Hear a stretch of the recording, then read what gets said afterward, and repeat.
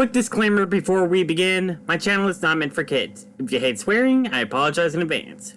With that said, in order to keep my ads in common... Oh, hey, I just figured I might as well record the beginning from start to finish, just so that everybody's on the same page. Oh yeah, and fuck, by the way.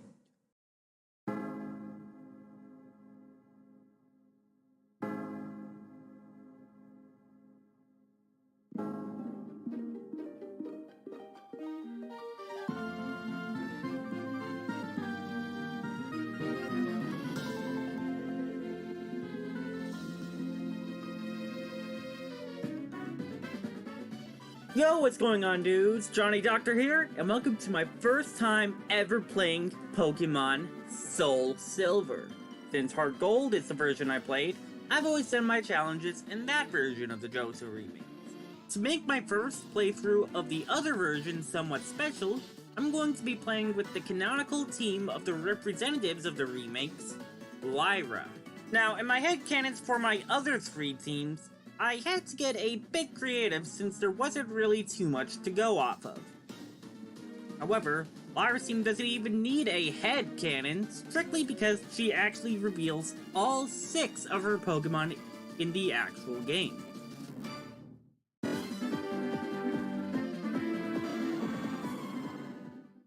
There's Marill, for obvious reasons, Rattata, which she catches in the catching tutorial, and 4 more Pokemon which she tells you about when calling her in different locations. These Pokemon are Tauros on Route 38, Bulbasaur on Route 1, Porygon on Route 7, and Tangela in Celadon City. Really, the only creativity I needed to take are the genders of each Pokemon. Other than Tauros and Porygon, any of Lyra's Pokemon could be male or female. I'll leave it up to your personal decision, but what I overall went with was male for Marill and Rattata, and female for Bulbasaur and Tangela. For this playthrough, my rules are going to be more or less the same as my nature run. For important battles, I can only use Lyra's Pokemon. Other Pokemon can be used for HMs, but none of them can be used for the big fights. No glitches or exploits, no items in battle, only Poké Balls, held items, and items outside of combat are allowed. We also have the bonus challenge of no overleveling. However, I'm going to throw in another one of, for the sake of accuracy, Marill must always be the one in front. If you're looking forward to this challenge, make sure to like, subscribe, ring the bell, and turn on notifications for more. So, let's go! Now, since Bulbasaur and Porygon can't be obtained in Johto, I'm actually going to use an action replay code in order to encounter them after the first rival battle. For now, I used the Universal Pokemon Randomizer so that I could start with Marill. After all, it is our friend. Now, I made sure to soft reset so that I could get a good-natured Marill with huge power.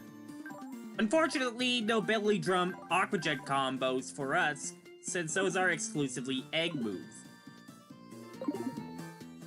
Anyways, I get the drill by now. Terra Grove City, yada yada yada, Shredding Shoe, Sound Map, blah blah blah, Apricorn Box, meet Professor Oak, get the Pokedex. Oh no, something's going on at the lab!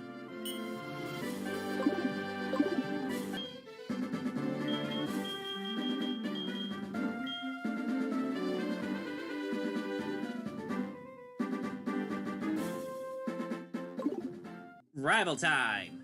And, let me just show you what I think fits best for Heart Gold Soulsilver.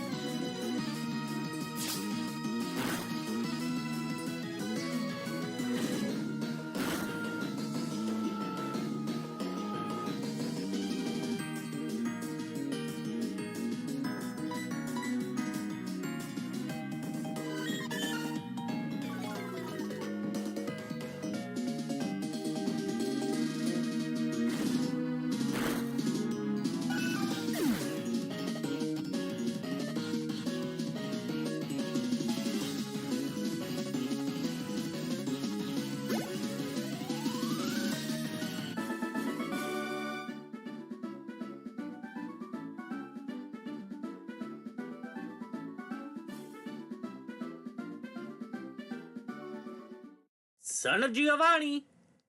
Anyways, I realized that I forgot one more thing, so I won't count it this time. For these important battles, we are also going to be using EXP 0. If you played Kingdom Hearts 2, then you know why I'm doing it like that. So after piecing together a code, it's time to get to work. I caught 7 female Bulbasaur, putting them all in the PC, comparing each of their stats and natures for what I'm after.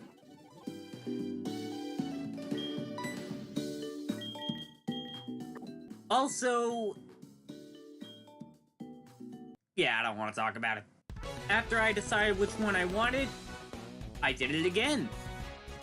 This time with female Tangela. Tangela is going to be my special attacker.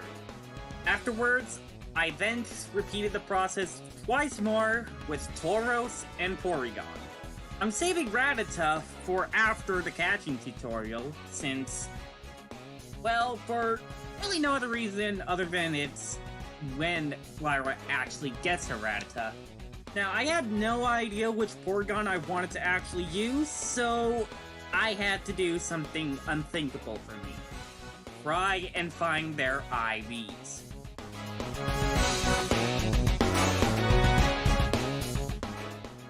And in the end, I settled on this one. Its IVs are 17 in health, 22 in attack, 13 in defense, 30 in special attack, 23 in special defense, and 30 in speed. Its hidden power is also a base 66 power fire. That's some pretty good coverage against ice types. Now we will move forward to present day, where we will name our rival.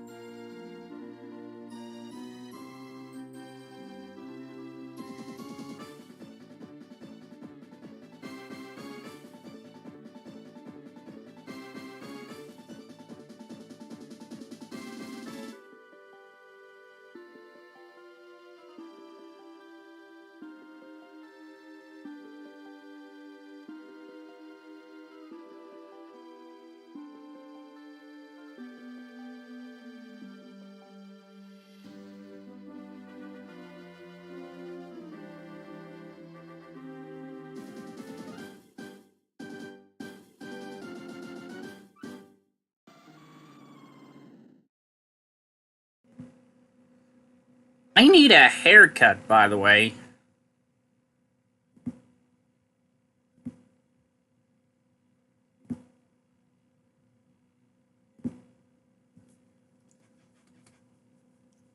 Bang!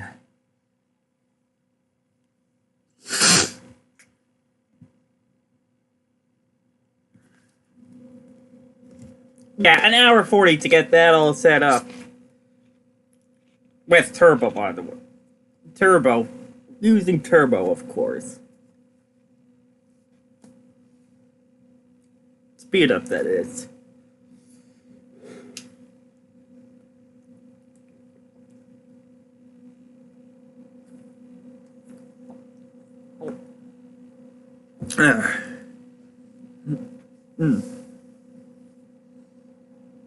Maybe a trim as well.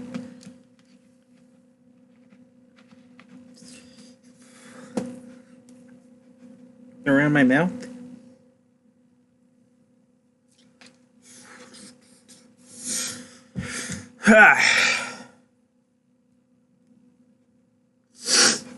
Anyways,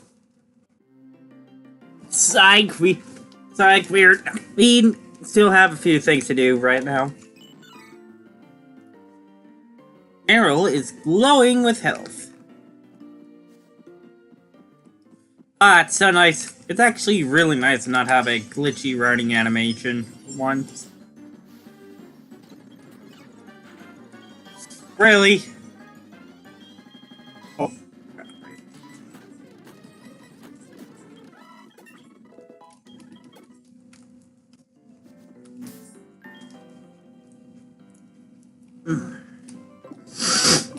Ah.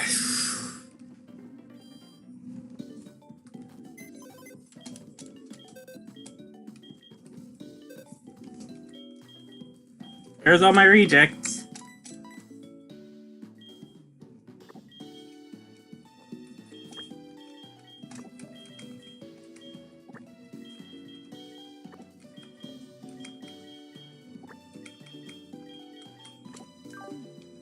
There we go.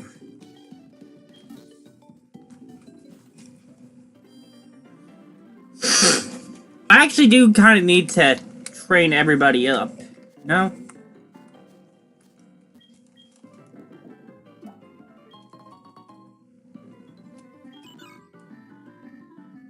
Steadily poking at the ground, you say?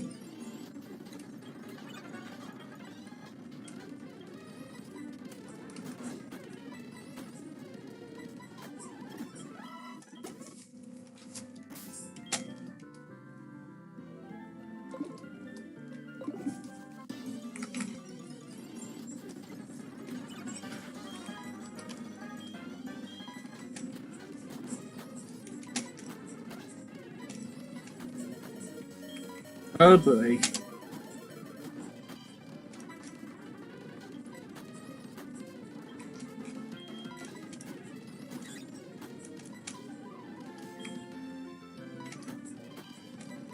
There we go. 5 XP for everybody.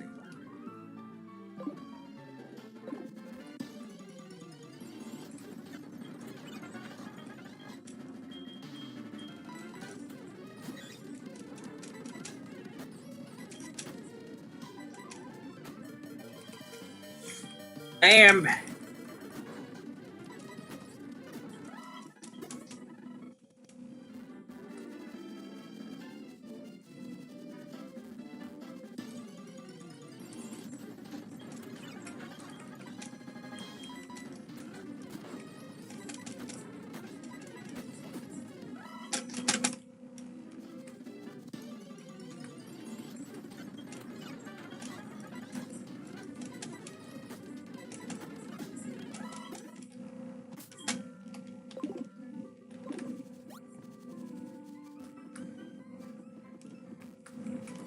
Professor Elm!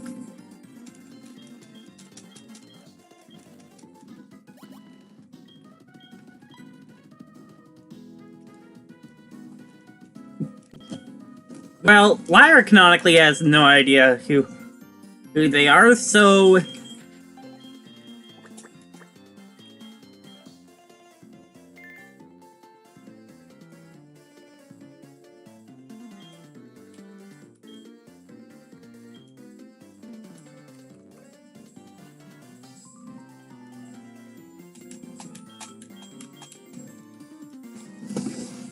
Well, they understand I'm innocent, huh?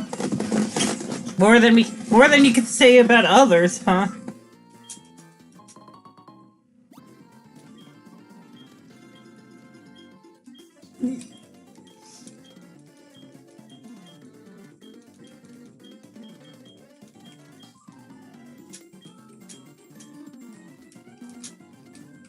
Excuse me, Professor Elm, I need to heal up. Nope, I literally just did. There we go.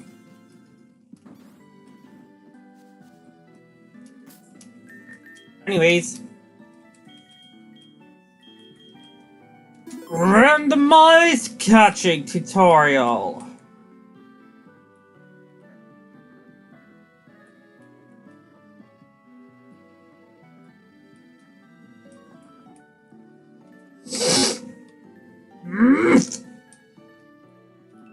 There we go.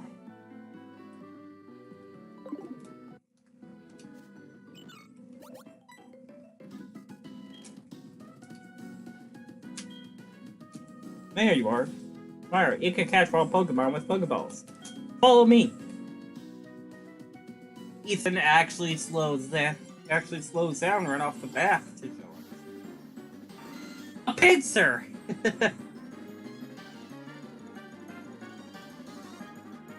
A giraffe, Eric!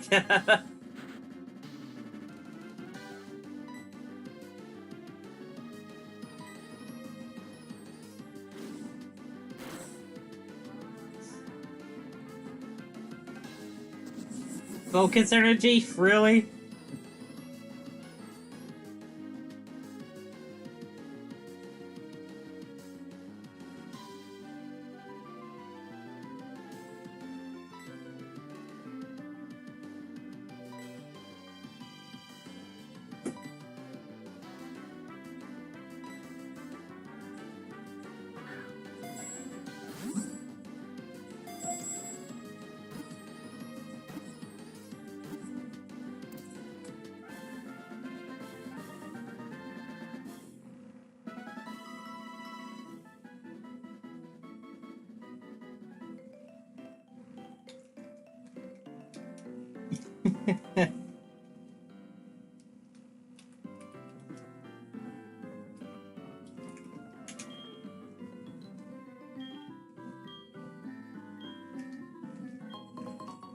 Thank you.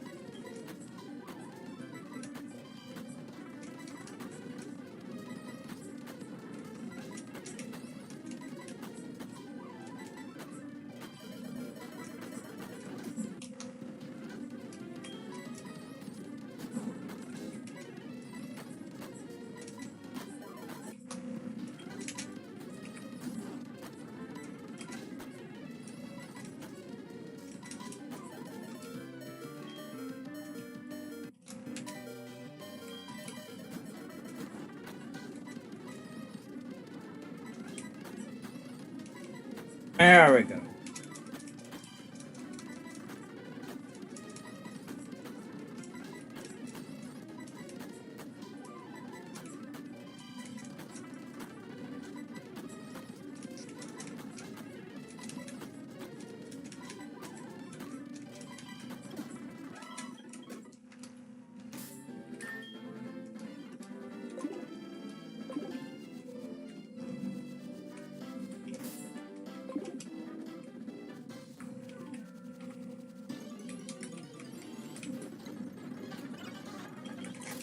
Fuck off, Pidgey!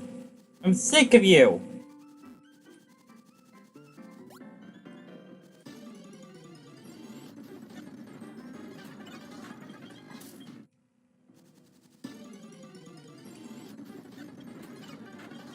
Heck, screw it. I'm just gonna run away until I find Rattata. And I'm only catching one of you for fly. Like, yeah, Sparkles. Might as well. No visual difference, really?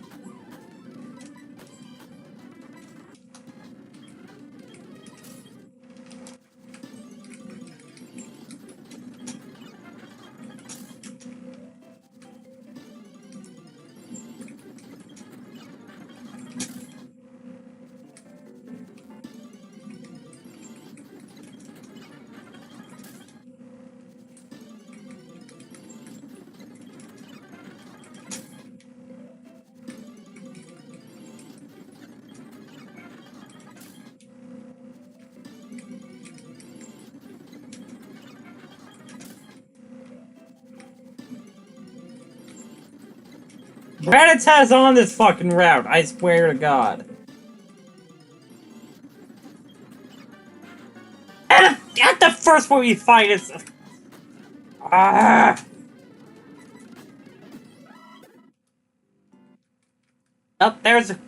there's a reason why I have...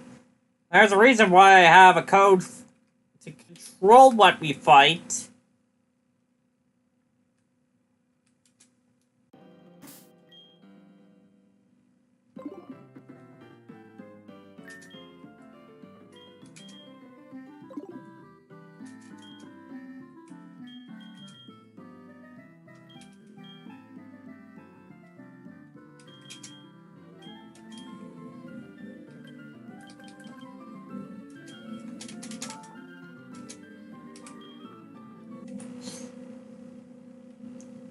Why is Rattata's Pokedex in?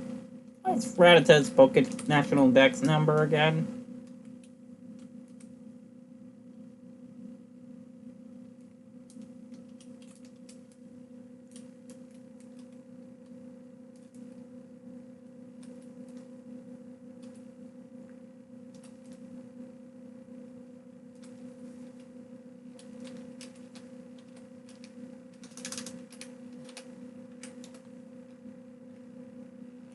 $19. Okay.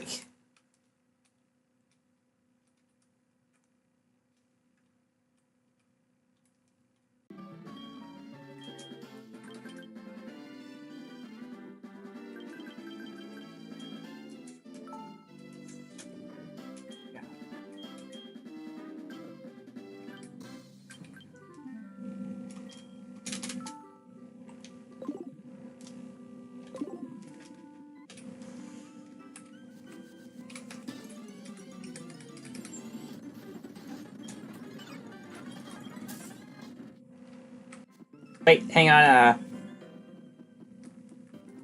real quick, let's make... Real quick, let's,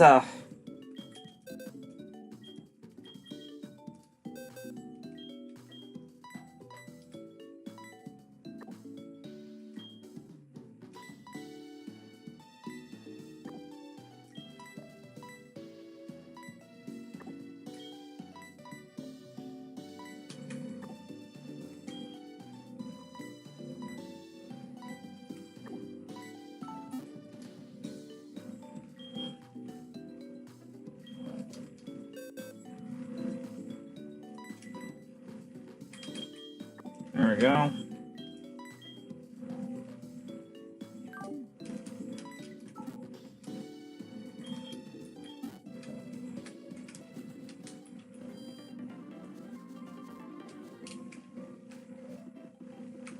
Wait. It's fine, actually.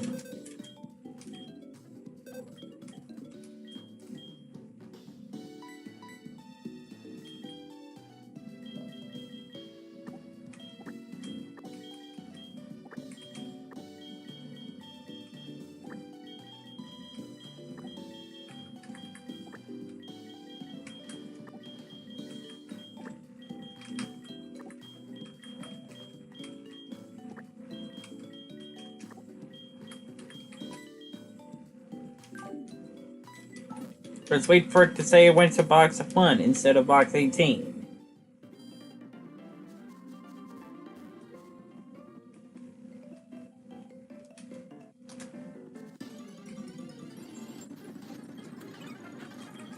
Stop it with the females! Ah, finally.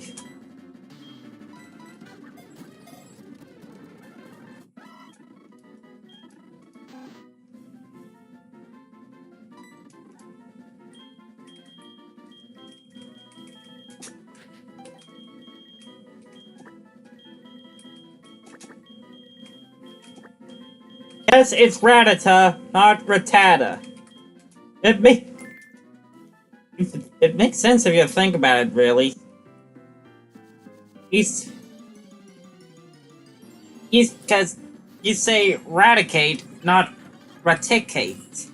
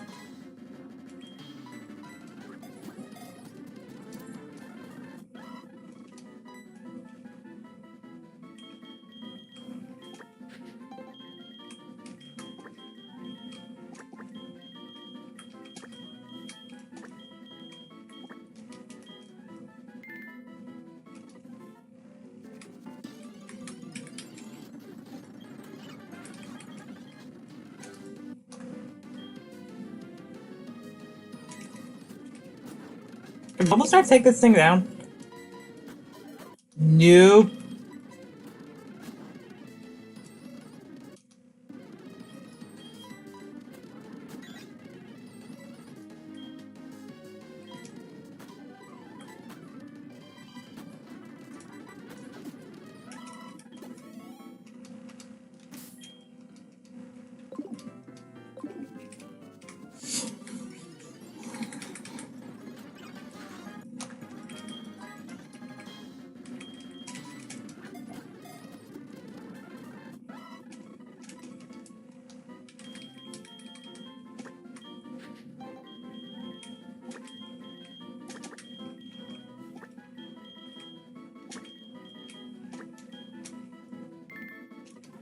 Almost there, probably.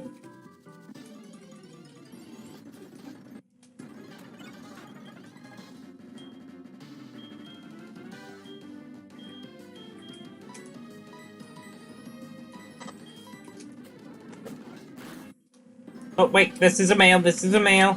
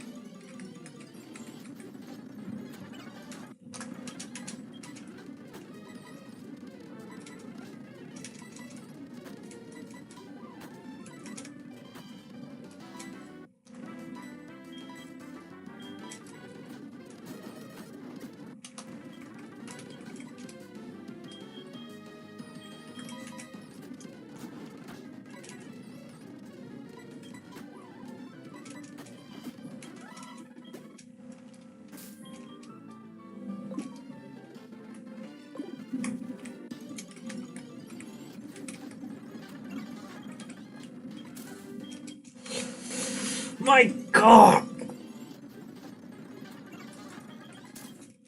Ugh.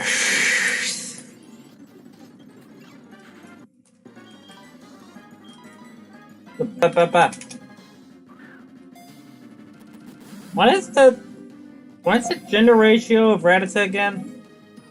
50-50! Have I got it?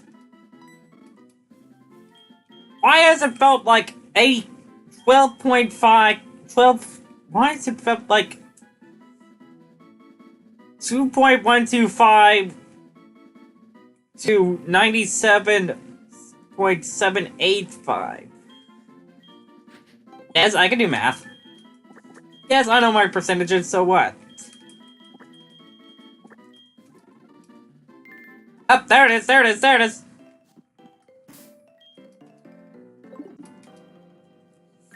And now, just to fit in with Lyra... Oh, first of all, I'm gonna bring both of these back down to 1, just in case. Just in case I need the code again.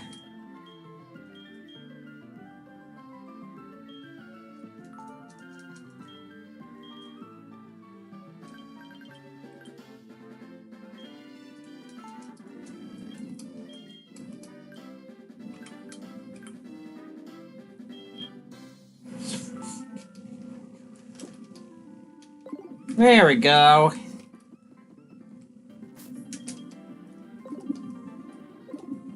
$19.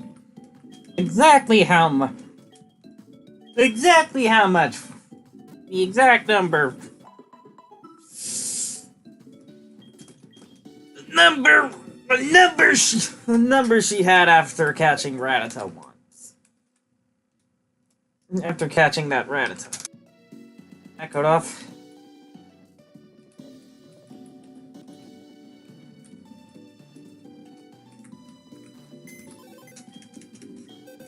I wouldn't be surprised if I have to break my whole Marill must be in front rule just for the sake of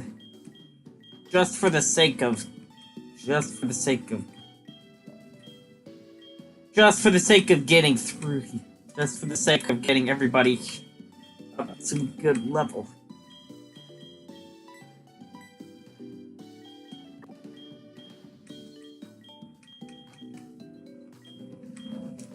Okay.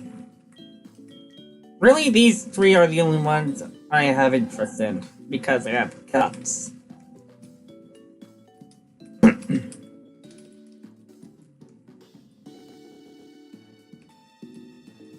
So... Rattata. 72 speed! Damn!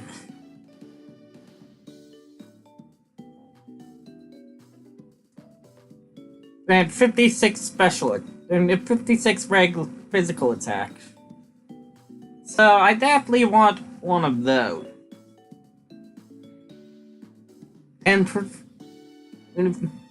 Or a special attack reducing nature. Or something for special attack, since it's only 25.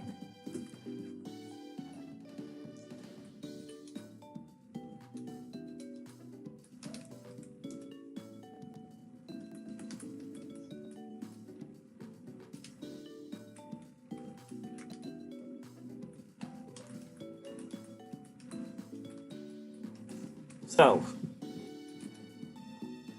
this one has bashful nature, which is neutral stat gains. That's kind of poop. This one has naive nature, which is a special defense and more speed. Okay, that's a winner. Okay, that's a winner so far. We'll put you in there. And this one has hasty nature.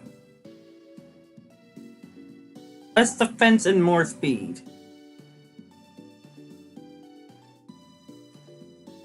Ooh, that's a toss-up.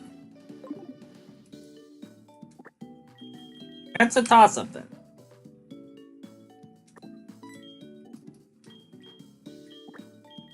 But yeah, you can go in there.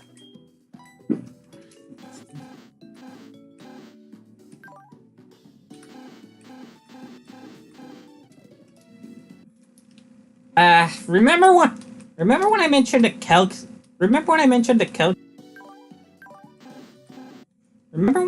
calculator to decide the Porygon? Yeah, what do you say we, go back to Cerebi.net for that?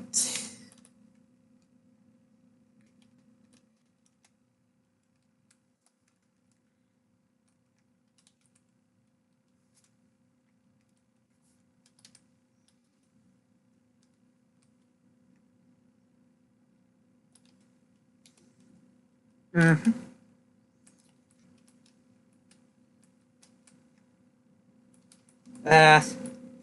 Scene 4, that's it.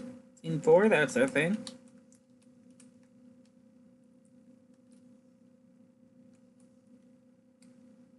Can you see me with the camera?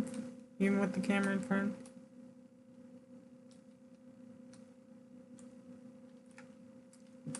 Whatever, I'm not gonna risk it. Anyways, Anyways.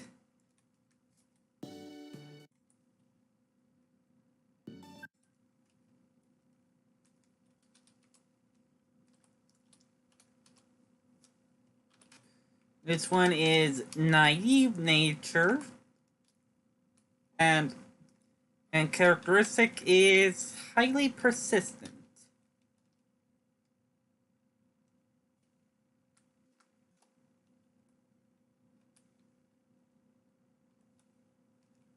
They're both level 3. So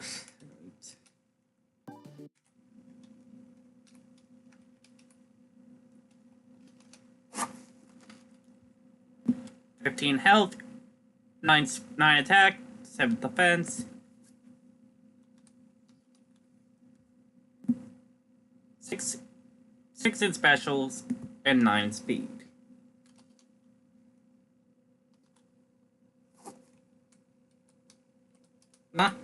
Obviously none of them have any effort values yet. Calculate individual values.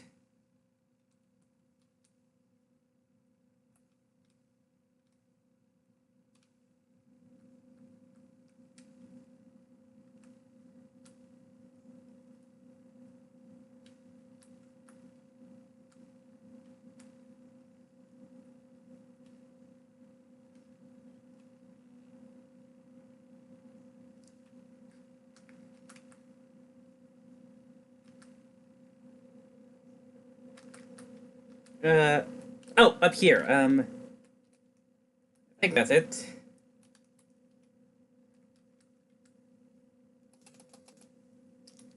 Let me go on ahead and write this down real quick.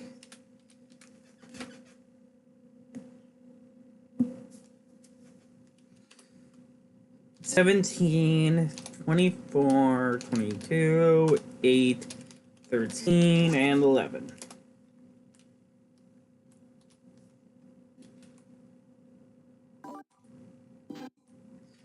Okay, and the other one. 6, 7, 7, 9. Okay, same thing, but trade the defense for the specials. For the stats, that is. And then hasty nature and thoroughly cunning.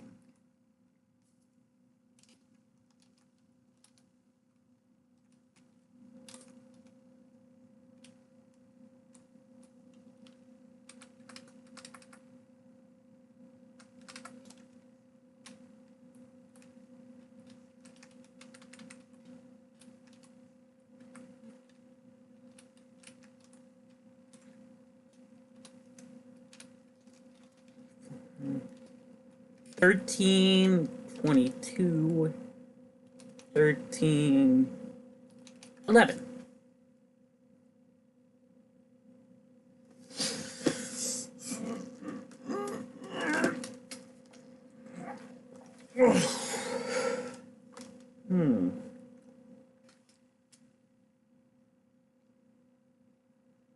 Okay.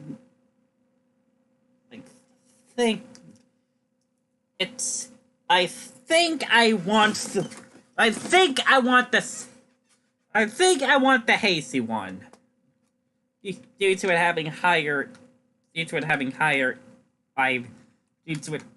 overall higher IVs.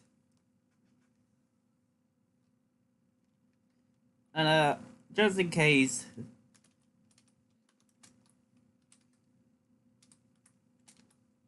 let's go ahead and go to good old Psypoke for our power calculator.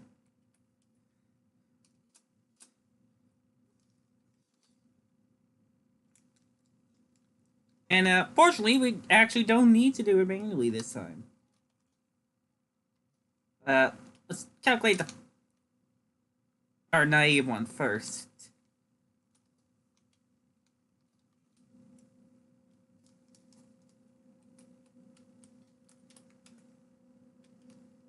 Base 37 water.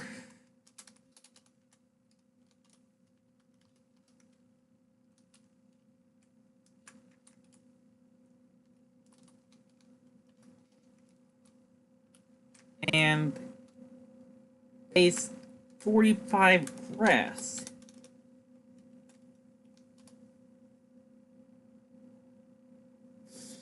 Tuffy.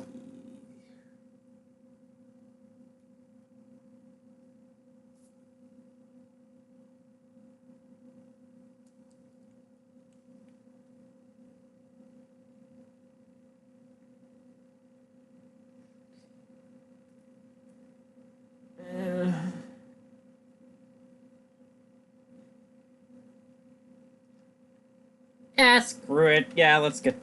Yeah, we'll go with this. Yeah, we'll go with this second one.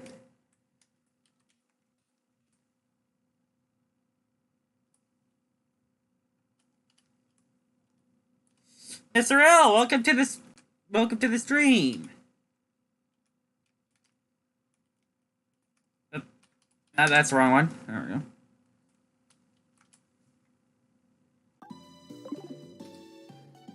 Congratulations, you. And here's our full box of rejects.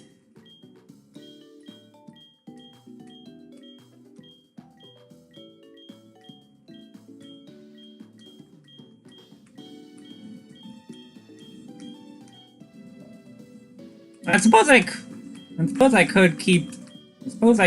I suppose all these runaway Rattata could still be useful. You know, just in case. So, how do you feel about all that, Meryl? Our Pokemon is looking around restlessly.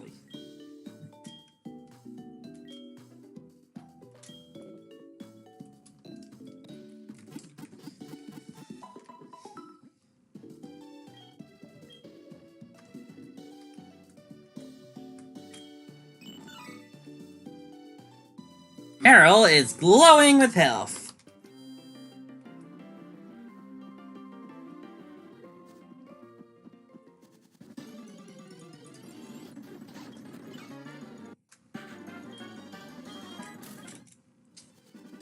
Okay, hear me out.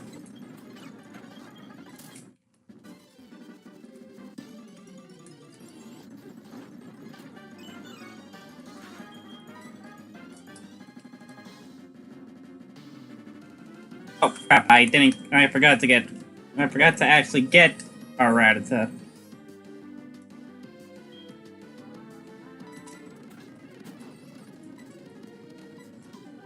That's not even close. I don't think Lyra would be that stupid.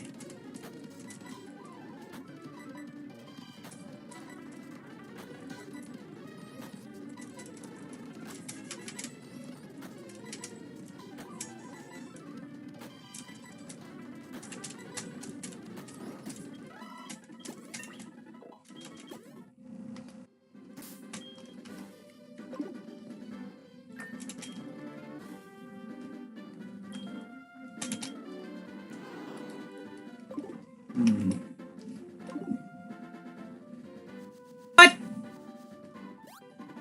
God damn it. Alright.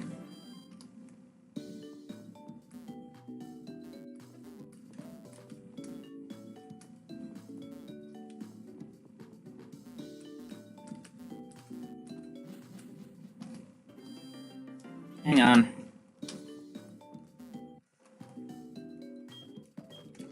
Heal up real quick. Get those power points back real quick.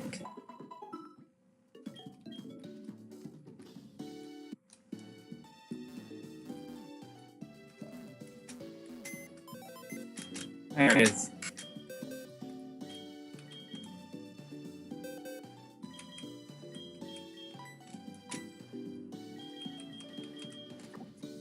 That's it. There we go, got you.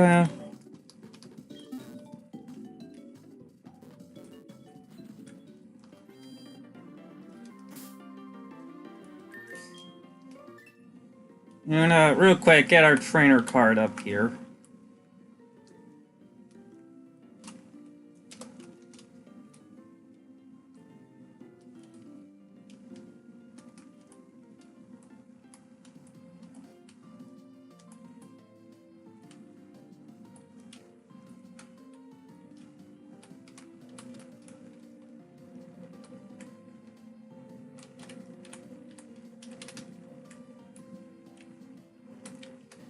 34244.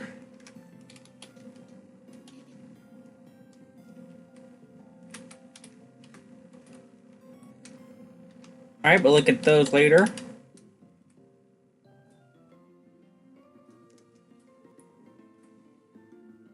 You play Pokemon Mystery Dungeon? I haven't played it in a long time.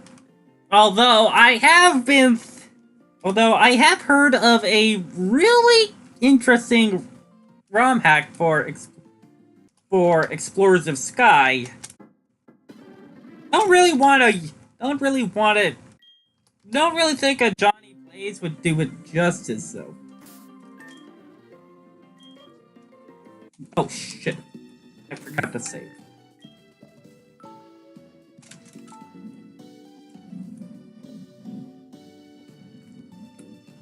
I kind of want to make that its own dedicated series.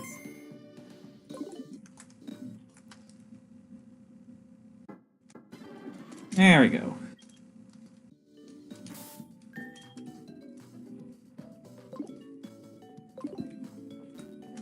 Come on!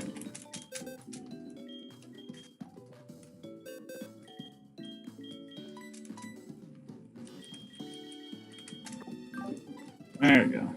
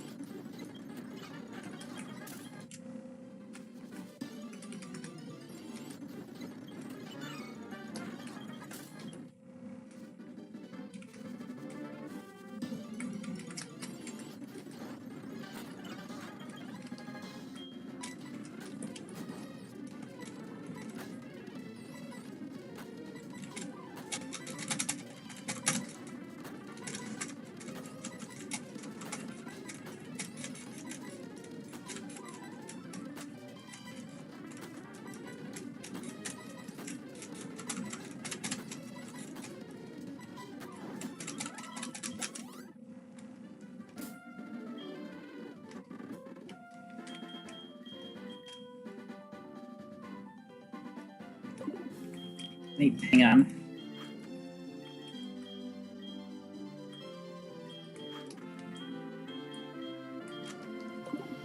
There we go. I think that's the actual order.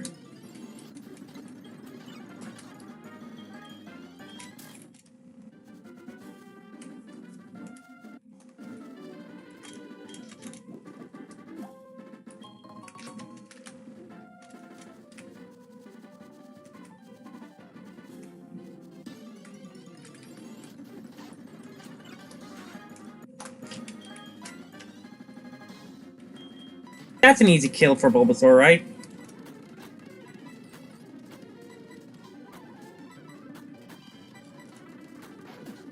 Yeah. There we go. Level 5, finally.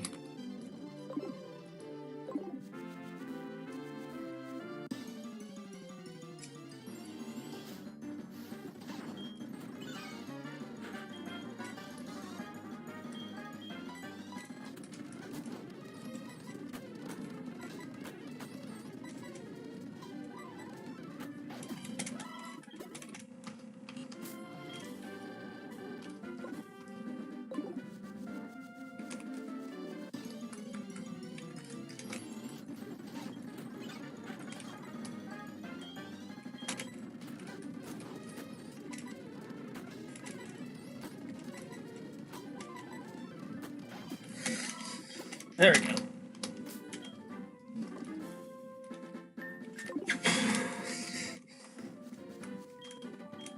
Okay, Apricorn's been done.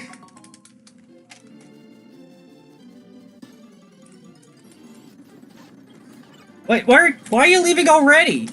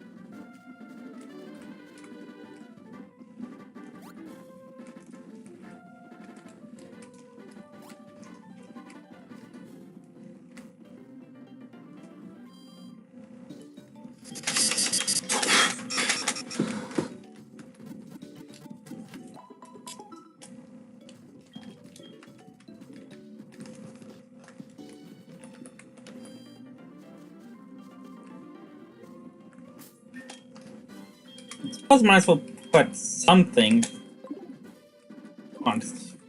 Oh, why? Oh, why? Ah, here we go.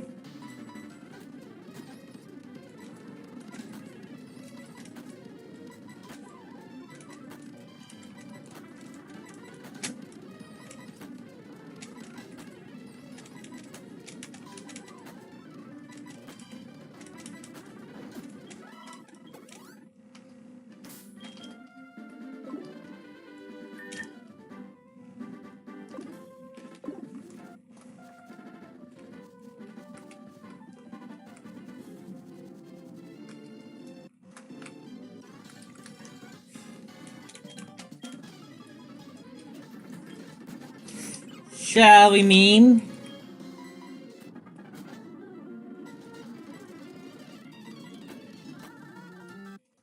Okay, yeah.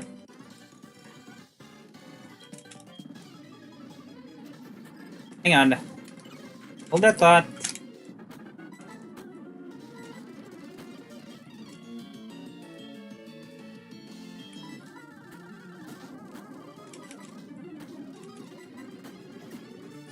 Bruh.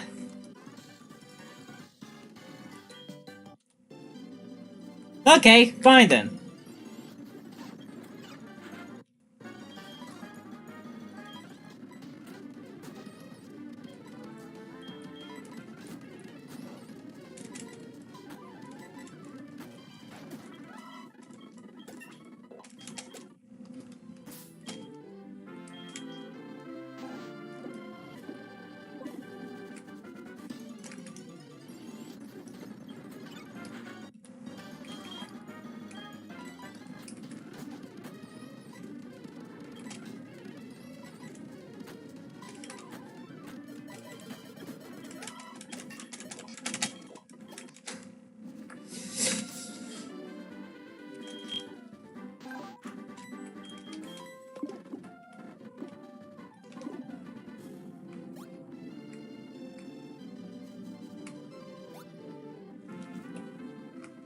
Actually, you know what? I should. Why am I not just getting potions? Why don't I just buy why don't I just buy potions?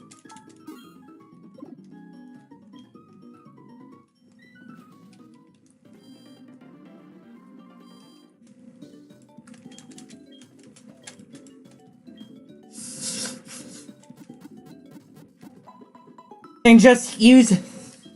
I can just use them when I faint in battle.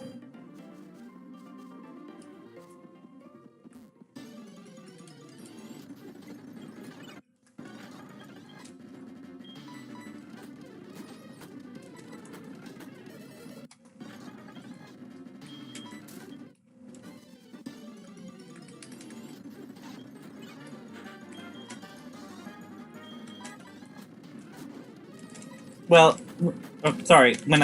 I mean when I nearly faint in battle.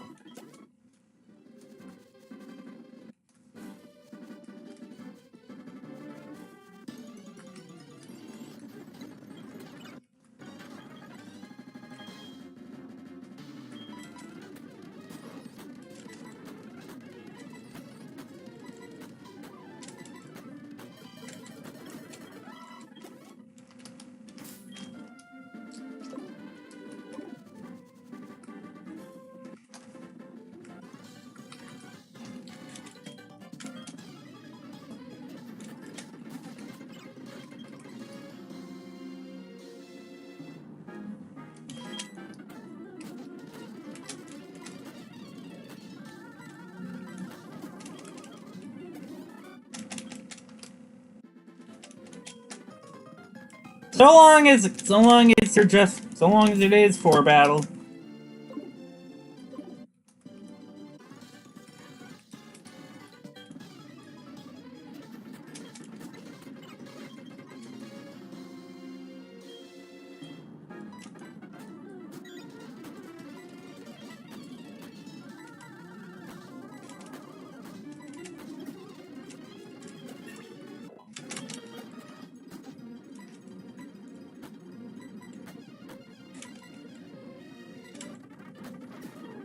There we go.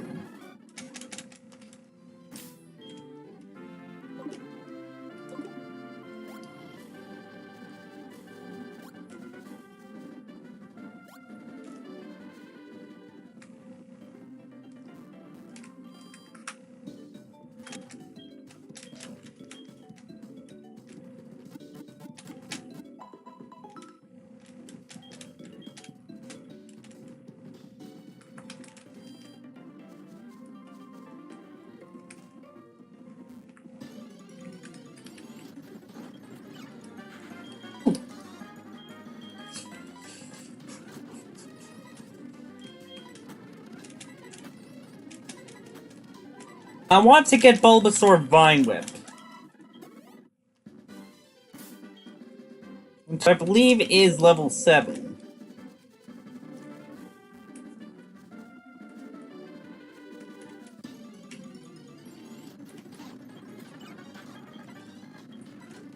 Nope, nope, nope.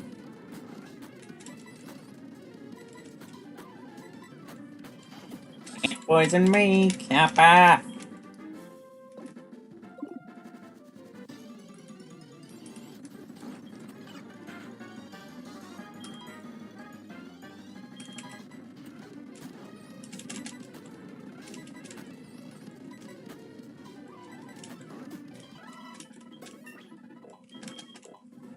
Oh, no, Leech Seed.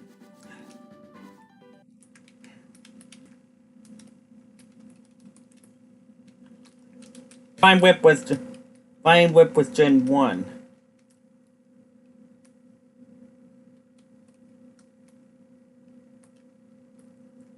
Wait. When does Bulbasaur learn Leech Seed then? Or Vine Whip then?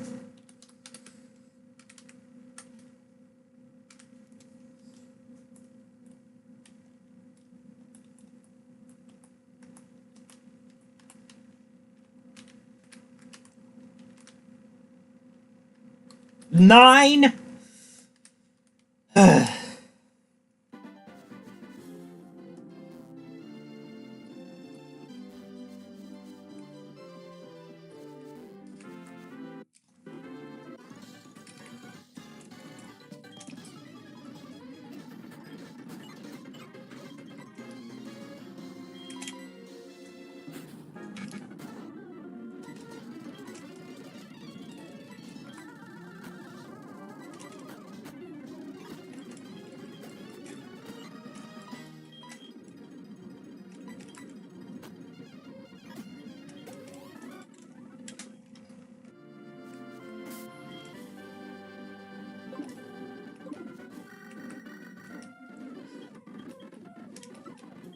Don't save my money, Mom. Please.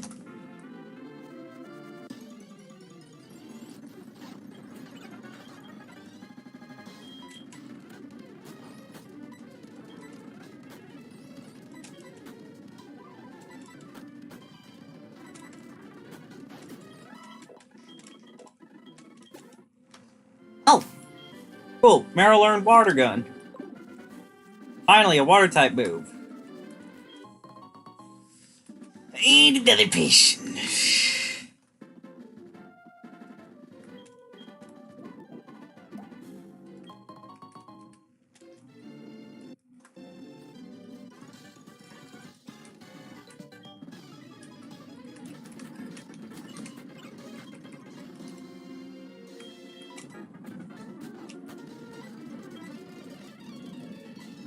Wait, shit.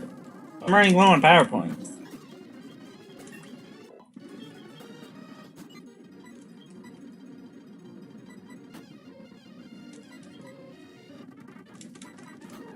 No, don't fucking mess.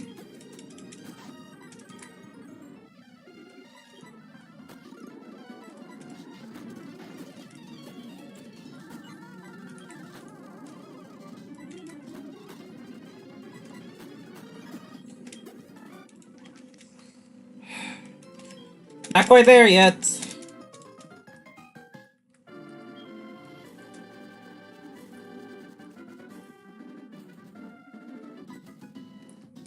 And there's Ethan. With his totally Definitely a Cyndaquil cosplay. Just cosplay. It was just cosplaying as a Marill.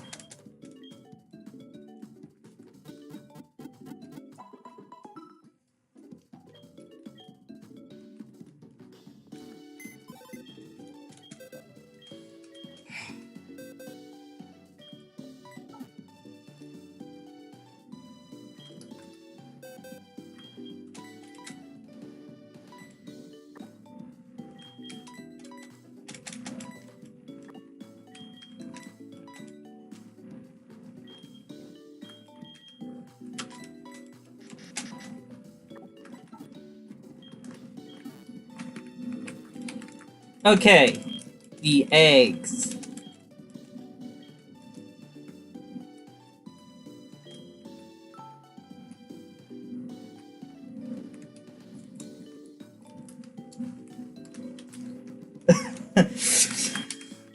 Oh boy, we had some comedy gold last time. We had a bit of comedy gold last time. Here's some more.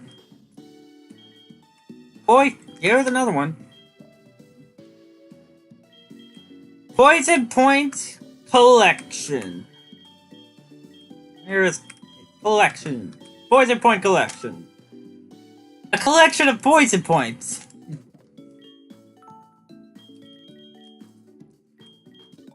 Then nap. No. How was I thinking nap nature? Nope.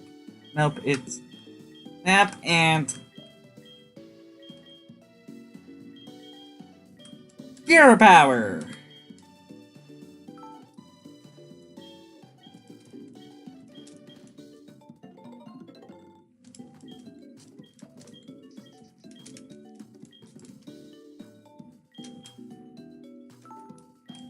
Next up, we have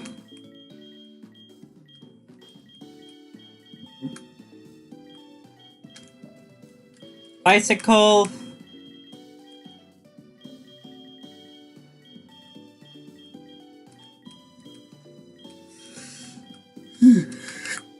Excuse me. Bicycle Steadfast.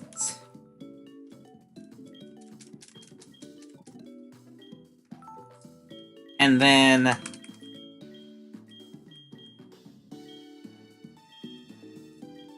another comedy gold.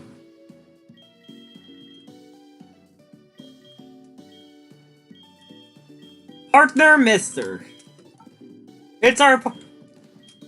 Oh, don't you know? Oh, don't you know? His name is Mister. He's my partner. No, that's my... Oh, that guy over there is Mister. He's my partner.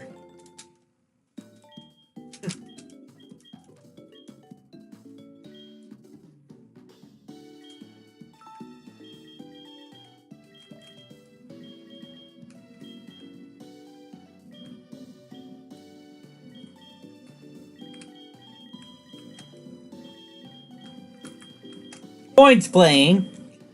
You're just playing around with points.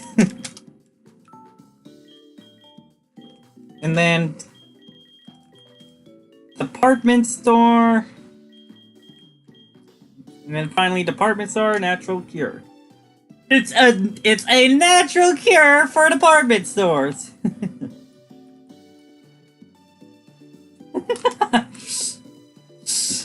I love these. I love these randomly generated phrases.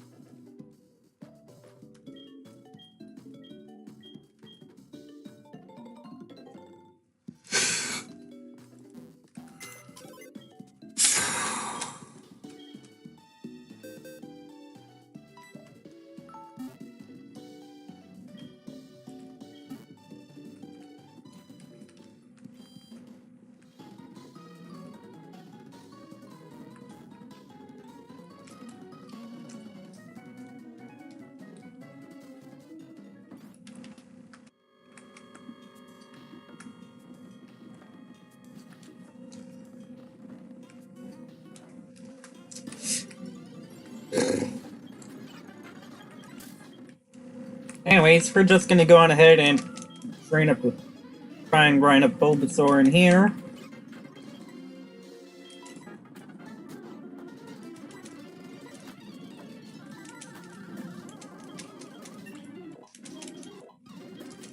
Vine Whip! Vine Whip!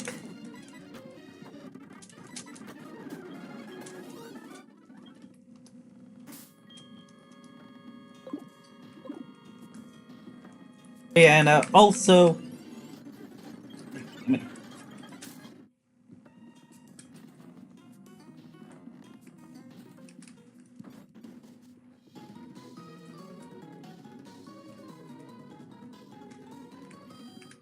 Instead of Rattata, let's also get... We'll also grind up Tangela. Instead of Rattata, we'll also grind up Tangela.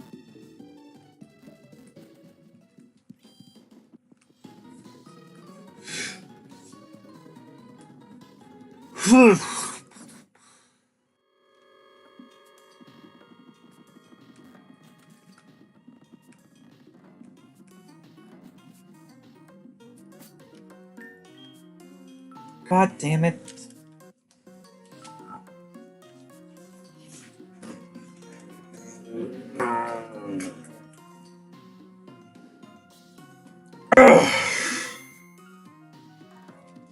Oh yeah, by the way, why don't you guys say we take a look at some Pokedex entries before we reset?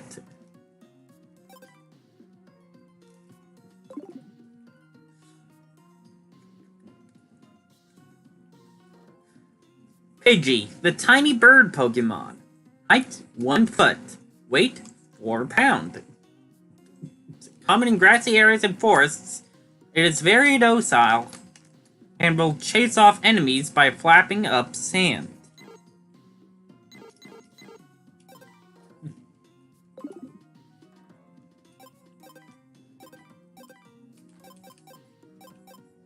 Rattata, the mouse Pokemon. Height 1 foot. Weight 7.7 pounds. Living wherever there is food available, it ceaselessly scavenges for edibles the entire day.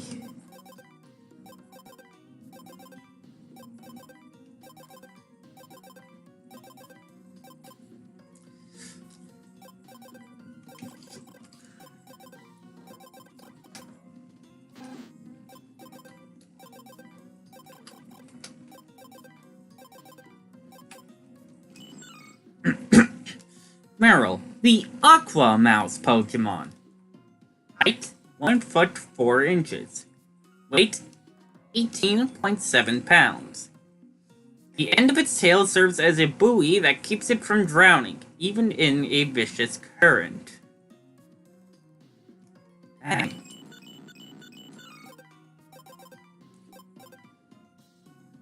Tauros, the wild bull Pokemon.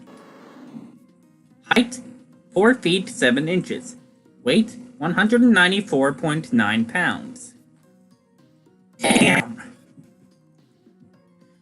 After hardening its will to fight by whipping itself with its 3 tails, it charges at full speed. Wow. Tangela, the vine Pokemon. Height 3 feet 3 inches. Weight 77.2 pounds. That is much heavier than I thought this thing would. It tangles any moving thing with its vines. Their subtle shaking is ticklish if you get ensnared.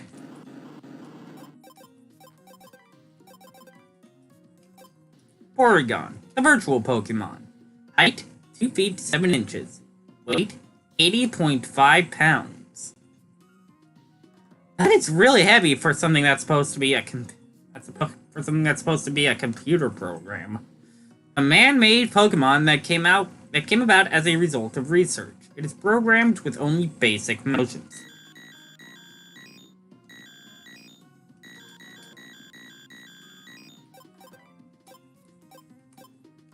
Bulbasaur, the seed Pokemon. Height 2 feet 4 inches. Weight 15.2 pounds. carries a seed on its back right from birth. As it grows older, the seed also grows larger.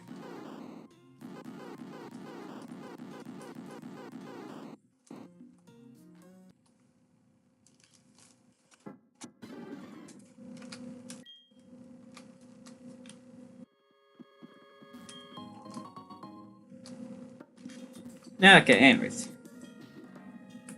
That's enough of Coming on from that Pokemon trivia.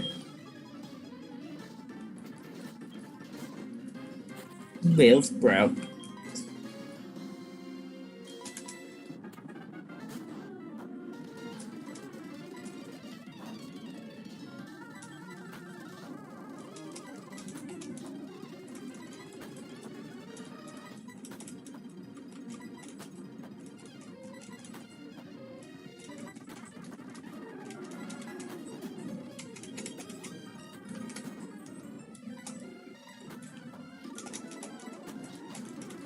Are we gonna have enough PowerPoints?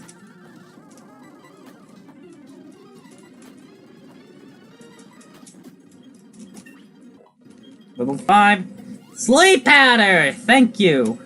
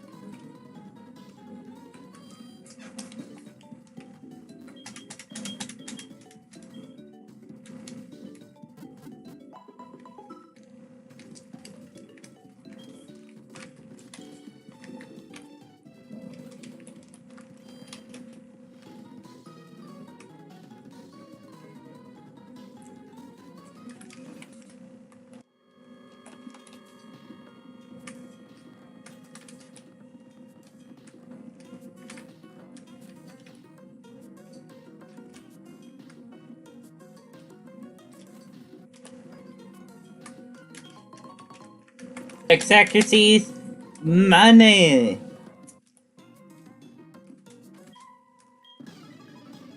I sway like leaves in the wind. Actually,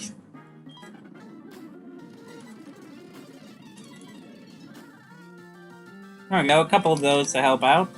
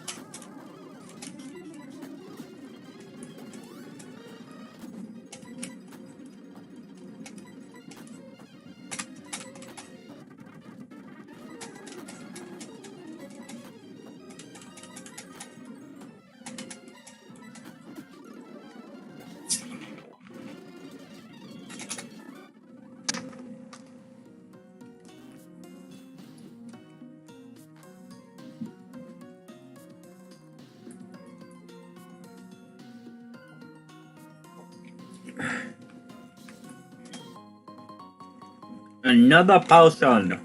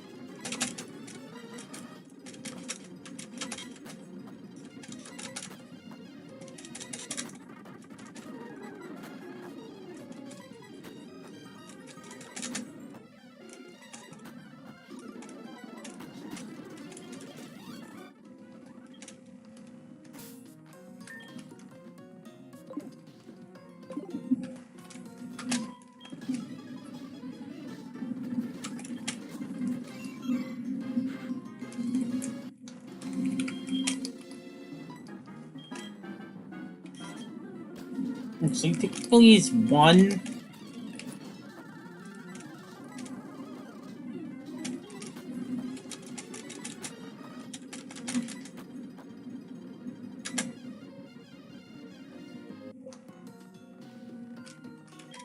I had a lot less than I thought.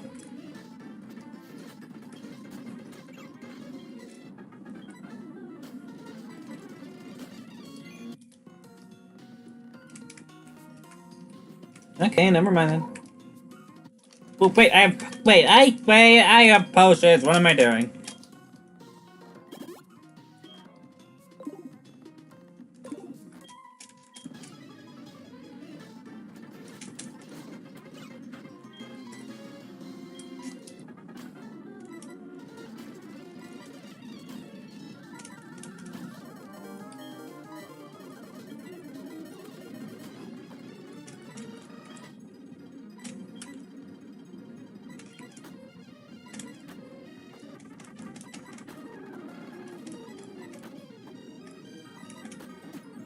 There we go.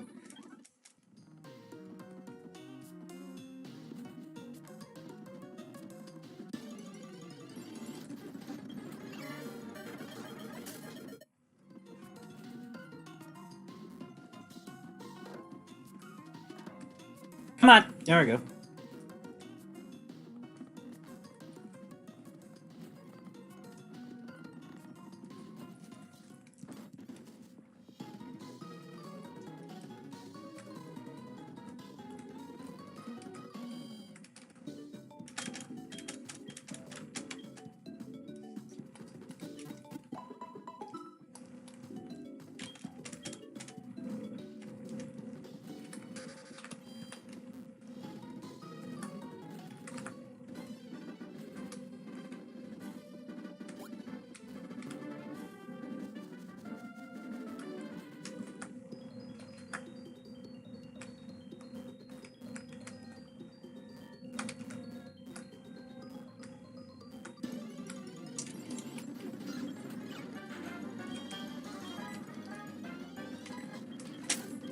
Screw you, I want a Geodude.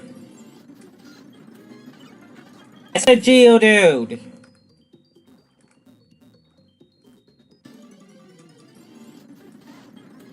Thank you.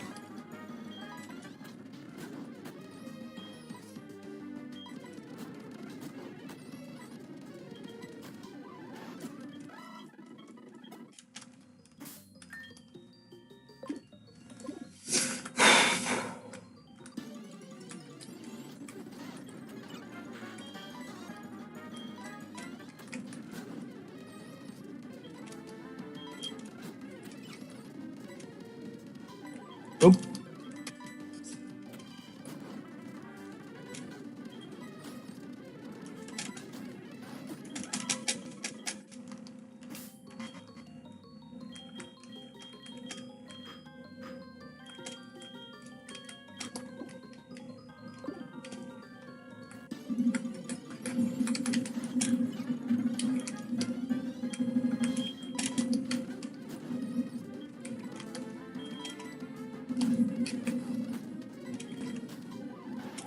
I should probably put. I should probably put Flying Whip in the front.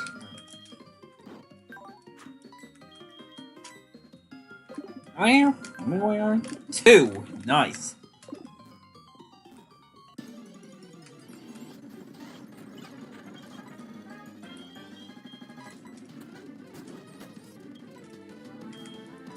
I just want Tangela to learn a grass move at least.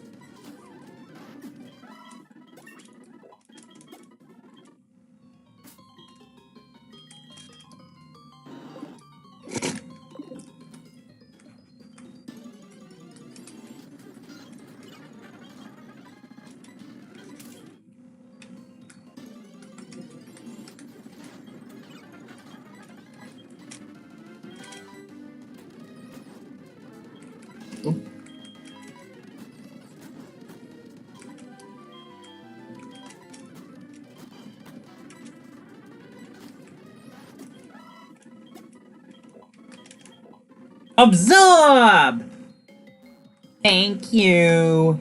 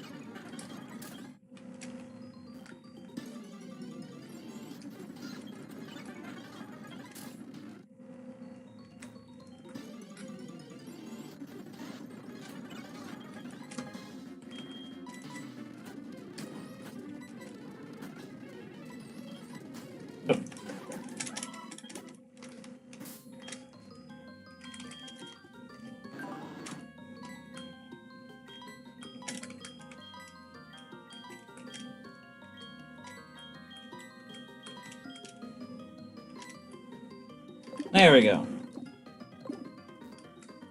Oh yeah, and might as well, right?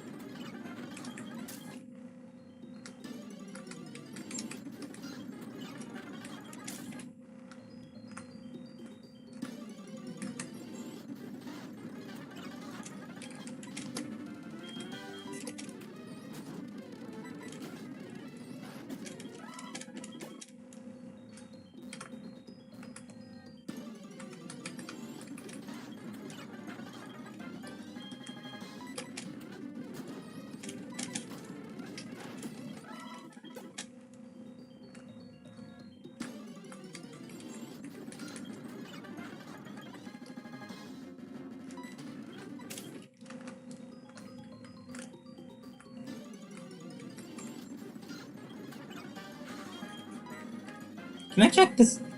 Okay, I can't check the eggs here. I have to go. I have to wait until I get out now. Close to hatching. Okay.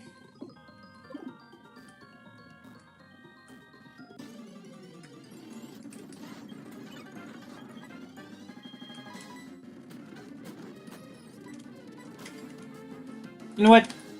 For being a participant.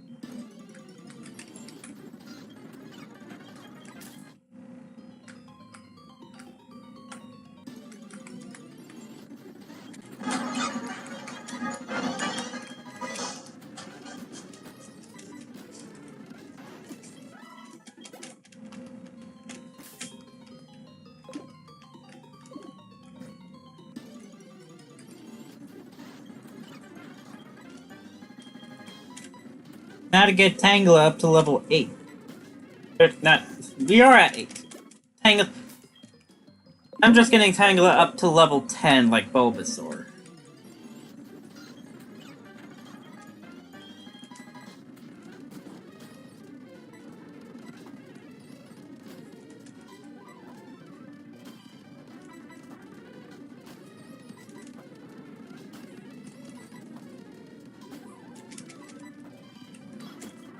I was just on autopilot there. But figured I might as well finish that. But figured I might as well finish up that duel.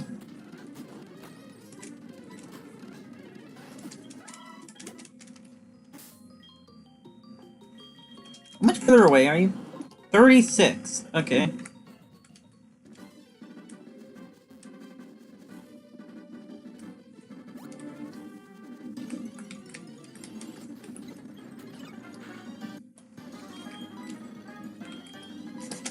Can you solo this thing now?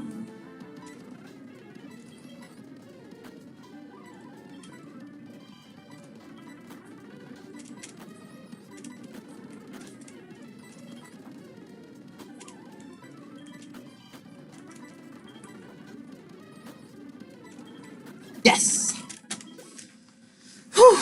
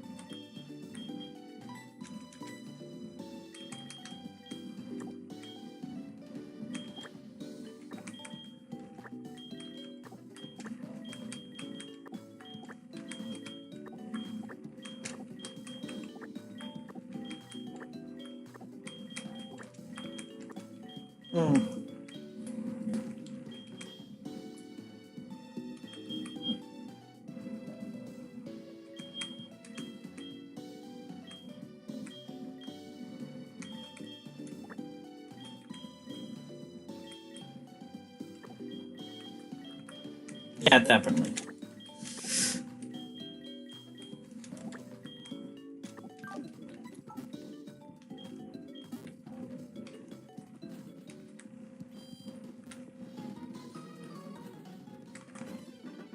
Porygon is definitely the weakest of these three.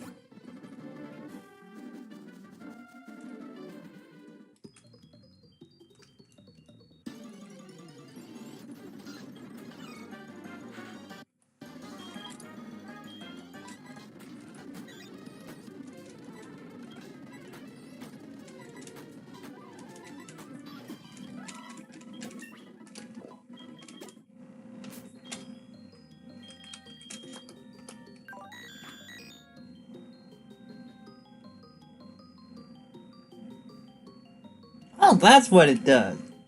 Oh, that's what Conversion 2 does. I didn't read the description until now. User changes its type to make itself resistant to the type of the attack it last took. In Conversion 1, user changes its type to become the same type as one of its moves. Okay.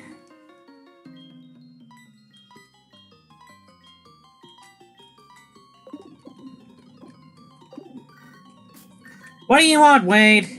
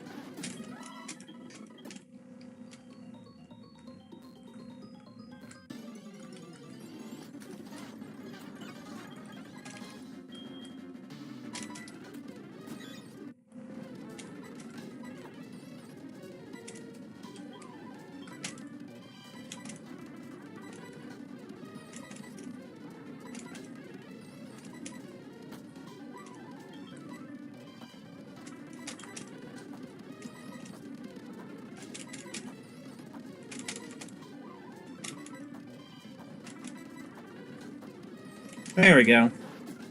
Much better.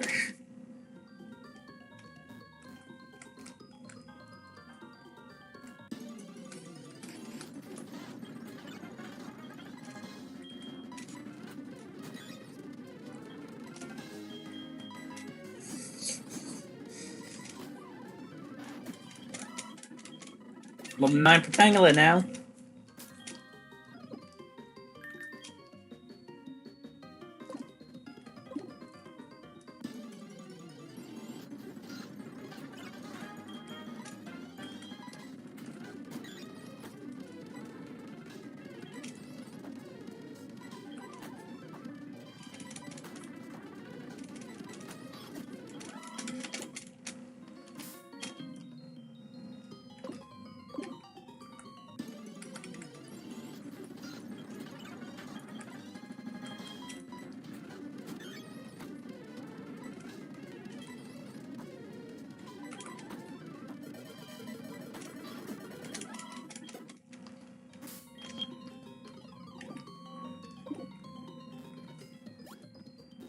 Okay, let's get out of here.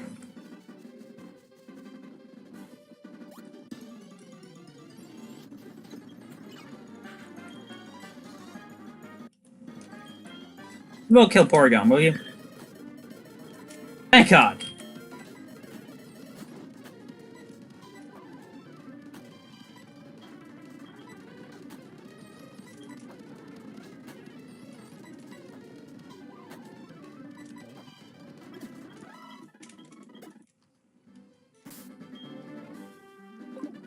Let's talk to Mara from here. No, I can't. Boy, that would be funny, though.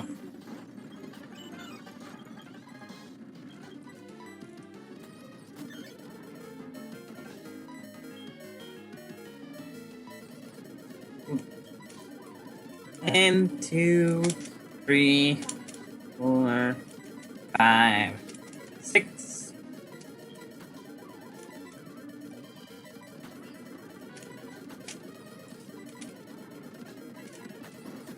There we go. To reach level 6.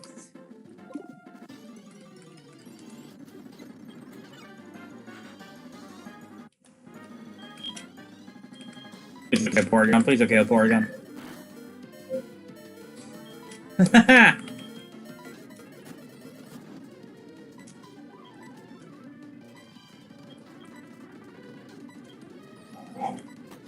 Bless you!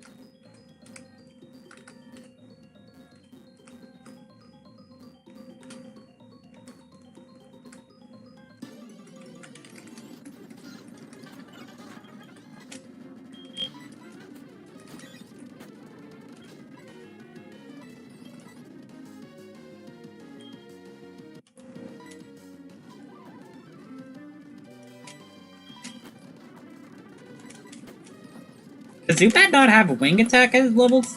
Does Zubat not have wing attack at this level? Of these levels? Oh.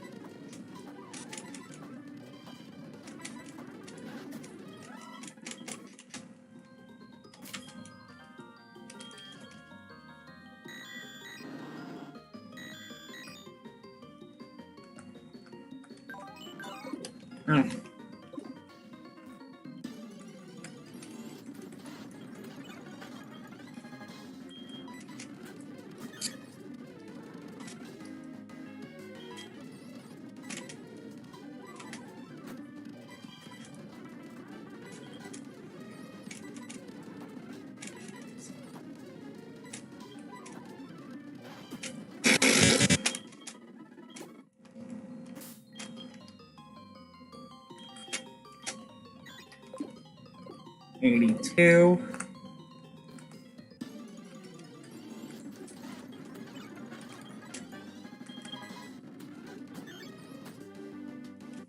How much does Porygon do just normally?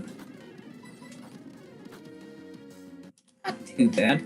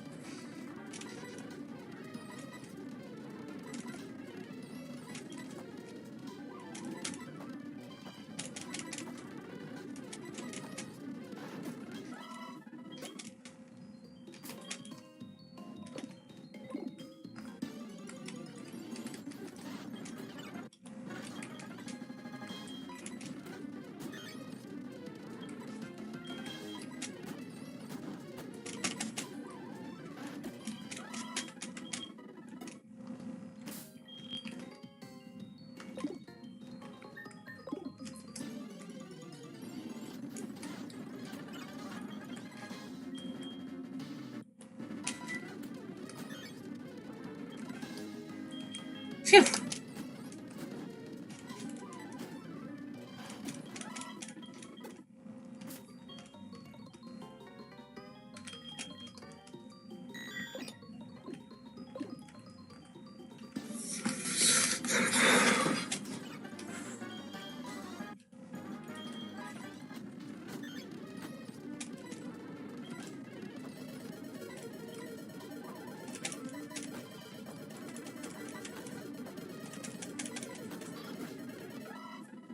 There we go.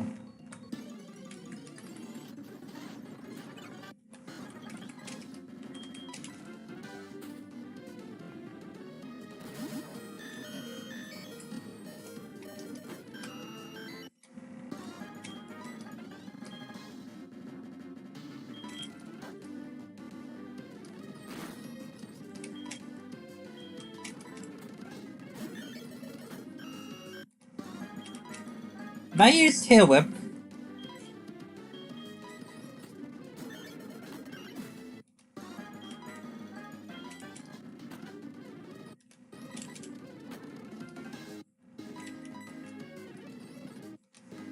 there it is.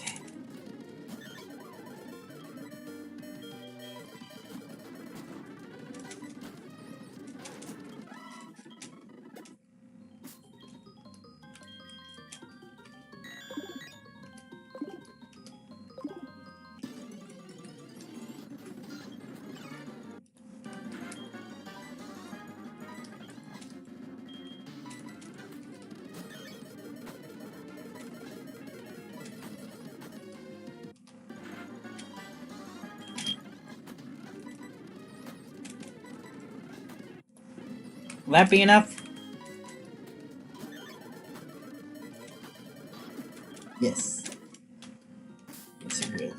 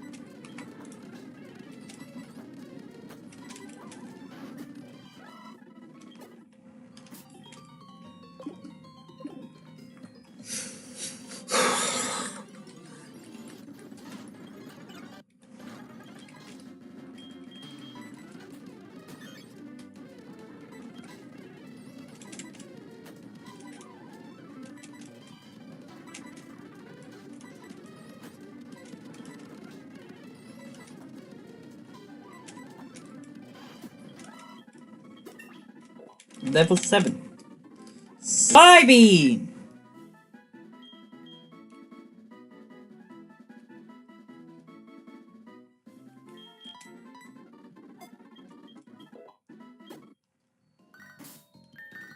Yes, Wade? Wait.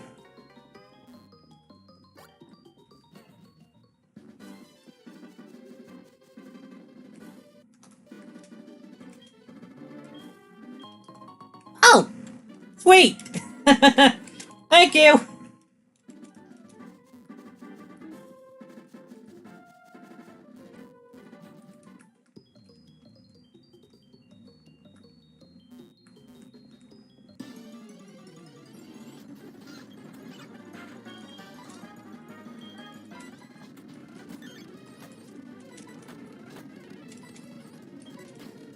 Oh, fuck, right.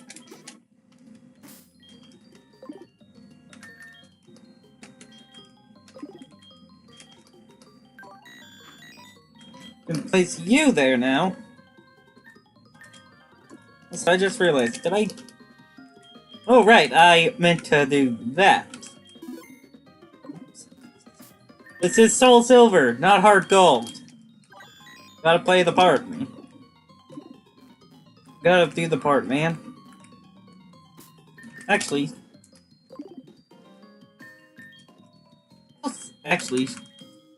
save that for another time.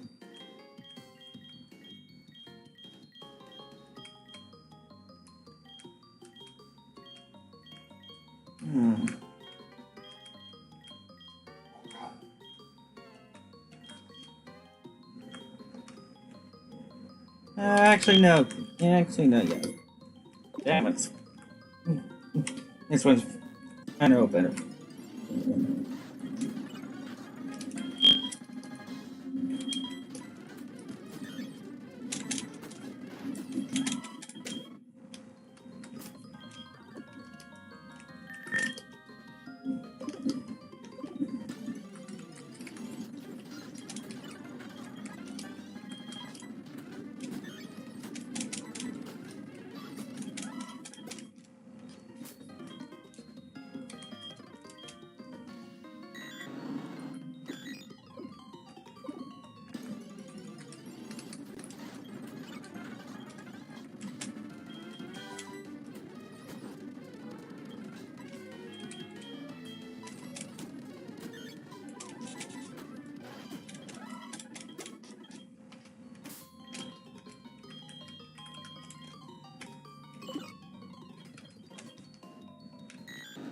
One 11 and 201. Okay.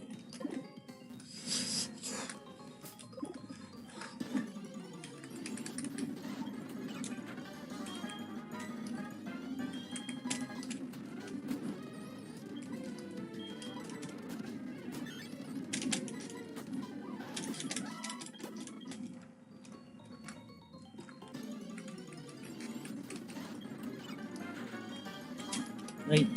Actually, I know it's smarter. It's smarter too.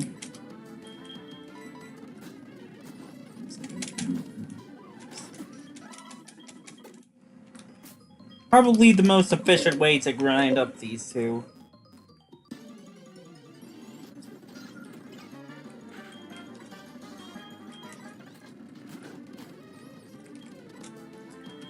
Porygon, and then Tangela for Geodude, Tangela, and then Porygon for Zubat. Are the eggs? It may be close to hatching.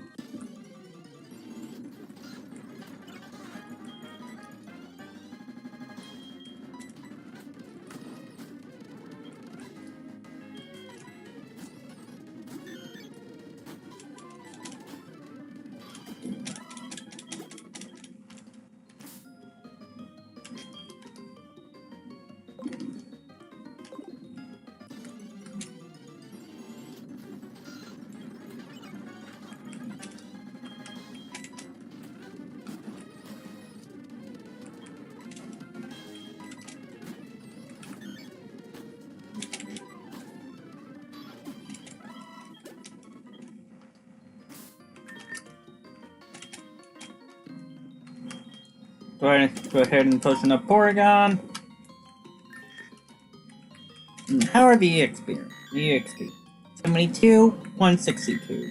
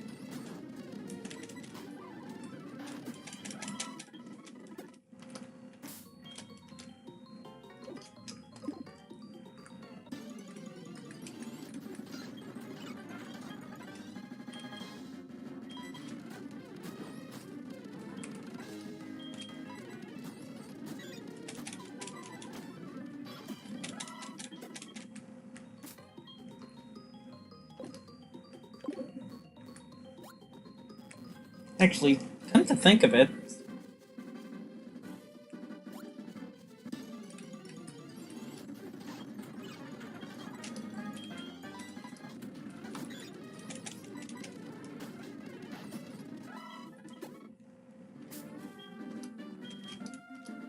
What's that? 158. Damn it.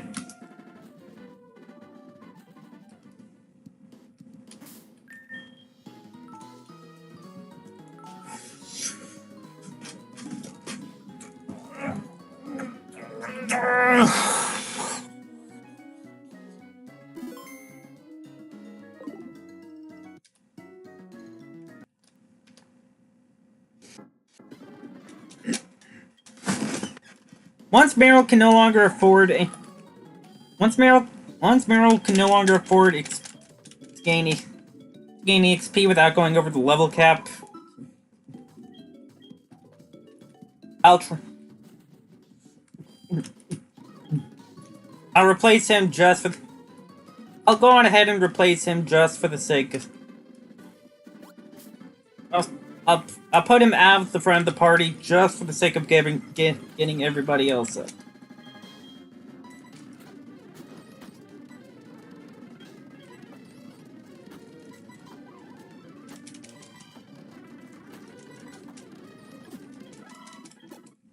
Wait a minute.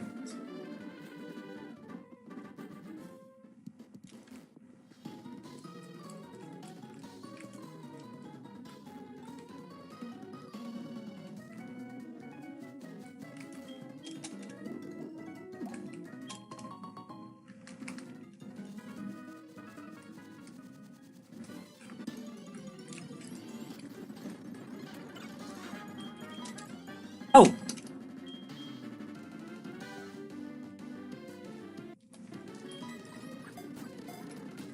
Well, I was planning on catching one of these guys anyways. You know, for the trade. You know, for an in-game trade.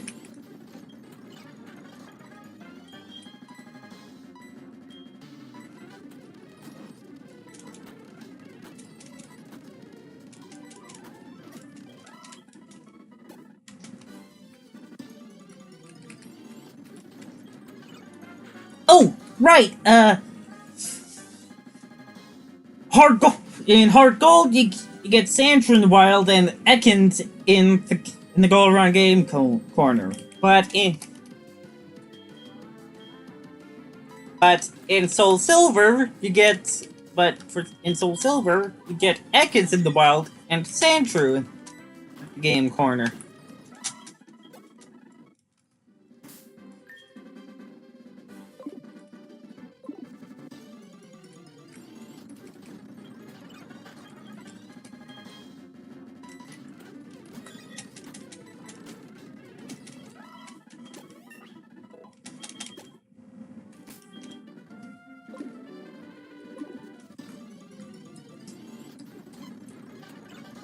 Hello, Murray.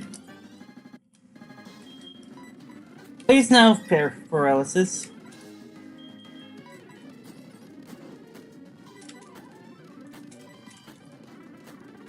Thank you. Thank you. I love you.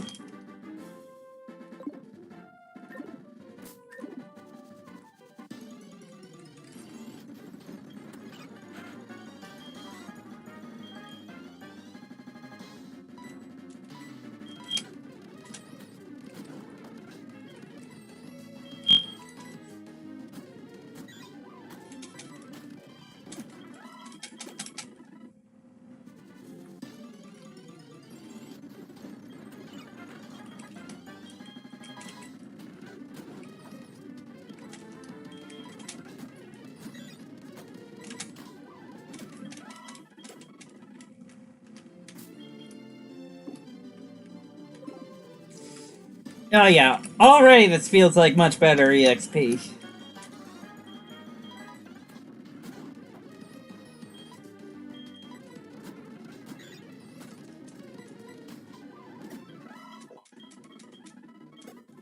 Okay, Marill is at level 13.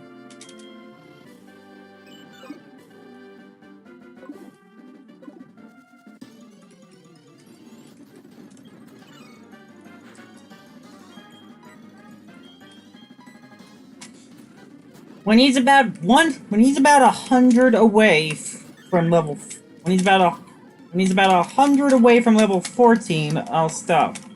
I'll stop using it. I'll stop using it. I'll pull him away.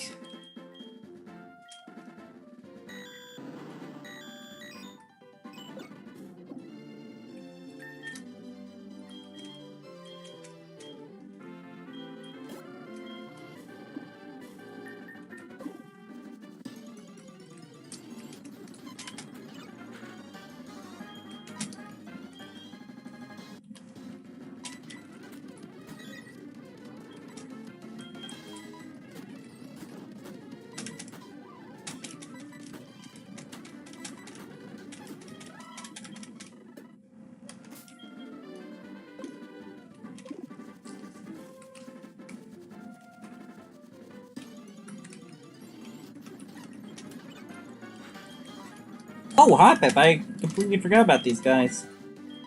Let's not fight them. I think they have the worst XP out of the bunch.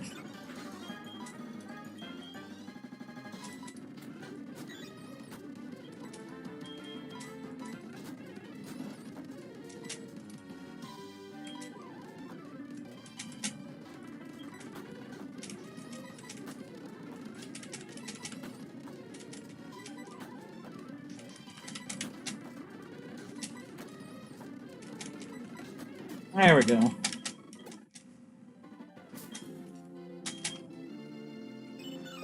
$358. Okay.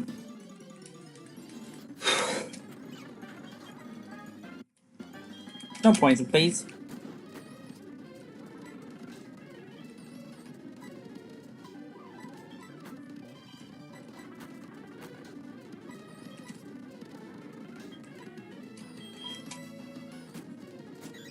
Oh, thank you. That's a little bit scary.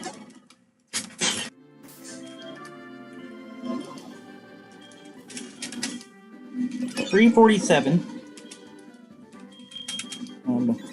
48, 263.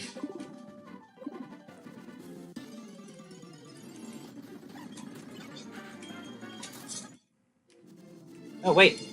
Almost forgot.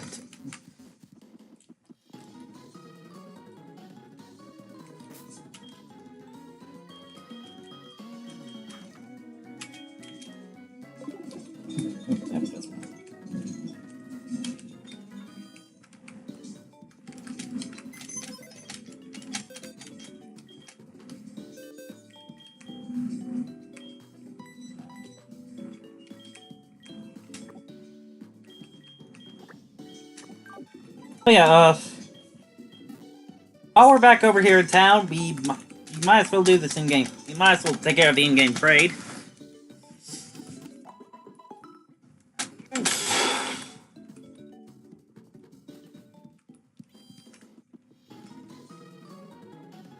Is it this house? Yeah, yep, I think it is.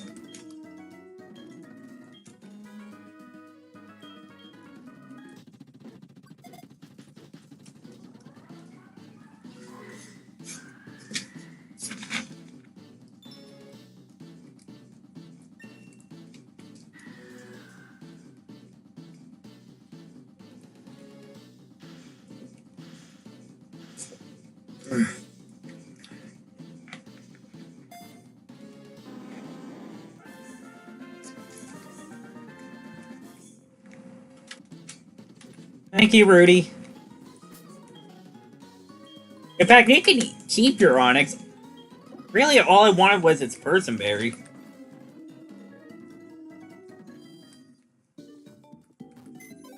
But clearly, he insists that he doesn't want it.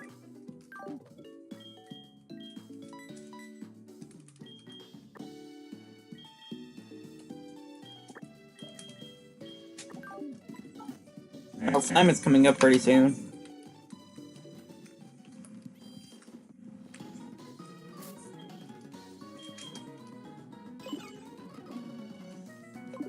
And about 250 experience points.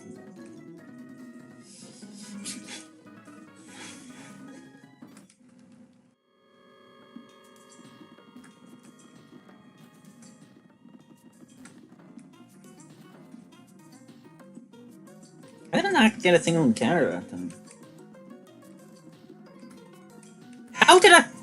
How did I not get a single encounter on that entire floor?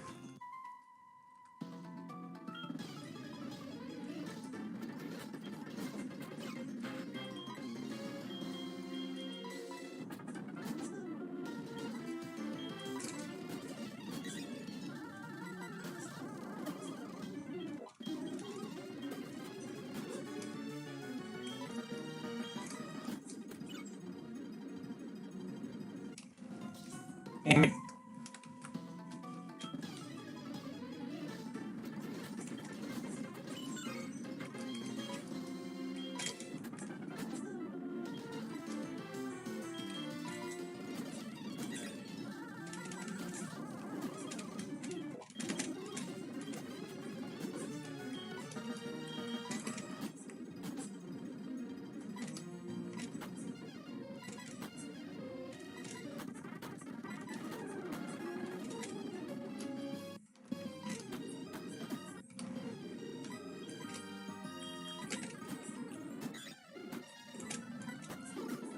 There we go.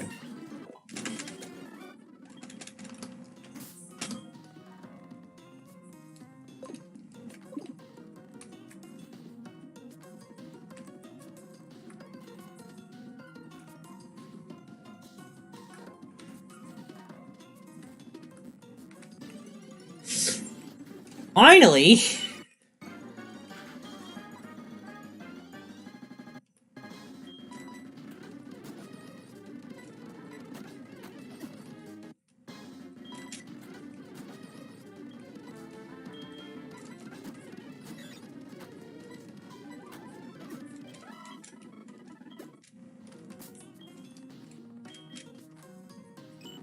$2.90. It may be close to it may be close to hatching.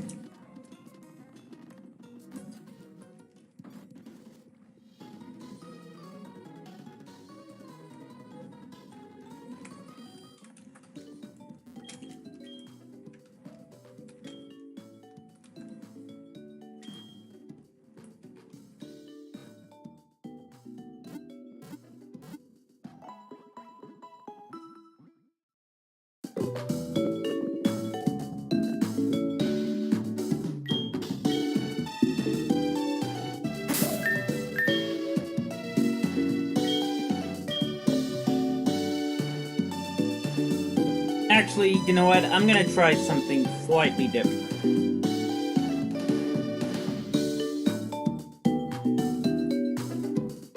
I'm gonna have both screens up at the same time, and commentary.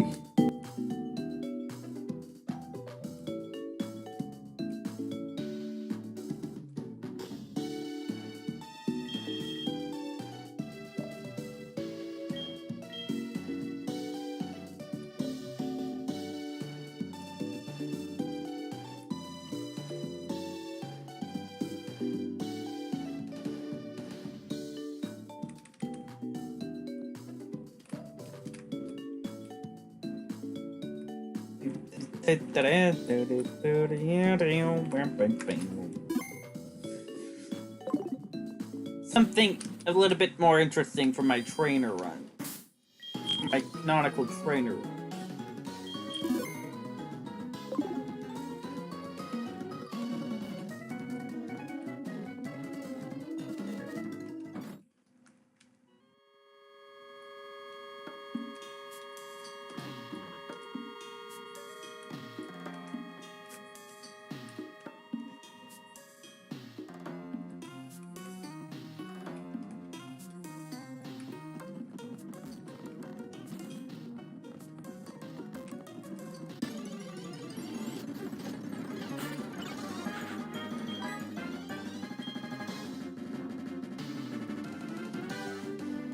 I'm gonna call this Picaspery. Let's call this Picaspery mode. Since this is kind of how he plays it. This is kind of how he sets it up. Fast text speed.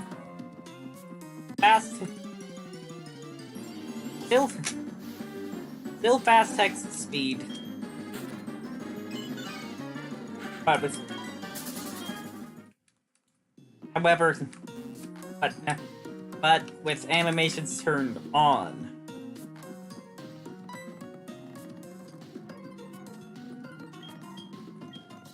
Elderly.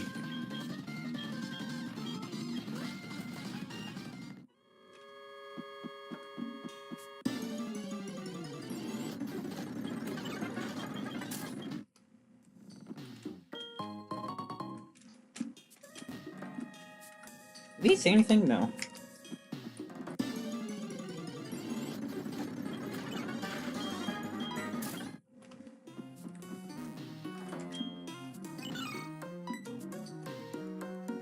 Marill is dancing around the pillar.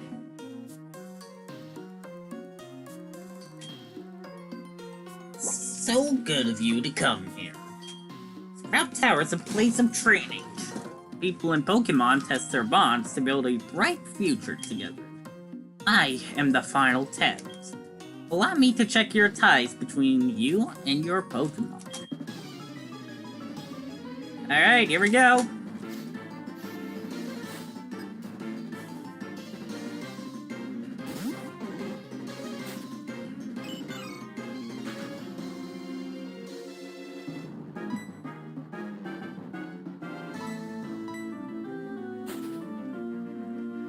I'm still gonna play this like a cinematic. I'm still gonna play this like cinematic mode.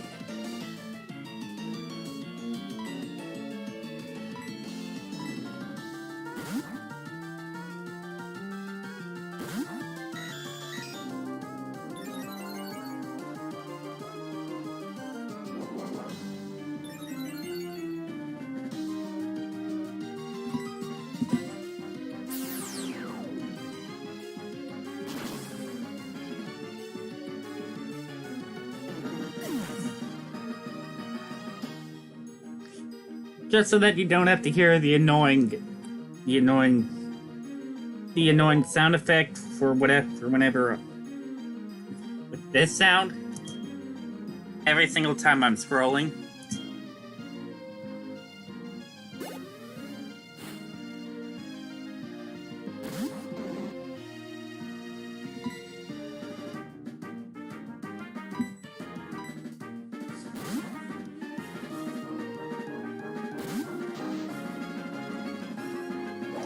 Ow. Ow.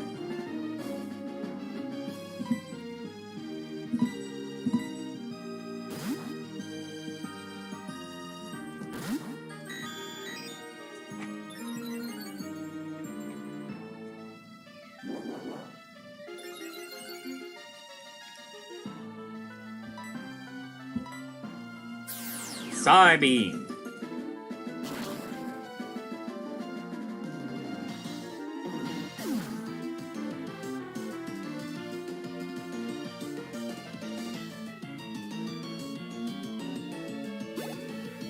Yeah.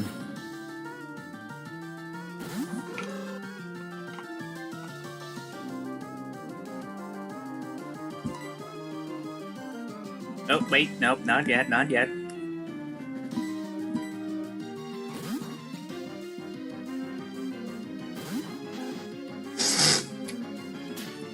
Ow.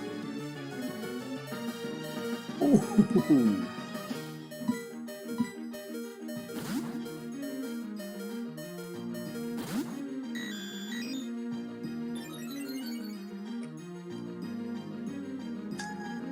Ah, boy.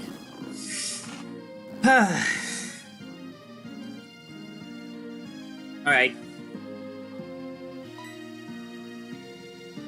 Maximum of 5 turns. So, turn number 1. Ow. Turn number 2. Still asleep.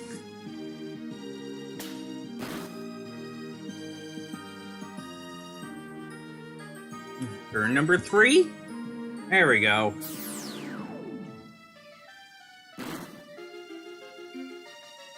Oh my god, that does nothing!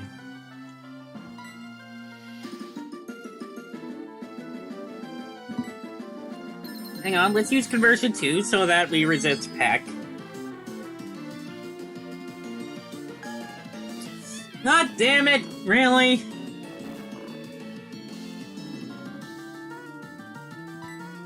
Burn 1. Actually, no, let's not use Psybeam yet.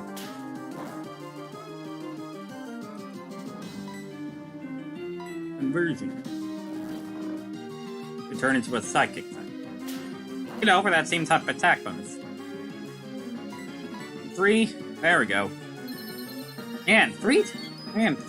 Man, waking up at the third turn, that's actually kind of actually not too bad. Wait, did I just return? Did I just return to a normal type? Oh, we got the confusion! Yes! Whew!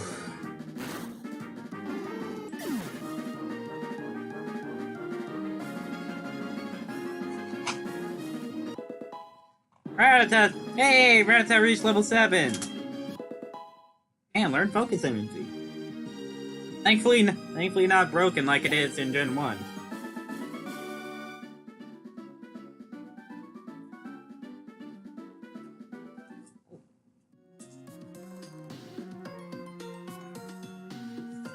Whew.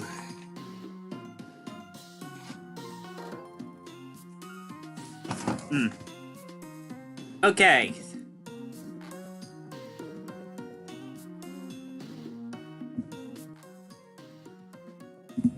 There we go.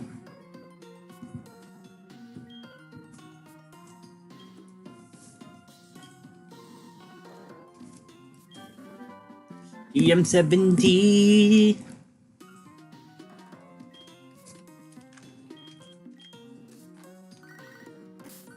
Yes, Joey? We got so lucky. We got so lucky last time. Only hearing about the Rattata once. Is it though, Joey? Cause mine kinda beat you by a bit.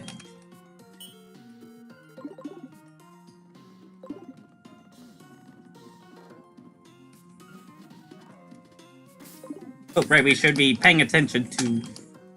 We need to be looking out. Romero's XP. But yeah, I should probably turn off battle animations. Oh. Thank you for not killing him.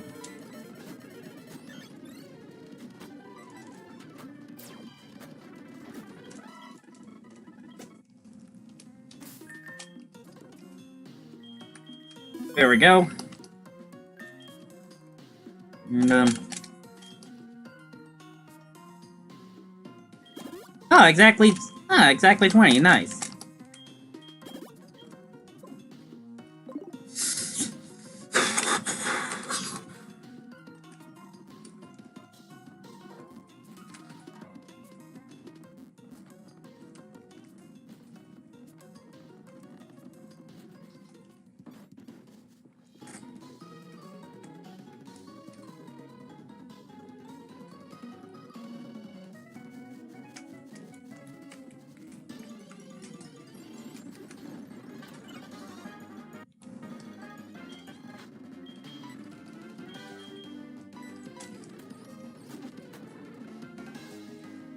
And we can't escape because of rep, right?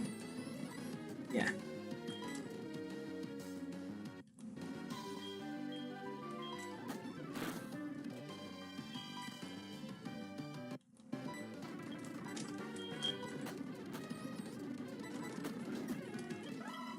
Oh, dang it, man.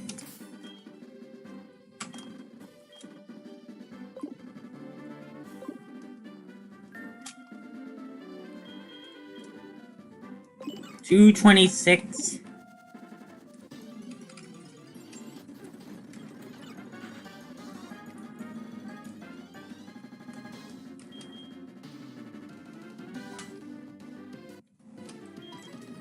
No wrap this time. Ow.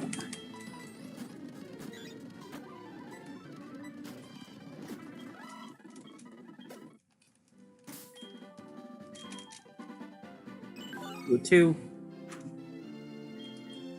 You do not have gravel. Dang it. Oh well.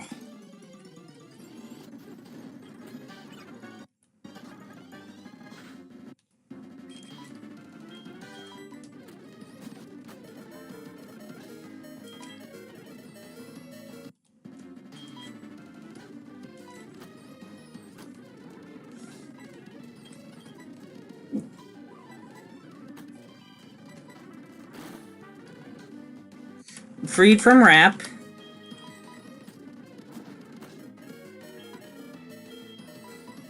There we go. Die, jerk.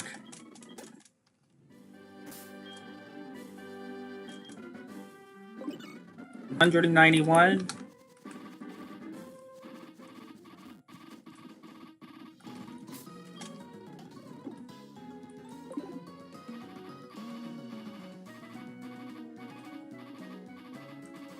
Damn it. Whatever. That's a loss of friendship on Porygon.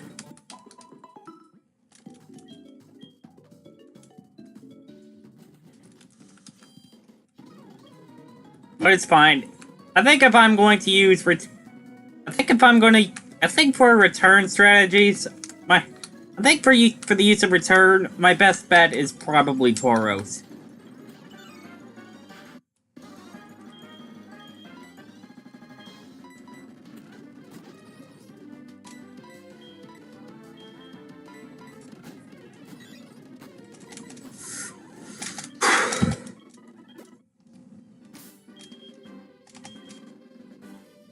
$180?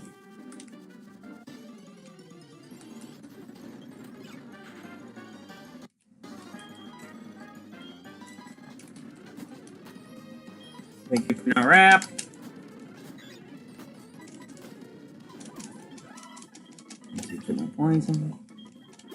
Alright, Porygon's at level 10.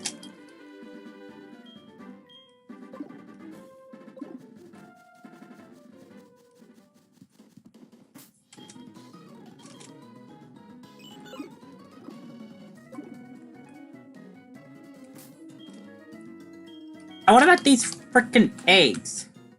It will hatch soon!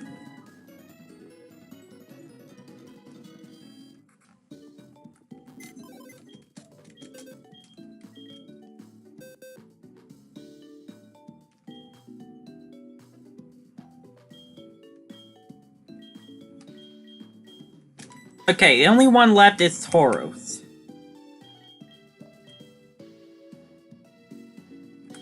In fact, actually, screw it. Let's just get screw it. Let's stop with screw it. Let's wait on. Let's stop with Marill now.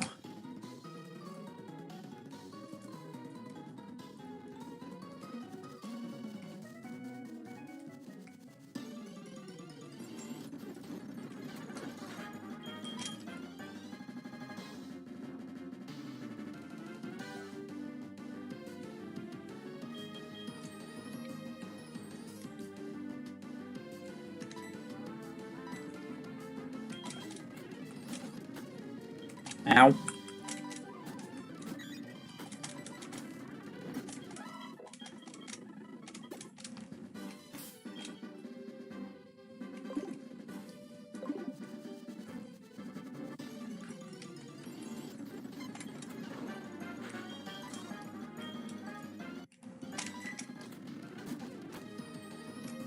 Ow.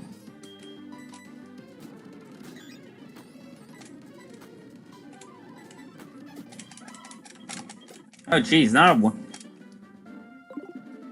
Side beam is not a one-shot on Marill. That's not really good. Ah, what the heck.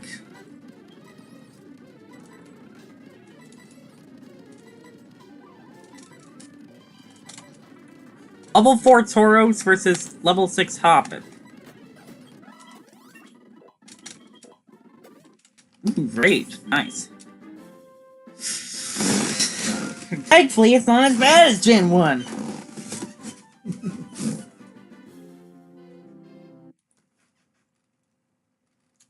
But you know what? Grind.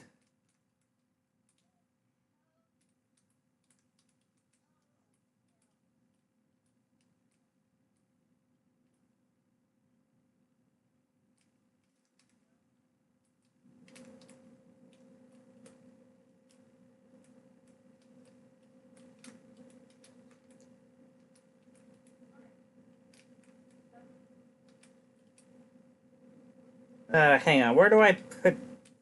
Hang on, I don't have... I'm gonna put DS... my DS window here.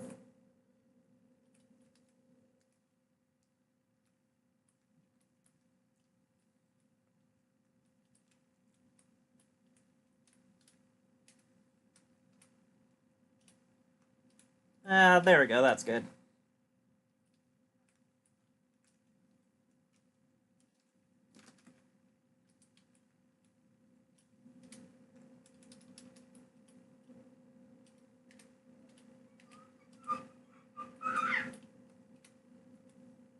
What the heck was that, Mom?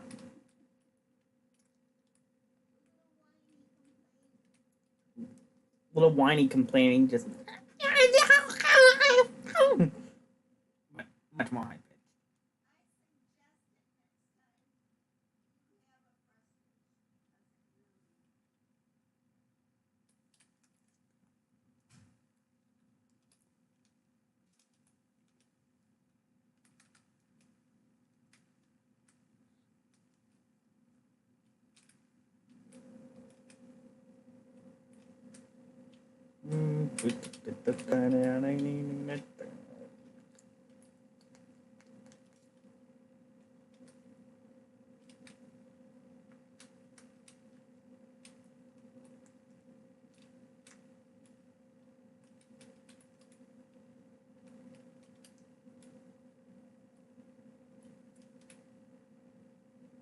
There we go.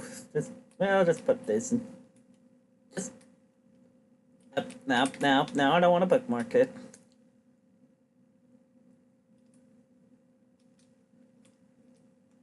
Hey everyone, how's it going? So, And then just by the time you shuffle see this plates. a few days ago, Madrybread uploaded a video on his channel trying to beat Pokemon Red with just an Oddish. Now I'm going to admit I did not watch most of the video because part of what I really like about these challenges is trying to come up with strategies, but I was curious how long it took him to beat the game, and I saw that he ended the game at level 87. To this point, only one Pokemon has exceeded that level, Pidgey, which in a lot of ways is the worst Pokemon I've ever done. So Okay, what the heck? that I could beat it, but only one way to find out. I'll put the theme song here. If I don't, then they'll cry. All right. Well, the first thing we should talk about are Okay, fine. I won't. which in a lot of ways is the worst Fine, Pokemon I'll I've just ever keep this done. on. So I was pretty confident that I could beat it, but only one way to find out. I'll put the theme song here. If I don't, then they'll cry. All right. Well, the first thing we should talk about are Oddish's stats and move pool. Stats are decent for a first form Pokemon. And Special is middle of the pack just for standard Pokemon. Basic window really capture. good. Attack's pretty decent. Biggest problem I see is speed. Oddish is pretty slow. But otherwise, I'm pretty happy with it stat-wise. Move pool-wise, it gets some really good moves. It also doesn't get a lot of different types of moves. And as we've seen in these challenges, not having access to various types of moves Okay, yeah, no, that's... can be a huge impediment. So it's something we Can't need really to look think at... about, but not right now. Can't really pop out. Right now, It's what we good need to here. do is go defeat Brock. Or so you'd think, because we actually have an obstacle I almost never talk about, and that's going to become a bit of a recurring theme here. You see, Oddish has one move to start out with, Absorb. It's 20 base power. What the hell is this? Great against Brock, horrible against bug catchers There we using go. Weedle. And unfortunately, every single bug catcher in the forest starts off with a Weedle, which is double resistance, Yes, Joey? and you're basically doing 1 damage. Took down a Pidgey, that huh? Weedle uses String Shot a whole bunch, and you're probably actually going to run out of absorbs and have to rely on Struggle. It is a tedious mess, and I've done this fight about 5 times. I've won 3. So it's like a 50-50 shot for a long, tedious battle. But what other choice do we really have? It's not like leveling up in the forest would make a ton of sense, because everything, even Metapod, would resist Absorb, so I don't think it would actually save that much time. That said, I do think battling the Light Years trainer, which people have asked me that, he says you're a million light years from facing Brock. No one knows why he says it. We'll have to. That's why we call him the Light Years trainer. Anyhow, taking the extra 30 seconds to defeat him seemed fine, at least at the time. I would learn later that it wasn't so fine, but we'll get to that. For now, we have an extremely chill battle with Brock. Even if he does some damage to me, we absorb all our health back and can easily make it to Route 2, where once again, we have a little bit of issues here and there. We have some Weedle, we have Ekans, and Ekans, in fact, was a real nuisance because Ekans outspeeds me. And going through I have one antidote. Again, it doesn't learn another attacking move until a very long Whatever. time from now. So if it just gets wrap after wrap after wrap, sure it should miss, but I lost quite a bit against the youngster because the Ekans just kept using wrap. Nonetheless, with patience, I was able to make it through all these trainers and get to Mount Moon. Normally, here's where I say we headed to Cerulean City, but not today. Today, there is something that got in my way.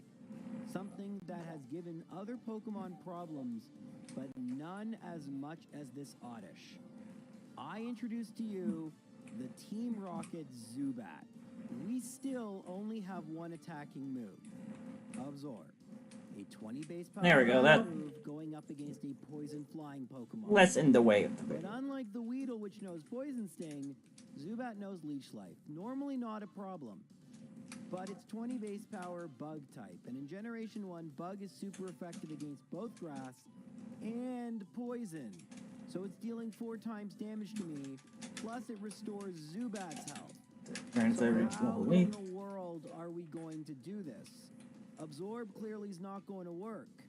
And sure, maybe I could just waste a bunch of power points, but at this point I do have other moves. 35 PowerPoint moves, like Poison Powder. It would take me a really long time of having to go find some more Metapod to waste all those PowerPoints, and I'd prefer not to have to do that. Although yes, relying on Struggle probably would help, but I don't even know how much with Leech Life Ow. storing PowerPoints. What I decided to do instead was to use Buy. Unfortunately, at my current level, it simply didn't work. First off, Zubat loves to spam Supersonic, and even though it misses about 50% of the time, it still uses it enough that it hits and you hit yourself a confusion. The rare times you actually do hit the Zubat, even if it hits you twice, if it hits you 3 times, you're going to be knocked out. If it hits you twice, you don't do enough to knock out the Zubat. I did win one. I won once. But I was watching Twitch. Thank you for was missing recording me, and I didn't realize there was some glitch that happened. Why did I deal that much damage? I don't know. But in case you're wondering, J-Rose, you should have reset there. Don't worry, I lost to the Super Nerd.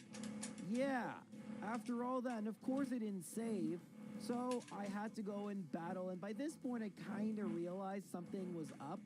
Like it registered that something was wrong. And as I was battling, I was thinking about what I was doing, and I realized I should never have done that much damage and knocked out the Zubat. It made no sense. And then I spent another about 5 minutes. Don't forget, I speed my game up 4 times. I tried to beat the Zubat, and I realized, you know what? I hate doing this, but it's time to take a page out of Last Run's playbook and level up more. I actually battled a bunch of other trainers, but there were some I skipped. Looks like it's time to not skip most trainers. So I'm not going to battle any other trainers in Viridian Forest just because they all have Weedle, so it would waste too much time. For the most part, I'm just going to battle some trainers in Mount Moon, like this Clefairy trainer that I skipped. In addition to battling any wild Geodude I find Hopefully I get more of them this time and I can make it to the rocket at a higher level.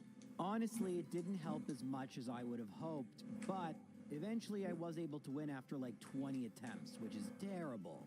Now in this battle we also had a weird glitch with Bide, but this time it hurt me, didn't help me. So I got hit by 2 leech lives after being hit by a tail whip from the Rattata. So I should have knocked out the Zubat, instead I do next to nothing. So I decided just to go for Sleep Powder and Absorb. If I outsped Zubat, this would be easy, but I don't. So the only way this works is if I anticipate when the Zubat will wake up and use my second Sleep Powder at just the right time, which is what I do. That's really lucky, and the first Sleep Powder lasts a very long time. Slowly but surely I was able to knock out the Zubat, and because I was at a higher level, I had Sleep Powder, which I did not last time. I'm gonna be honest, this might be one of the most frustrated times I've had in a Pokemon run ever. It was so early on, I didn't really anticipate it being this difficult, and it just took forever. I've spent a combined 50 minutes just to get past the Zubat. To compare that in real time, the Mewtwo run was done. So, yeah. In-game time, it's not as bad, but it's craziness how long this actually took me. Anyway, now that we've beaten the Zubat, we can go and battle Misty, who's extremely easy. Misty has good AI, meaning she cannot use her water moves.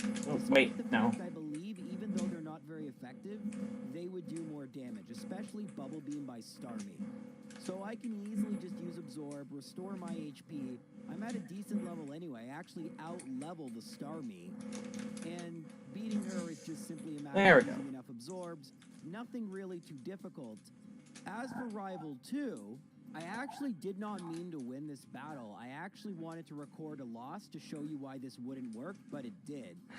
Essentially, if I had leveled up just a little bit more, I would be at level 24 and I would get Acid, which would do far more damage to Pidgey. Actually, no, the gym is a very bad idea. Absorb that's just doing 2 damage, and Sleep Powder to make sure the Pidgeotto doesn't lower my accuracy and or attack me. I honestly didn't anticipate this working as well as it did, and once the Pidgeotto was knocked out, I knew I had a pretty good chance of winning. Now, once I get to Abra, I realized that I probably shouldn't use Absorb as much, but it's going to take so long. It would take 16 turns to knock it out with Poison Powder, but I might run out for Charmander, which would be a concern, and I have to rely on Bide. Another reason why I wanted to use the Rare Candy and just use Acid, but I do end up knocking out the Abra. Rattata only absorbs, and I use Sleep Powder Absorb strats on Charmander, and as I predicted, I do run out of power points. So I have to go for Bide, and thankfully Charmander cooperates really well, going for just 1 Ember and a Scratch. That's more than enough to knock it out. Like I said at the beginning, I wasn't actually trying to win this. I wanted to show why without Acid this wouldn't work, but it did work. And it didn't even result in a net positive for me because I had to use a Rare Candy and use Acid anyway. I still have a long way to go to level 24, and without Acid, Nugget Bridge takes like 5 years because there are Weedle and Nidoran, etc. And Acid does way more damage, even if it's resisted, than Absorb. So, yeah, I mean, a win's a win. We use a Rare Candy, that's really annoying, but finally we have access to a move that isn't Absorb, and that deals damage. Pretty awesome.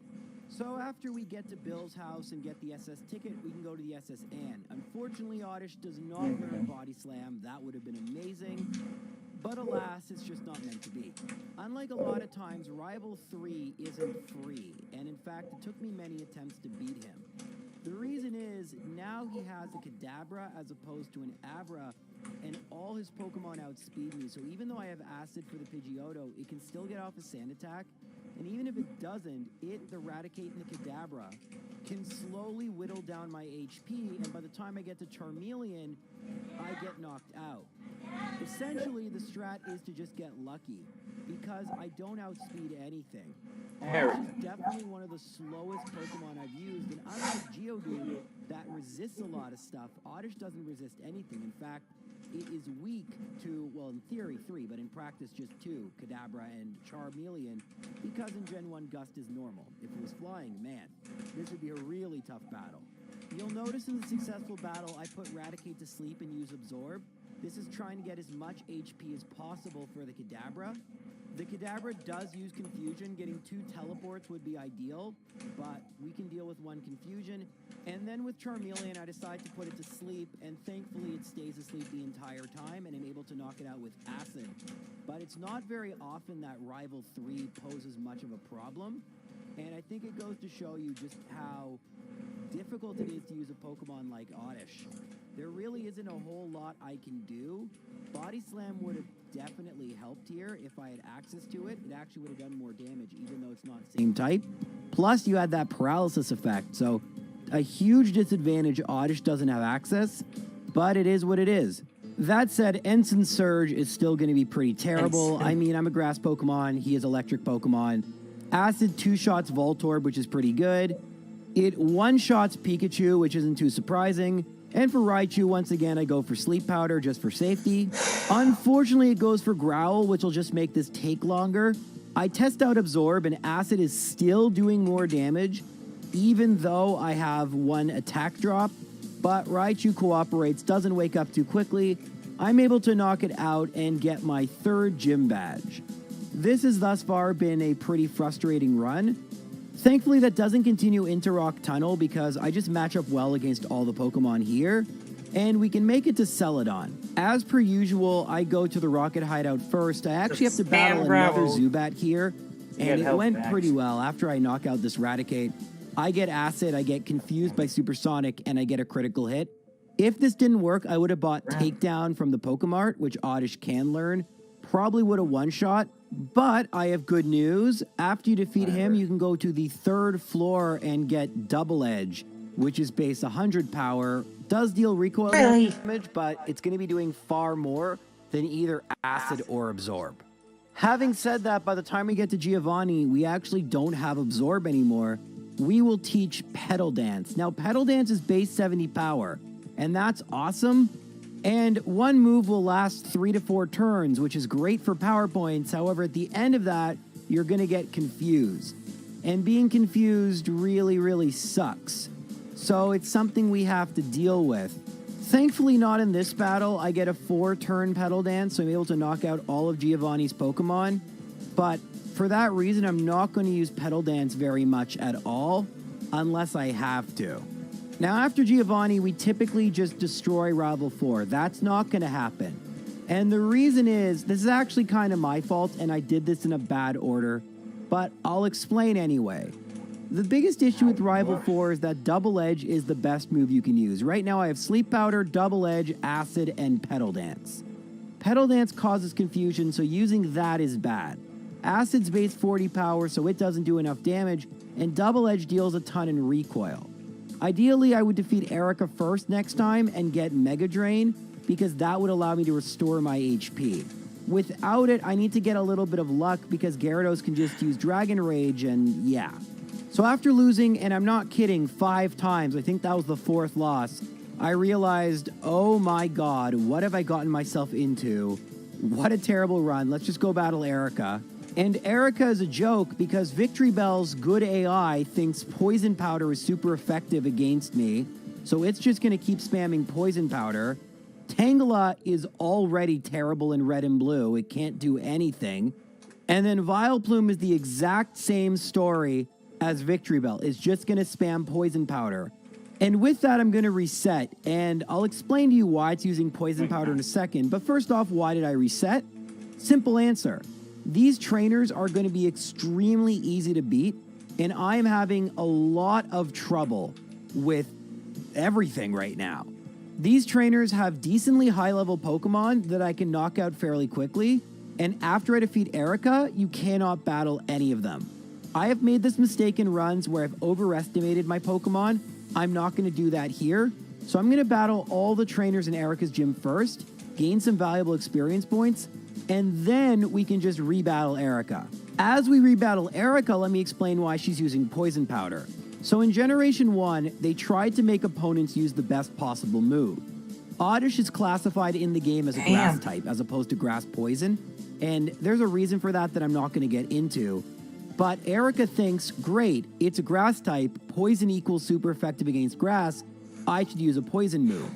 Unfortunately, 2 things. 1, it wouldn't even be super effective, but 2, Her poison move is Poison Powder, which deals no damage. This is what's known as good AI, and it's extremely, extremely broken. So much so that this mechanic, which was supposed to make certain trainers harder, is actually taken away from various gym leaders in yellow because it actually makes them better for them just to attack randomly, which is what the rest of the trainers in the game do. So, funny thing. Anyway, now that we've beaten Erica and leveled up a bit, we should easily be able to beat Rival 4, but we aren't. And the reason is I was trying to do it once again without Mega Drain, because I had a strategy in mind that wouldn't have even worked anyway, but it would have required me to delay teaching Mega Drain, and the exact same problem that happened before is still happening. Without Mega Drain, there just simply isn't a way for your HP not to be whittled down if Gyarados doesn't cooperate. In this battle, Gyarados happens to use Bite, and I'm able to put it to sleep. So I'm at 56 HP, Kadabra uses Teleport, and thankfully I'm able to put Charmeleon to sleep. I don't have enough HP to use Double Edge, but I'm able to keep it asleep while I use Acid and win. Had I Mega Drain, I could have just Mega Drained against Gyarados, had a lot more HP, and it would have made Charmeleon much easier. Rolling around in the grass. But like I said, there was a strategy I wanted to use which would have delayed when I taught Mega Drain, and I ended up having to abandon it anyway. Regardless, I don't think I've lost 10 times to Rival 4 between the rest of the 40-something runs I've done to this point. Oddish is definitely been a unique Pokemon. And on that note, would you believe that Koga ended up being easier than Rival 4?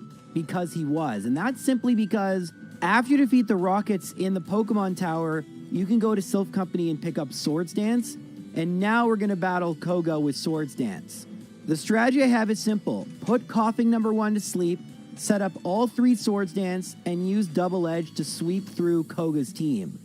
Unfortunately, if you do that, it doesn't work. And the reason is, as you're about to see, by the time you knock out Coughing number 2, your HP is so low you can't even attack the Weezing, let alone one-shot it without getting knocked out yourself, which is a loss. So I try to go for Petal Dance, and even though it's a special move, it does next to nothing against Weezing. Now, if I had Acid, this would be easier, but I don't. I had to delete that for Swords Dance, and I still want Sleep Powder. So you can use Petal Dance against the Coughing, and theoretically, if you had really good Confusion luck, that would work. Unfortunately, in practice, that's very difficult, and since my attack is so high, if you hit yourself in Confusion after using 3 Swords Dance, you're done anyway. The whole point of using Petal Dance early was to have enough HP to be able to use Double Edge. That didn't work, so I had to use Mega Drain, which I should have done against Rival 4, and once I did, the battle went like this. So it's going to start off the exact same way as the first battle, putting the first Coughing to sleep.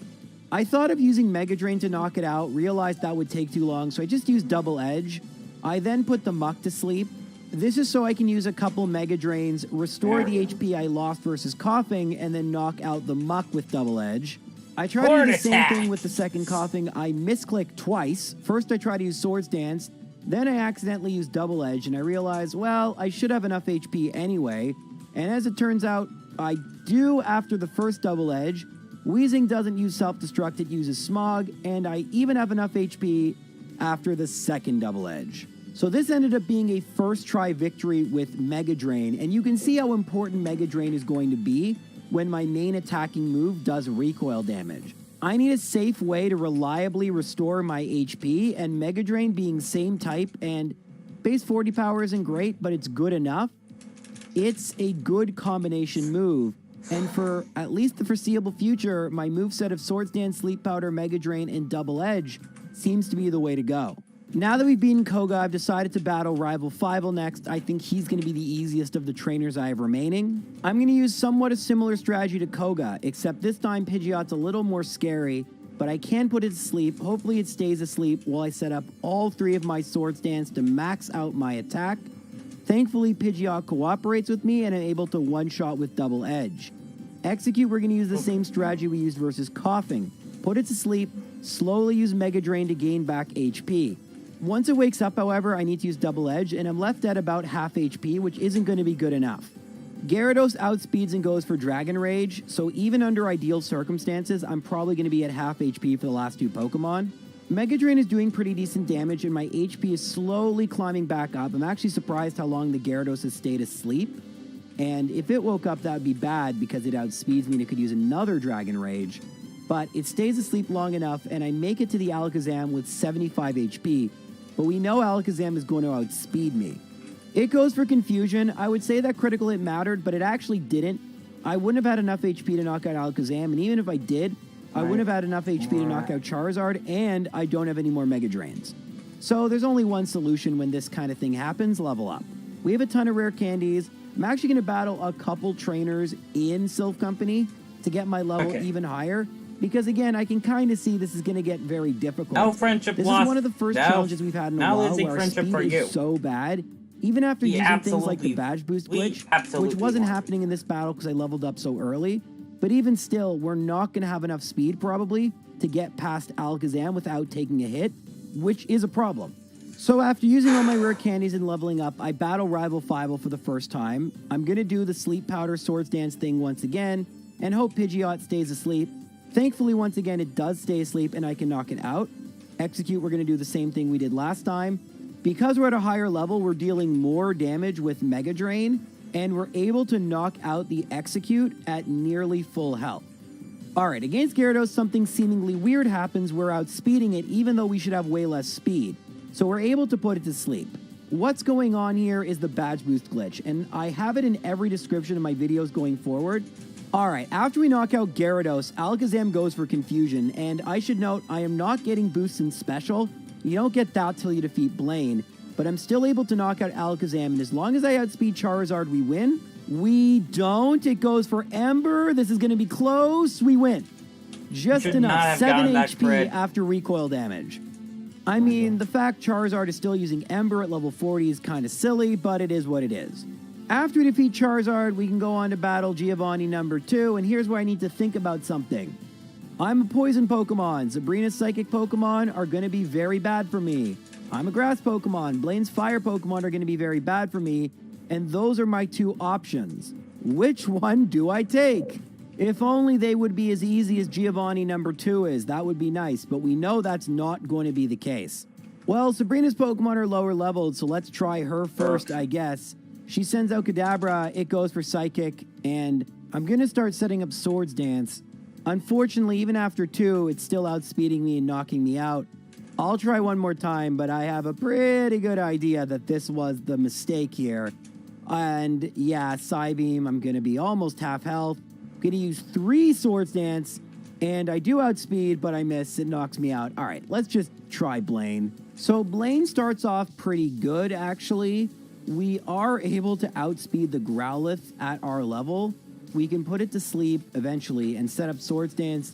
I've lost a bunch of HP, so I can gain it back using Mega Drain. But the Growlithe is not going to be the problem, nor is the Ponyta. The problem is the Rapidash, because it outspeeds, it goes for Fire Spin, and although it has a 30% chance of missing, if it just connects hit after hit after hit, which it did a lot, you just lose. There's no ifs, ands, or buts. You're done.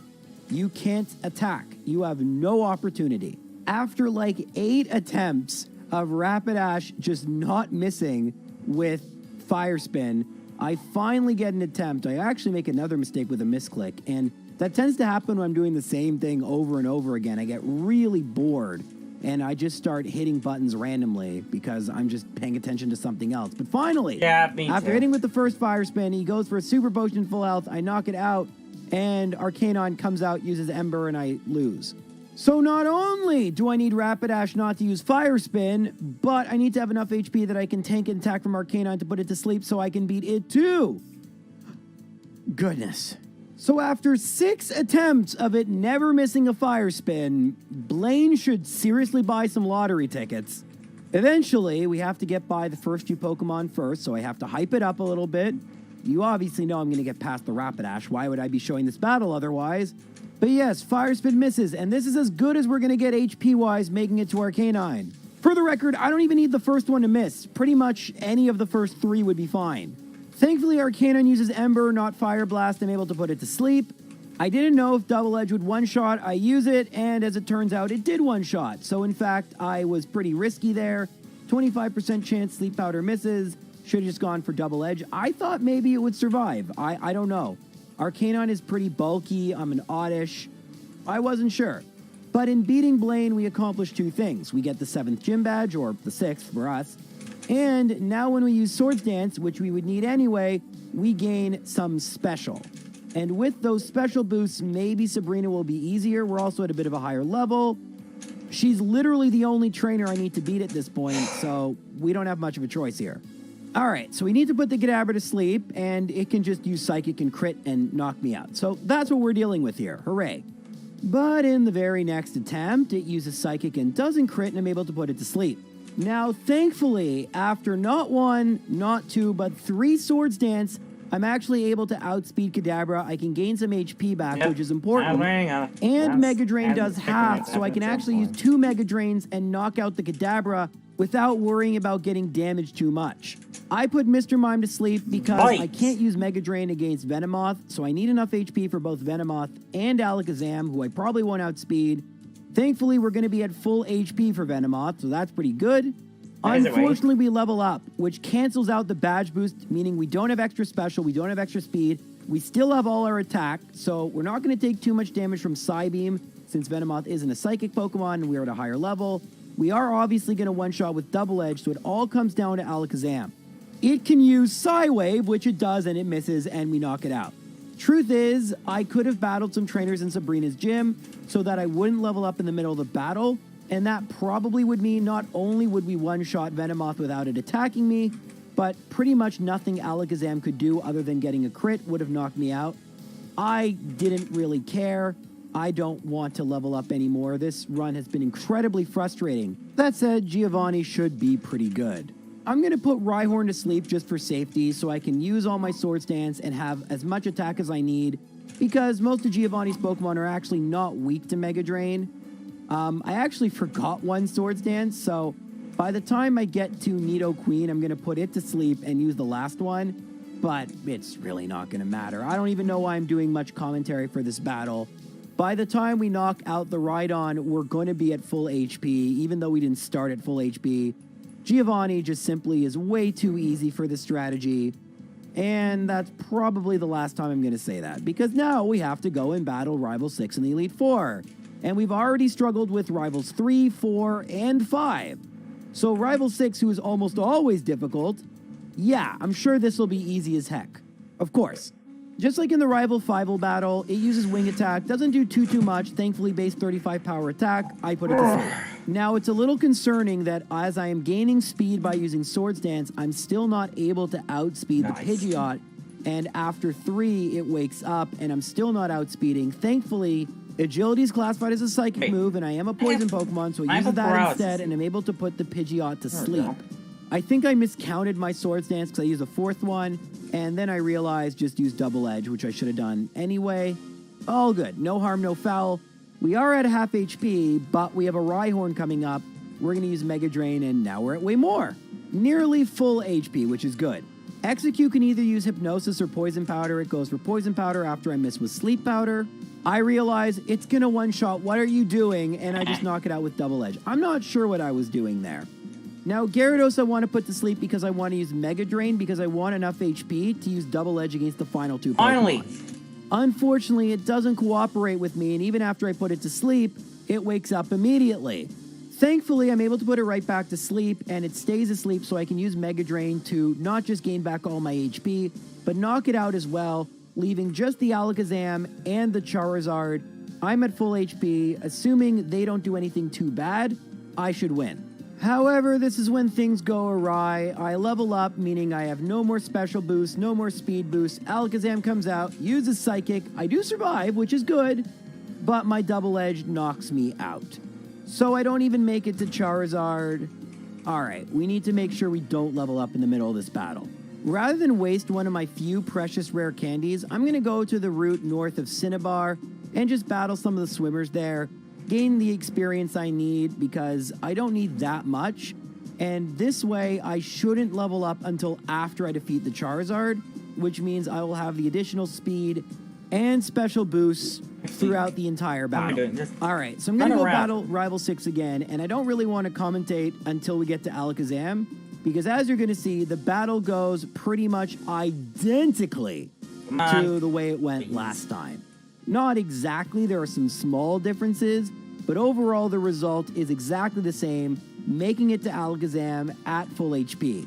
This time, however, Alakazam, rather than attacking me, goes for Reflect. Okay. And even with that Reflect having my damage, with the maxed out attack from Sword Dance and its terrible defense, I'm able to one-shot at 120 HP. As it turns out, Charizard is still able to outspeed me. There's the Flamethrower I was worried about before, but there's no problem where... Are you kidding me? I don't think you guys understand what just... I don't think you understand what just happened here. Oh my god, let me explain this to you. Oddish has base 30 speed, one of the worst in the entire game.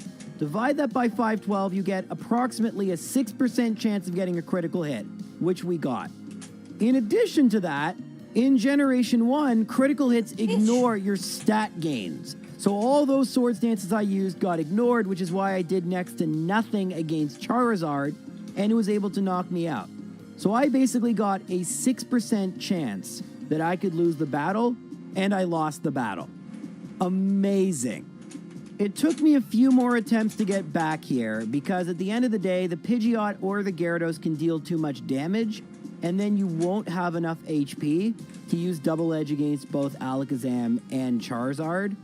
But thankfully, even if things start out kind of poorly, you do have many opportunities to use Mega Drain and gain all your HP back, which is a really good reason why I have Mega Drain as opposed to Petal Dance. And with that said, in this attempt, we do make it all the way back to Alakazam. It goes for Reflect, which is pretty good, and as it turns out, kind of necessary, because I didn't realize this, after the Flamethrower, we use Double Edge and we win, but with only 17 HP to spare. Meaning we basically have a 1 in 4 chance of getting by this battle. This late in the game with a Pokemon like Oddish, I don't mind something like that, but it definitely is pretty lucky that I've gotten so many attempts where the Alakazam uses Reflect. Regardless, this type of luckiness will not help me much against the Elite Four because we don't save in between battles. With that said, no time to start our runs like the present. Let's talk about Laurelie. So as the Ice type Elite Four member, you might think she'd be difficult, but she actually is pretty okay. We do take an Aurora Beam, but we can put her Dugong to sleep, set up all 3 Swords Dance, and then use Mega Drain to not only knock out Dugong, but to regain most of our HP. Then the Cloyster comes out. I have to think about it. I don't think I even need almost a one-hit KO. To reach the little but it's not. It uses Aurora Beam, and you might think that's a problem. It's not, because Slowbro can't actually do any damage to us. As a poison Pokemon, Slowbro has one psychic move, Amnesia, which would be bad if it could attack us, which it can't. So we can gain all the HP back that we want with Mega Drain, and we can use Double Edge if we want to knock it out. Jinx will outspeed us, but as long as it doesn't freeze us, we should be fine, because with Badge Boost, we do outspeed Lapras. We have a 3 in 4 chance of putting it to sleep, and we can knock it out with a combination of Mega Drain and Double Edge. I'll get everybody up to level. It doesn't seem like we need much luck to beat Laurelie, and this should be very, very consistent. Of course, assuming you get the sleep powder, so about 75% consistent. As for Bruno, I mean, Bruno is going to be a joke. We don't talk about Bruno. Absolute joke. I can't future say runs, it. you might I see me can't make say a that. bit of a mistake Right. in putting Onix to sleep. I say that because Onix is so weak, it really doesn't need to be put to sleep. It can do nothing. That doesn't take away from the fact we just have to set up 3 Swords Dance, use Mega Drain against Onix, use Double Edge against Hitmonchan, use Double Edge against Hitmonlee, who we outspeed, by the way, use Mega Drain against Onix, and then use Double Edge against Machamp. Every single Pokemon a 1-hit KO, nothing any of them can really do, and here is where I got stalled for an hour. An hour! This attempt, I don't even do anything. The first Gengar just puts me to sleep, uses Dream Eater, which is super effective, and that's it. I lose. So I have to find another attempt to show you what I'm trying to do, and I got some of the worst luck I've ever gotten in my life in Pokemon. So here's my second attempt at Agatha. My plan is to use 3 Swords Dance and use Mega Drain, even though it is resisted by the poison typing. Hopefully after 3 Swords Dance, it'll do enough damage that I can use it to knock out all 3 of the Gengar. Don't know why I thought that would work, but I don't even get a Mega Drain off. Finally, in my 3rd attempt, I'm able to put Gengar to sleep using Sleep Powder, get up my Swords Dance, use Mega Drain, and yeah, I don't have enough power points to use that to knock out all 3 of her ghost Pokemon. Not sure why I thought it would do more than this, but it's not. And here's where I have a conundrum, because obviously this isn't going to work. But here's the issue. There are no moves that Oddish learns that can affect Gengar more than Mega Drain unless I had kept Petal Dance. And I thought about it. I would have been confused. It would have been terrible. But there's nothing left to use unless I want to either use Solar Beam, which I just thought of right now, and that's a terrible idea, or I can use Mimic.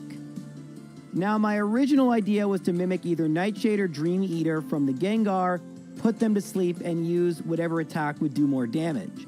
Unfortunately, one of the things that can happen is Agatha can swap to Golbat. And Golbat's only attack is Wing Attack, which, as we know, is base 35 power. So even with all 3 Swords Dance, that's not going to do enough damage to one-shot anything. Additionally, we don't outspeed any of Agatha's Pokemon, even after 3 badge boosts, and that's a bit of a problem. Because at +6 in attack, pretty much one hit from Confusion is going to nearly take us from full HP to knocked out. So we can't hit ourselves a Confusion, and that's a very common thing Agatha likes to do. So we've made it to the Haunter for the first time, but that's as far as we made it. So 2 Pokemon is our record. And I've been at this already for about half an hour. But if you thought, wow, this can't get any worse, yes, it can. Oh, goodness, it can. Because if you use Mimic on the same turn, Agatha decides to swap out, a glitch occurs, causing the sprite to disappear, and the move to get overwritten being the second move, Mimic still being there, and I think if I were to win the battle, I would lose that move forever, and yeah, you just have to reset. So if Agatha swaps out the turn you use Mimic, it's just over. Plus, I don't want Wing Attack permanently. It's a terrible move. So for another half hour, I keep doing attempts, and I would lose occasionally to Loralee due to a crit, a freeze from the Jinx. I got so many freezes from that Jinx. But I still have yet to get past the Haunter. The luck I would get was abysmal. Missing with Sleep Powder, Hypnosis hitting every time, Confuse Ray hitting myself. It was bad, guys. Finally, after 12 attempts, I get this one, and it starts out abysmally. Confuse Ray, and I hit myself not 1, not 2, not 3, but 4. 4 hits in confusion, But I do put the Gengar to sleep, and the truth is it doesn't really matter because it doesn't swap out. I mimic Dream Eater, I use Dream Eater, and I'm pretty much back at full HP. Golbat comes out and uses Haze. That's the second best thing it could use. I'd rather Wing Attack, funny enough, because Haze is going to lower my stats due to a weird quirk. We're able to put it to sleep. We do use Dream Eater after setting up a Swords Dance in order to get that 15% back, although that will make Confusion a bit more risky, but them's the breaks. And we knock out Golbat in one hit, which I think the Swords Dance actually helped with that. Finally, for the first time, it doesn't go for Hypnosis or Confuse Ray. It goes for Dream Eater. I put it to sleep, use Dream Eater, and it still doesn't knock out the frickin' Haunter. It's on like 1 HP. Even though I've leveled up, you may have noticed a little bit, because of course I did. After spending half an hour, I want a little bit more of an edge. Not that it's going to make a huge difference. But yeah, great. Okay, we've made it past the Haunter. That's a new PB, which stands for Personal Best. Arbok, however, just uses Acid. I put it to sleep and use Dream Eater, and we actually should be good, because this Gengar can't do much to us. It cannot put us to sleep. Confusion would be the only thing we should worry about. Goes for Nightshade. I miss with Sleep Powder. Goes for Toxic. Of course I miss with Sleep Powder. It goes for Dream Eater. Finally, I hit with Sleep Powder. I go for Dream Eater. Stays asleep.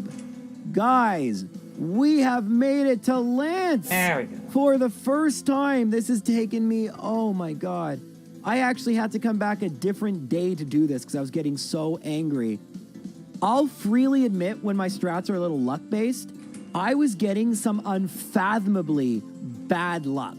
Just the worst, craziest turns of events where I just could not get them to use anything other than Hypnosis and Confuse Ray. It was insane. So we finally make it to Lance. And Lance has only 2 Pokemon that actually can hurt me. Gyarados and Aerodactyl. Unfortunately, Gyarados is the first Pokemon, so I can't set up. But as long as it doesn't get something crazy like a critical hit Hyper Beam, we should be fine. Let's do this. All right, Gyarados, Lyra is good. We miss, of course. Dragon Rage. All right, we put it to sleep. Very, very good. Now I'm going to set up some Swords Dance, and you notice I have Takedown. I bought that from the mart. I'd love to have Double Edge back, but you cannot re-get Double Edge. And the fact of the matter is we needed Mimic to beat Agatha. I wish there was another way. Takedown can miss 15% of the time, but I don't really have any other choice. After setting up 2 Swords Dance, I get nervous. I go for Takedown. Of course it misses. It stays asleep. I hit with Takedown, but I don't knock it out. Thankfully, it's still asleep, and we can knock out Gyarados. Now, here's where we can exploit the heck out of good AI. Dragonair knows Agility, a Psychic move. I'm Poison type. I can just restore all my HP, set up as many Swords Dance as I please, and the Dragon Pokemon cannot touch me. Which means as long as we get by Aerodactyl, who has Bite, Hyper Beam, Supersonic, and Takedown. So a bit of a scary moveset, but it should be fine. And after all this time, we should make it to the champion. All right, so we've made it to Aerodactyl with 149 HP. It goes for Takedown. Are you kidding me? And we miss, and we miss, and oh my God, I'm losing my mind. I'm losing my mind. This is unbelievable. Critical hits like 20% chance, 25% chance. I wasted so much time. And yes, just level up, Gyros. Why don't you level up? Like, it's not just about trying to beat Madrybred's level 87. I know I joked in his video I could do it at a lower level, but that's not just what this is about. The luck is absurdly bad. Like, this is absurd. The chance that that combination happens is so low. Now, I don't know if I'd have beaten the champion, mind you, but I didn't even get a chance because of some of the dumbest stuff, and that's just what's been happening. Leveling up won't even help that much because we're going to get outsped by stuff like Alakazam anyway. Our speed is so low, it doesn't actually matter. What are extra levels really going to accomplish? We're using sleep strategies, so 2 hits versus 1 hit versus 3 hits. It actually isn't that big a deal at the end of the day. What we need is to outspeed Pokemon, which we can't do because we're freaking oddish. Now, case in point, it only took me another 4 attempts to beat Agatha again. I didn't think Agatha would be super consistent. We are relying on 75% sleep powder, but I did expect 1 in every 4 attempts to result in a victory. And at least that seems to be the case here. That's usually my threshold for when I need to level up. If I can get about 20% win rate with a bad Pokemon, that's good enough. Sometimes Pokemon are just not very good. It's just the way it is. So we've made it back to Lance, and this time, can we not get the worst luck in the entire multiverse? Thanks.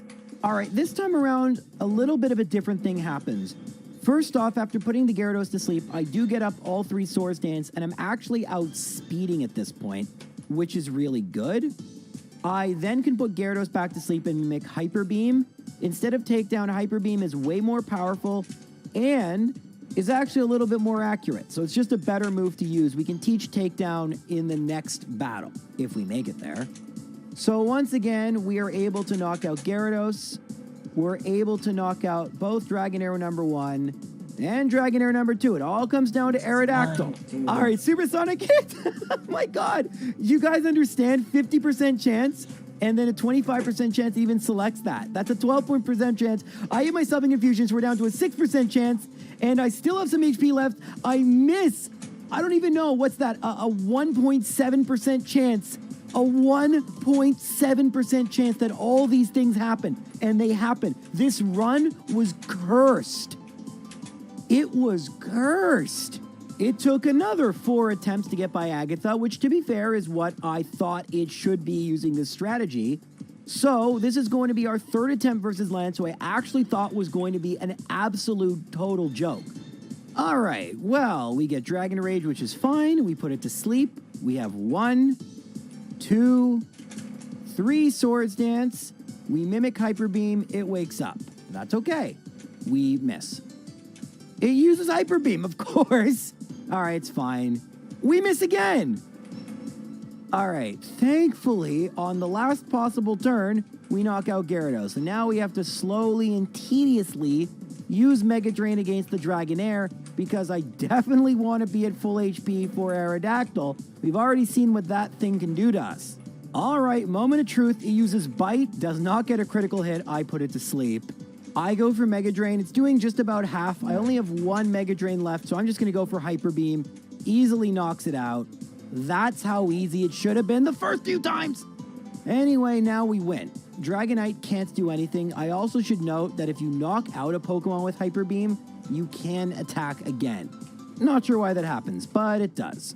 Anyhow, thankfully Dragonite goes for agility. I hit with Hyper Beam, and we have finally, for the first time in about 3 hours, made it to the champion. I do not know if we are going to win. I cannot promise that. I can promise you we will at least kind of see what we should be doing and how good of a chance we have at winning. Hopefully it's over because I'm going to tell you right now, this has been one of the least fun experiences due to bad luck. And on that note, I don't even care if we lose, just I don't want to lose due to bad luck. I'm so sick of it. All right, pretty good. Pidgeot goes for Sky Attack. We have a chance to put it. Are you freaking kidding me? All right, well, that was okay. You know what? Calm. It's hard to stay calm when I miss 2 sleep powders. It's just so frustrating. All right, Wing Attack's fine. Finally, it's asleep. Okay. Please don't wake up the first turn. Oh my God. I'm going to go for Sleep Powder. Mirror Move Swords Dance. That's great. Okay, back asleep. 2 Swords Dance. Of course, it wakes up quickly. I do need to outspeed here. That's 3 Swords Dance. I don't. It Mirror Moves Swords Dance. I need to start going for Mega Drain due to that stupid critical hit. So that's 1 Mega Drain. It wakes up after Mega Drain number 2 and Wing Attack critical. I don't have words. I don't have words. Missing all those sleeps, critical. I don't. I don't have words. I don't. All right. First things first, I want to level up so I outspeed that Pidgeot. That shouldn't be too challenging, but this is the worst. All right, so I have leveled up all the way to level 65, and I do have some rare candies left. At this level, a couple things start changing a little bit. First of all, Double Edge will one-shot Dugong. I go for Mega Drain anyway, but yeah, Double Edge knocks it out. Cloyster will now be one-shot by Mega Drain. Slowbro will be one-shot by Double Edge if I don't get a crit, which I do, but that's fine. And the best thing yet, I outspeed Jinx, who would routinely crit and freeze me. I also kind of misspoke when I said Lorelee isn't too luck-based because I was trying to put Lapras to sleep. Now I no longer need to do that. So Lorelee has become a lot more consistent, which will get more runs to Agatha. Against Bruno, I make a mistake and use Mega Drain right away, as opposed to setting up my Swords Dance. Bro. It means I need to set up against Hitmonchan, which isn't the end of the world. But then what happens is I level up in the middle of the battle, meaning I won't outspeed the Hitmonlee, which is fine, but just a little bit more annoying. I don't outspeed Onyx, but it doesn't matter, and I do outspeed Machamp. And for the first time since we've leveled up, we make it back to Agatha. We still need to use Mimic Strats because, of course we do. And realistically, I probably should rare candy at a different point. If I were to rare candy before, I think it would be better. But it doesn't really matter. It just cost us 1 level, so if we lose, we can do that. We're obviously going to teach Mimic still because even at our current level, we have no way of getting around that. It sucks. I wish there was a way to get around losing Double Edge, and, I wish we could get it back, but we can't. So, how does Agatha look at level 71? Kind of the exact same way. We get a Dream Eater. Thankfully, we don't get a swap out. We mimic Dream Eater. And it wakes up, which is fine. We put it back to sleep. Dream Eater still doesn't one-shot, and Mega Drain doesn't do that much. I was hoping to save a Dream Eater, but it's fine. So we've knocked out Gengar 1. Golbat, we get some annoying luck where we get confused, and we still put it to sleep, but then it wakes up, and then we hit ourselves in confusion. But then it uses Haze, which gets rid of our confusion, although it also gets rid of our badge boosts. But that's fine. We're able to put it to sleep, use Dream Eater, and that's 2 down. Haunter, we thankfully get a first-term Dream Eater. We put it to sleep. We knock it out. Arbok has never been an issue, and It does swap into Gengar, which is fine. We knock out the Gengar pretty quickly, and we knock out the Arbok in one Dream Eater, and we have made it all the way back to Lance in our first attempt at level 71. Of course, there's a little bit of luck here, but trust me, with how frustrating this run has gone, I will take a first try. But now that we're at Lance, we know what needs to happen. We know what can go wrong. Let's just see how this goes. So Lance starts off by using Hyper Beam. I thankfully get the Sleep Powder, but it wakes up the very first turn after I use one Swords Dance. Here's where things change. I'm at a high enough level that I outspeed after just one Swords Dance and put it back to sleep. That is massive. Of course, it doesn't take Gyarados long to wake up and then use Hyper Beam, but because of those two Swords Dance, I actually survive on 22 HP and can get the Gyarados back to sleep. After setting up my final Swords Dance, we can do what we've done against the rival and use Mega Drain to slowly restore our HP against Gyarados, and just like in our last battle versus Lance, use Mega Drain to slowly gain HP against the Dragonair. And slowly but surely, we also need to use Mimic to make sure we have Hyper Beam. We are going to make it back to Aerodactyl. It still outspeeds, goes for Supersonic, and I don't hit myself in Confusion, but I miss the Sleep Powder. We're getting the same old luck we always do. It goes for Takedown. I hit myself in Confusion, which, as we know, is going to deal a ton of damage because I'm at max attack. I decide to play it safe. Why even put it to sleep? Just go for Mega Drain, and I don't know why I didn't do that before. That's my bad. I'm in a little bit of tunnel vision here. That's okay. As long as it doesn't get a crit. Oh my God. Oh, what is this run? A critical hit Hyper Beam. That was like the only thing I think that would have knocked me out. And I hate this. This is the worst. All right, after a few more attempts, we've made it back to Lance. It starts with Hyper Beam, but not a critical hit. We put it to sleep, and we are able to set up one Swords Dance, two Swords Dance, three Swords Dance, and even use Mega Drain all the times we need, and we knock out Gyarados at full HP. So this time, we can actually do a far quicker strategy of just mimicking Hyper Beam and knocking out both Dragonair number 1 and Dragonair number 2. Now here comes Aerodactyl, and it goes for Hyper Beam, and oh my, okay. It got a crit, but I still survive, and Mega Drain is not even doing half, so I did need to put it to sleep. It needs to recharge. I decide to go put it to sleep, and good thing I did, because as we can see, Mega Drain is not a 2-hit KO. Maybe Hyper Beam would have done more damage. It probably would have, now that I think about it, but whatever. You know what, man? I am so annoyed right now. I'm not even thinking straight. I'm just going to knock out the Aerodactyl right here, and eventually we're going to knock out the Dragonite. Whether it uses Barrier or not is irrelevant because it can't actually attack me. And we have made it back to the champion. We haven't actually knocked out any of his Pokemon yet, but we've made it back to the champion. And I don't really have words here. That first battle versus the champion is some of the worst luck I could have even imagined. Please, just use Sky Attack and fall asleep, or Mirror Move. You can do those things. It's a pretty high chance that I don't get attacked and have a ton of HP for Alakazam. And if I can get by Alakazam, I can restore my HP on Rhydon and Gyarados. So I see the pathway to victory. It's just about whether the game is going to let me, I don't know, cross it, pass it, whatever. Let's battle. We do get Wing Attack, but it doesn't deal all that much damage, just about a quarter, and we put it to sleep.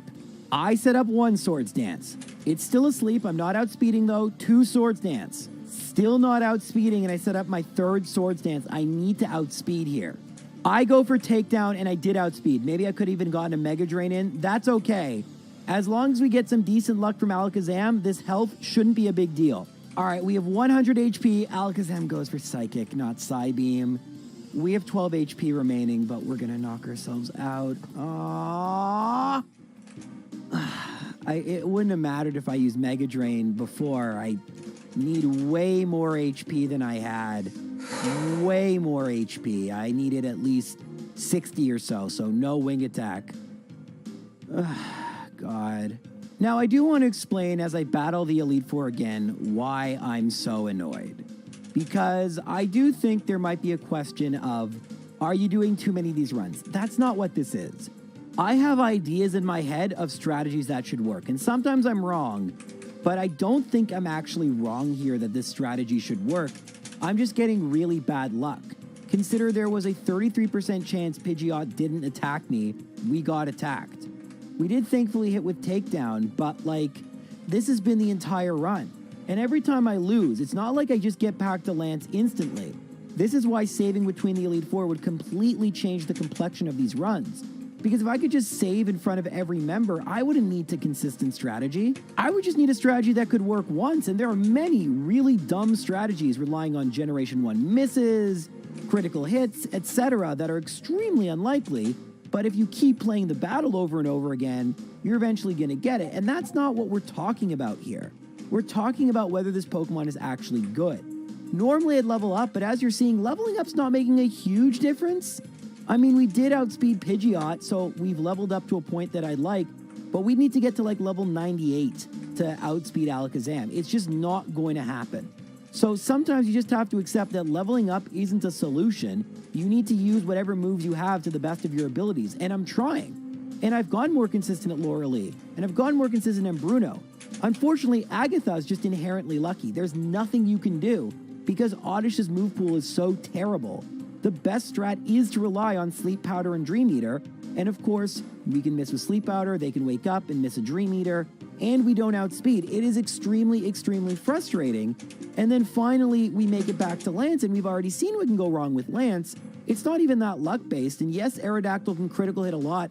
We're still only talking about 1 in 4 chance of that happening, and it still should be fine. And yet, I seem to get all the worst luck all the time. But of course, as you guys are seeing, this time the luck works in our favor, and this was not my first attempt after that last loss. I think it was my 10th. And that was all to try and get past Agatha. The first time we do, we actually get past Lance again. And can we beat our personal best and get by the Alakazam without fainting? There's only one way to find out. Unfortunately, just like last time, it uses Wing Attack right off the bat. As we know, this is going to be a problem because we're not going to have enough HP to knock out both these Pokemon with Takedown. But at least Pidgeot's asleep. But I was kind of curious how much Mega Drain would restore. I thought I was going to lose this anyway.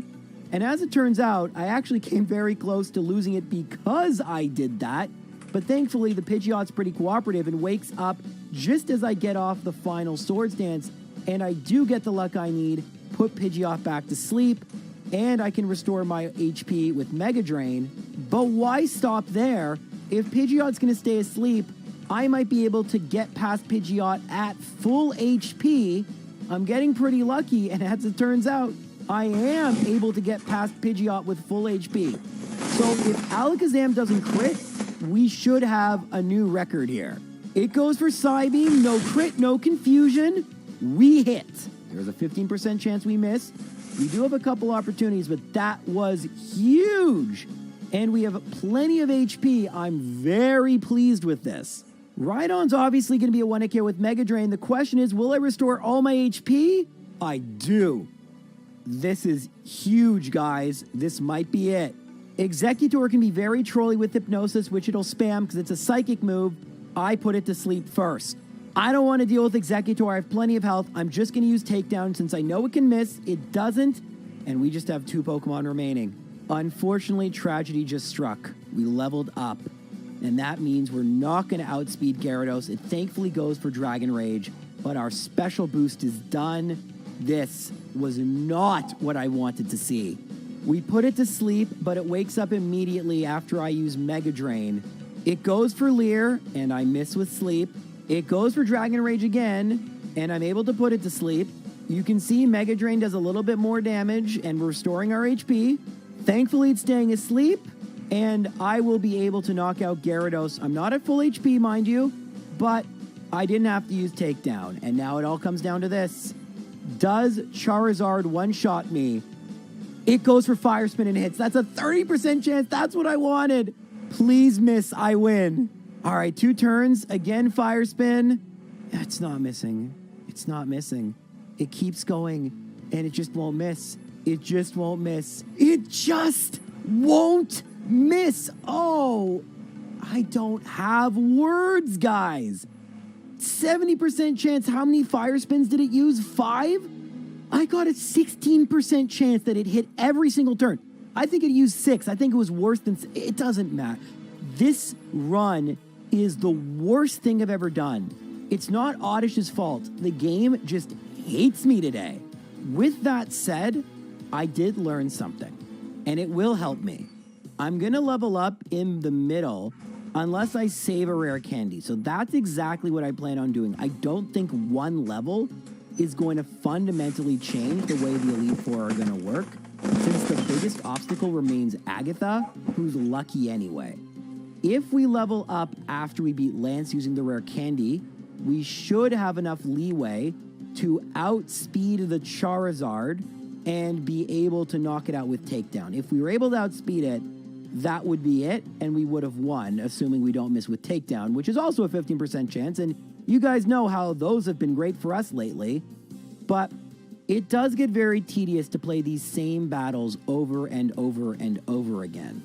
And I have shown you every single attempt that has made it past Agatha.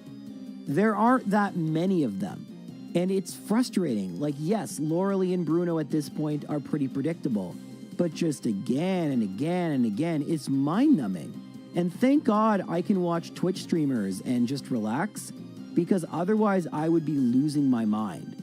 And that's a big reason I don't stream these challenges live. I need the ability to just kind of space out, let the run happen. And yeah, sometimes that results in misclicks. Normally for these runs, I'm not doing that.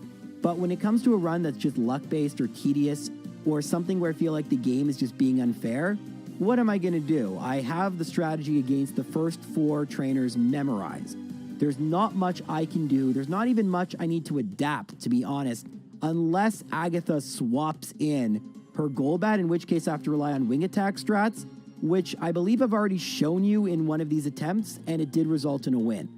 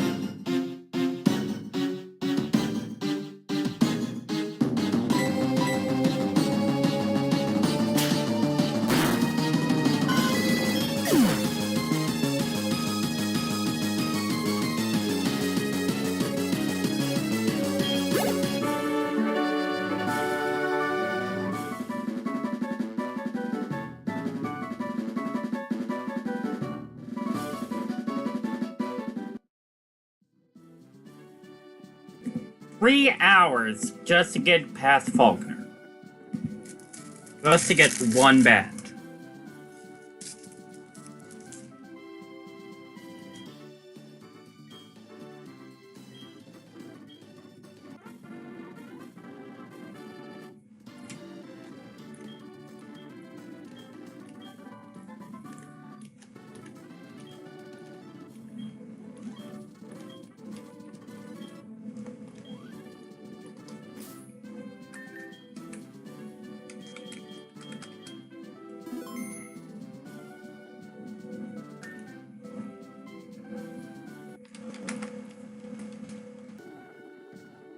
Oops.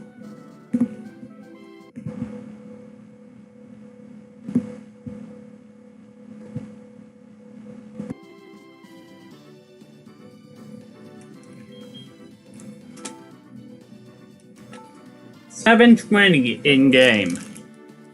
Jesus Christ.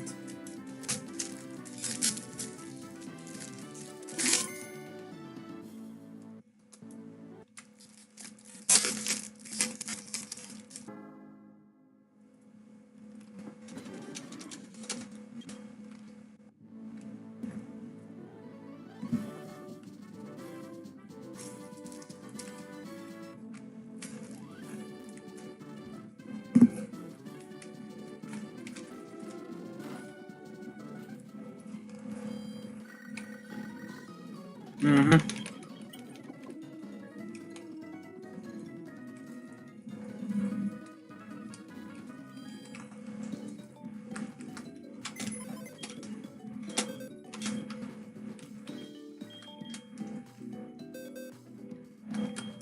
So I make some room real quick.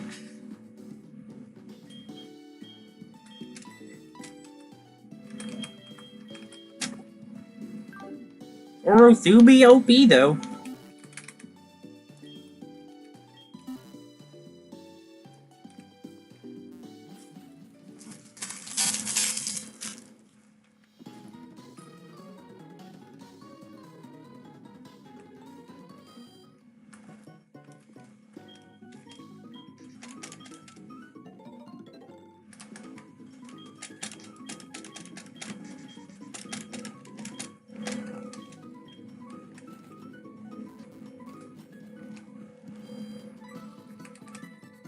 Mm-hmm.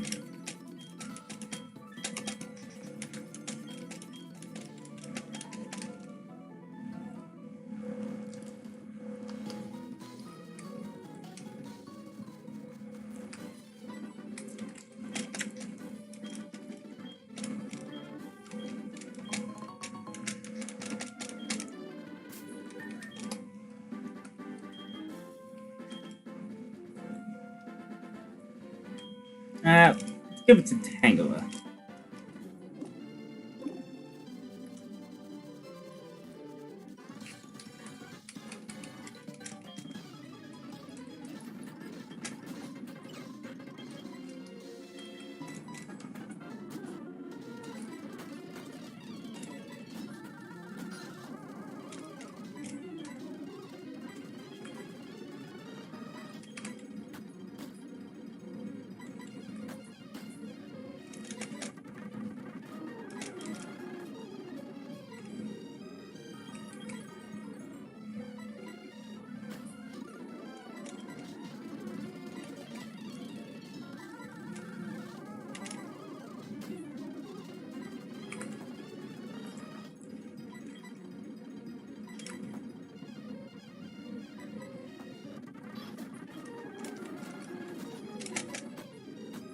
There we go.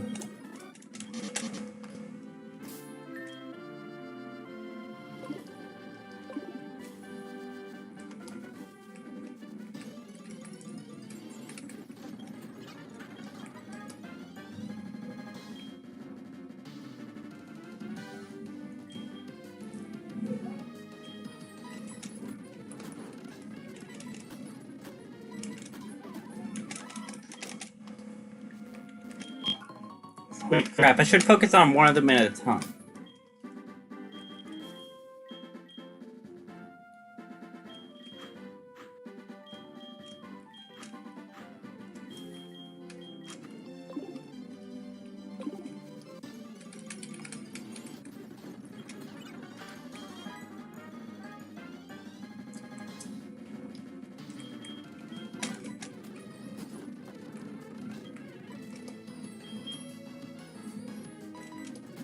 That's a bit of a problem.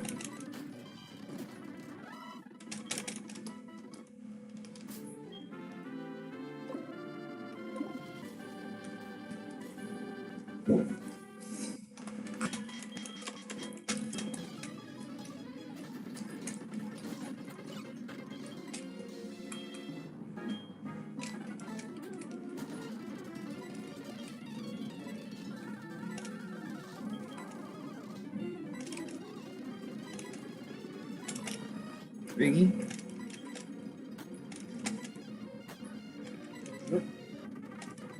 4, 5, 6.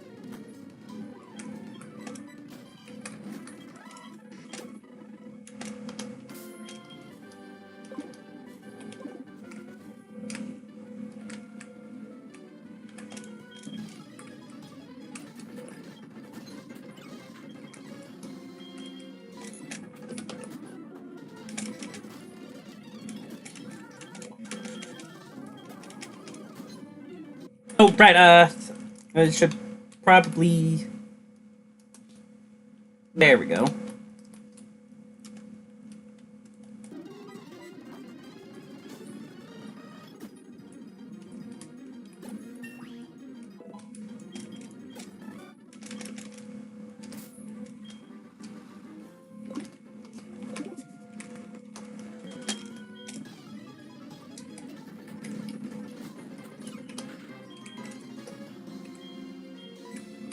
Nope, nope, nope.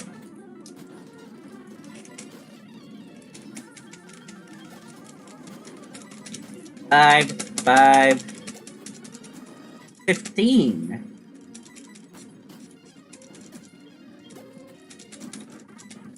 And 5.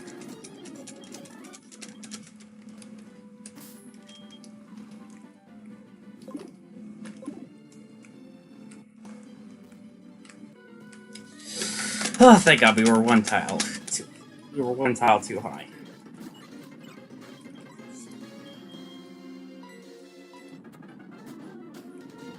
Ow.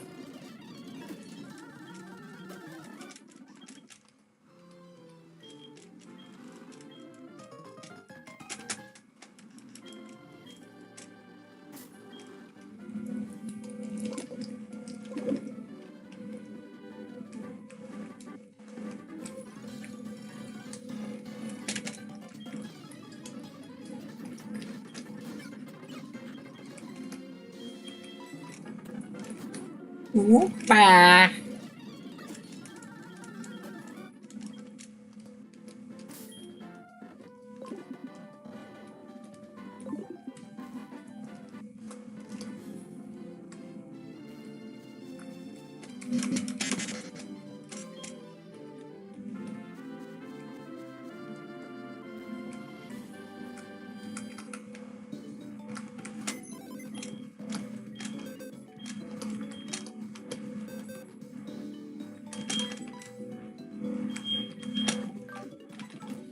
Real quick. Oh wait, no, shit, never mind.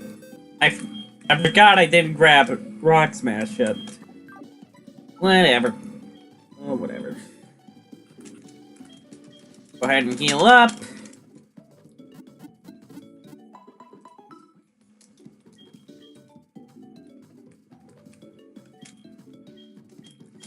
Grab the old rod.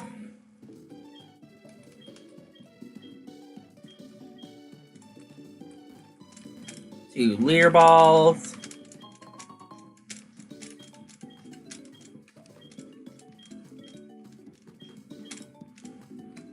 Capricorns rule.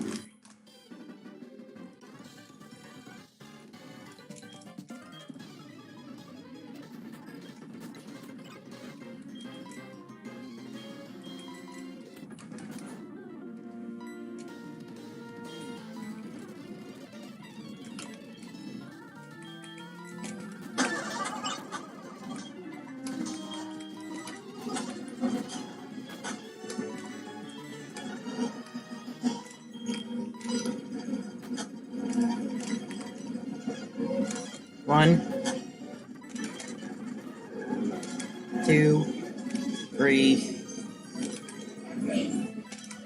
four,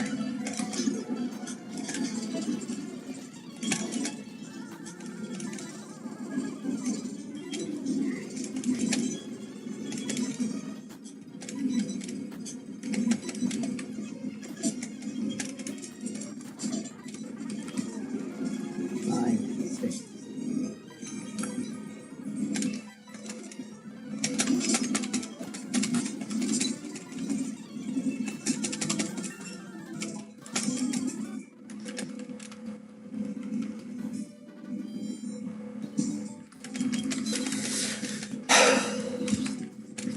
Sand attack is the fucking worst.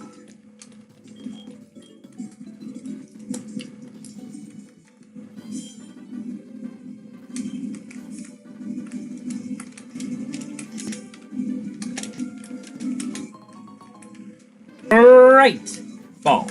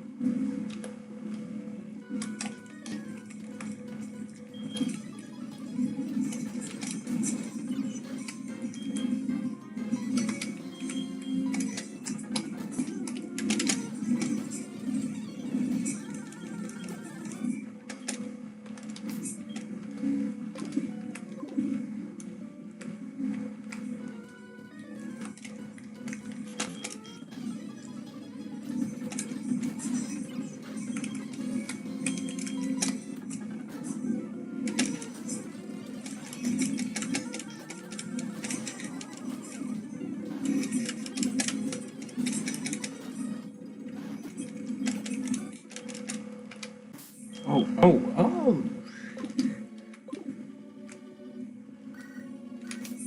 Yes, Liz?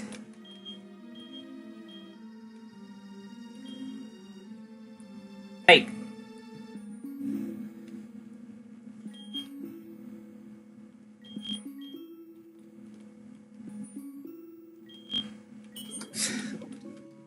Liz is the young... Yeah. Liz is the Salon Twins is a sister to the Salon Twins?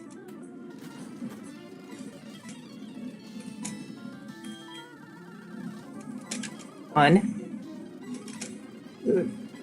two, three, four, 5, 6.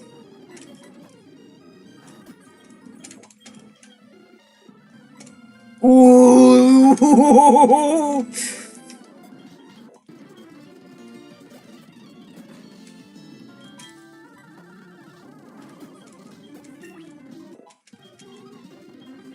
Oh, poison powder.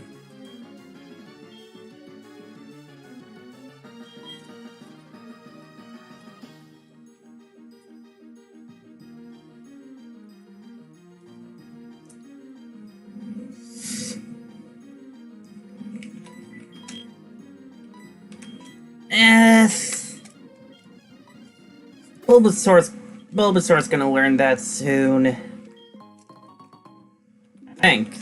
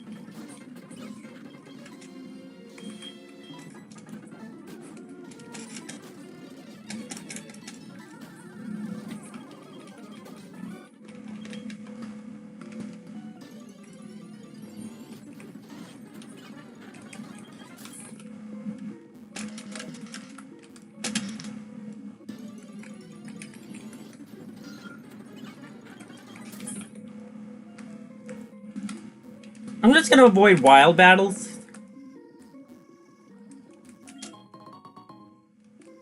For now.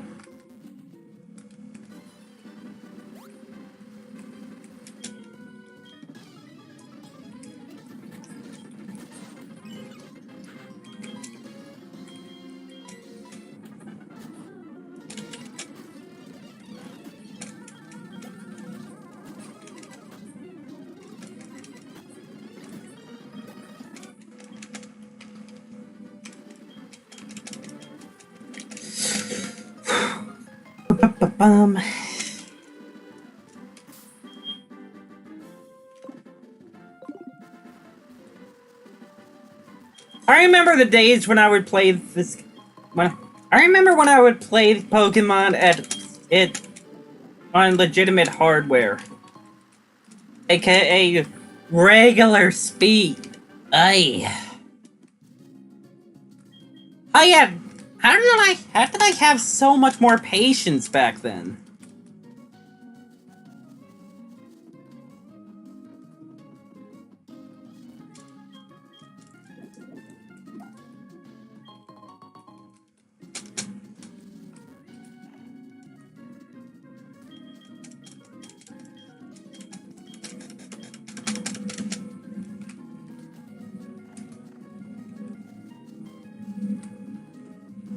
Wait, hang on, heal up first real quick.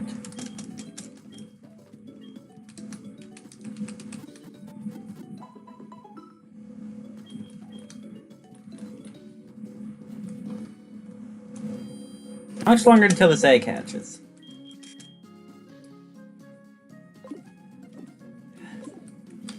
Okay, let me get Slugma.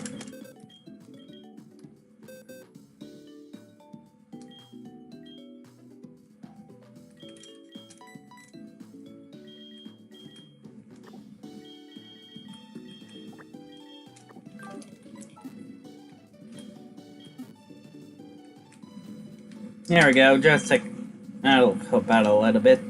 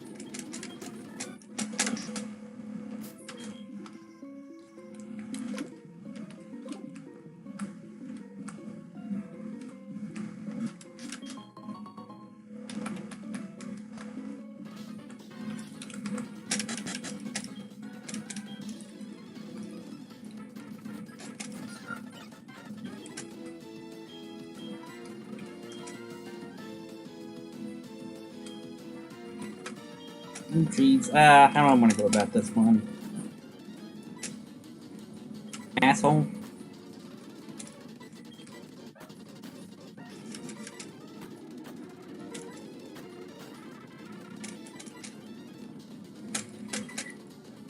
1, 2, 3, 4. See if you go. 5, 6.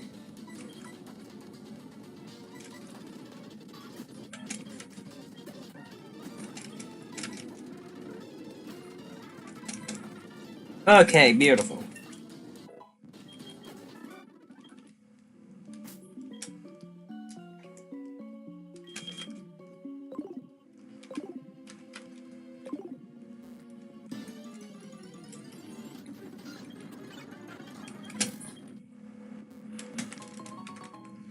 Super potion.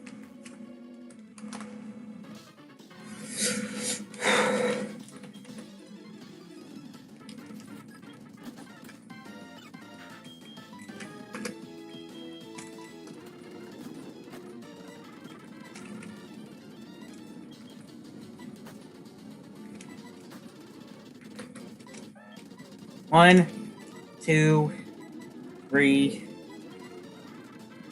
4, 5, 6.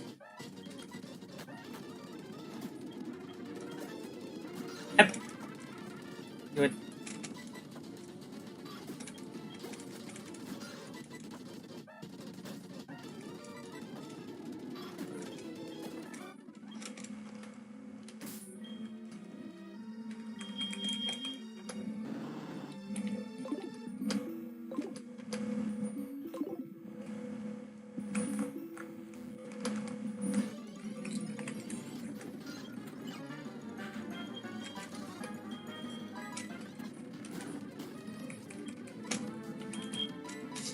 What the heck? What the heck? Let's just go on ahead and get Tangela up to the level cap.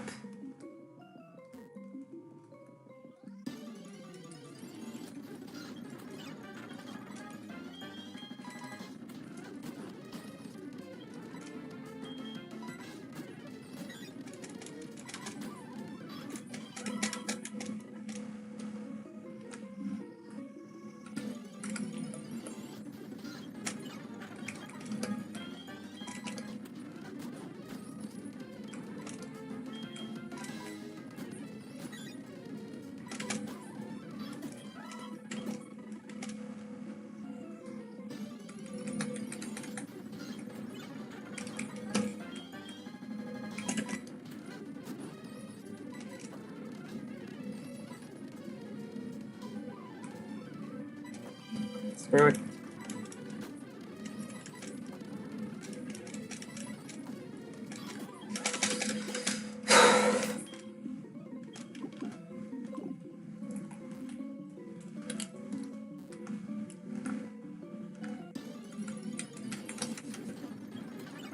Finally, a Slowpoke.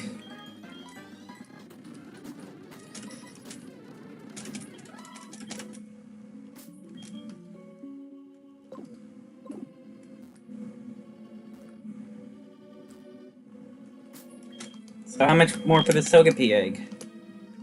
It will hatch soon. Ish.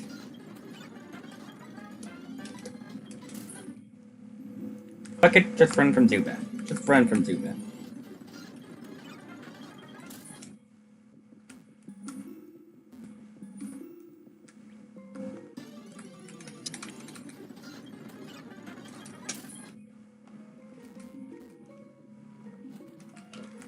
You know what?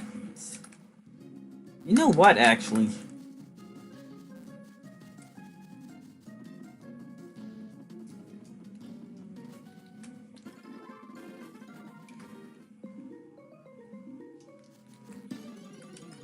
It's probably better.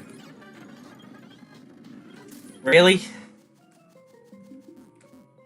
It's probably better just to grind here.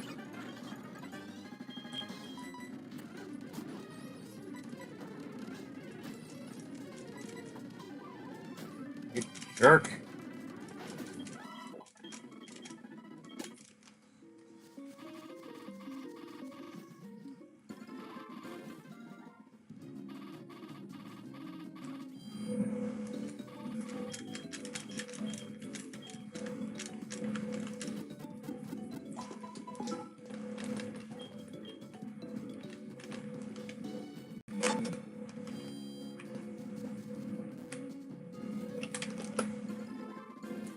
Okay. Okay. Okay. Fuck.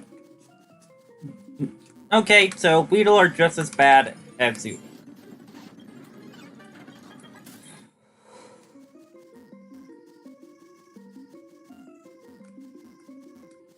Hooray, it's 5 o'clock!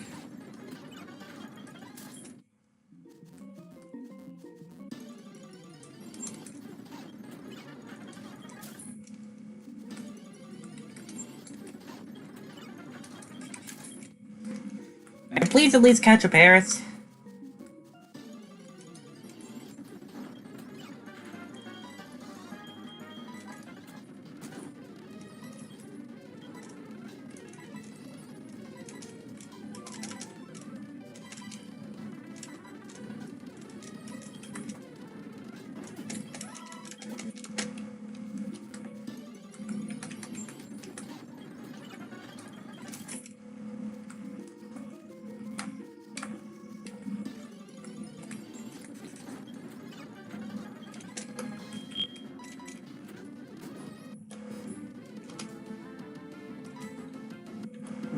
Hang on, actually. Okay. One. There's one growth. Here's one. One growth earlier. That's one growth. Two growths. For three growths.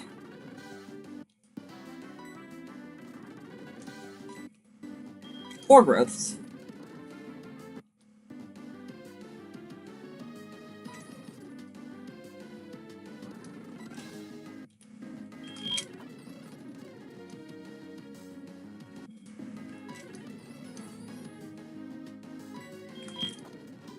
Okay, so I actually do need six hold. All 6 growths to one shot.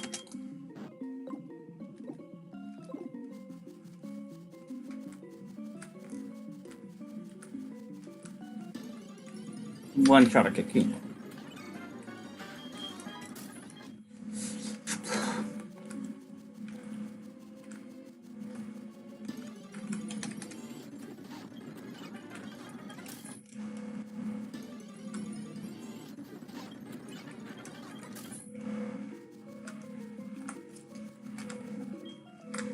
Oh! There's Togepi.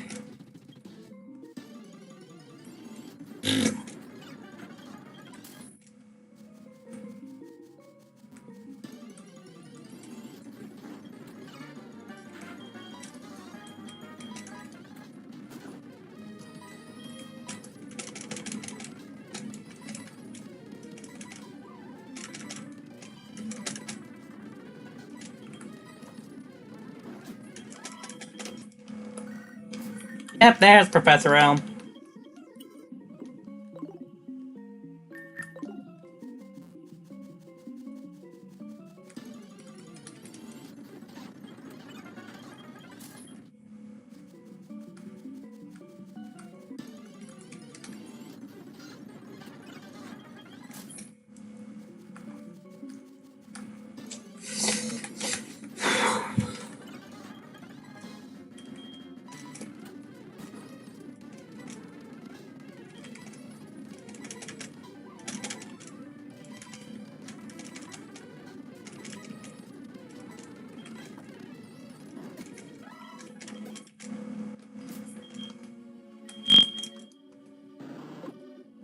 $220 more.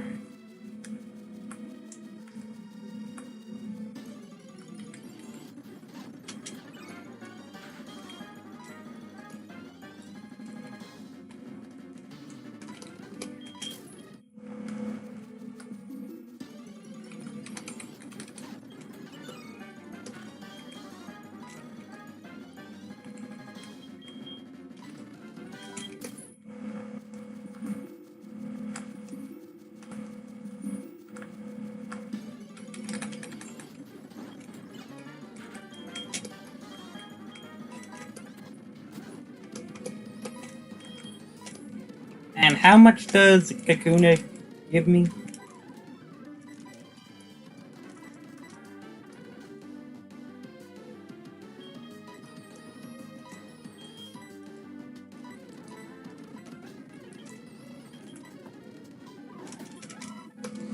25.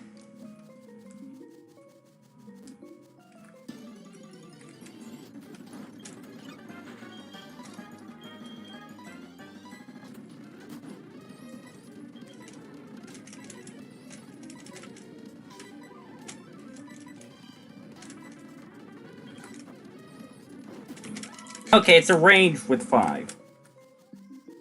Noted.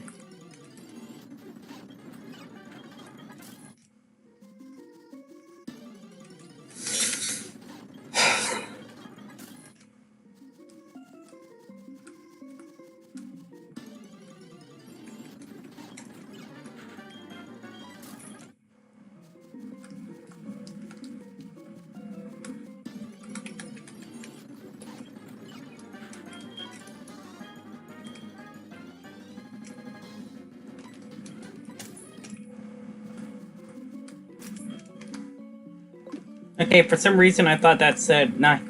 For some reason I thought I read level 19 on Marill. I was like, wait, what?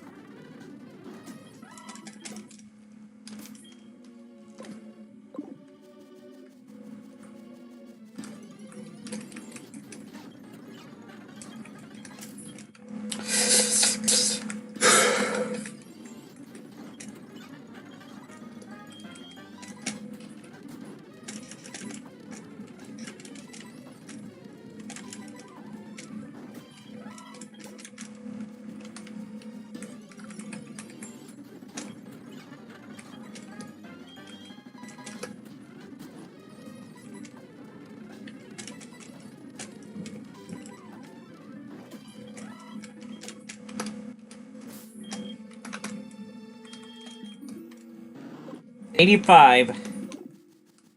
Need 5 more XP to go.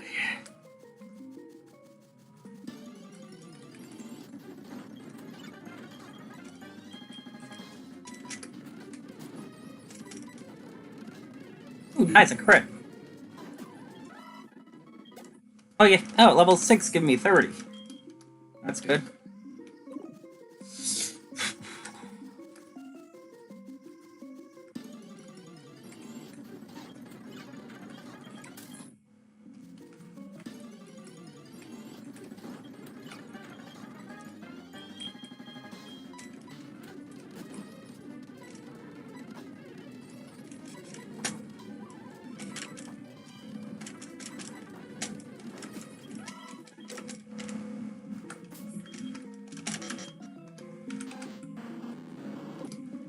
Okay, one more Kakuna.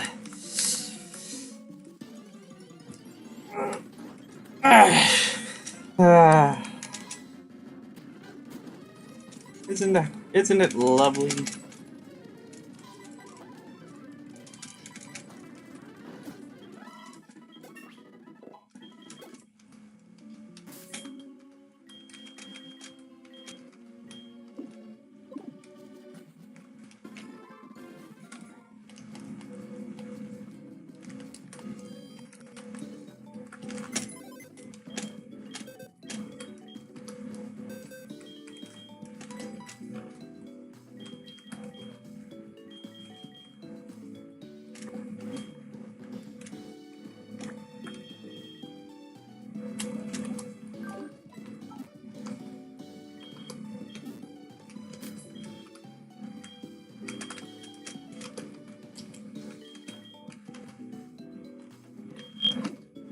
Now Bulbasaur gets the miracle.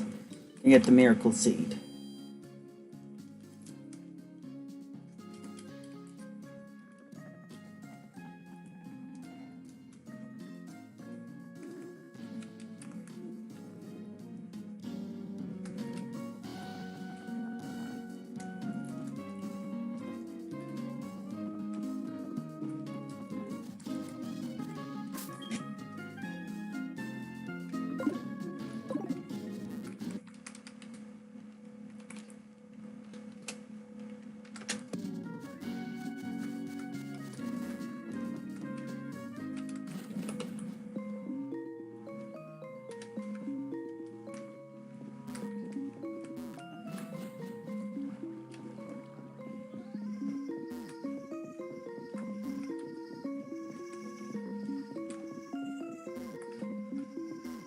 Really? Not a single encounter. Wow.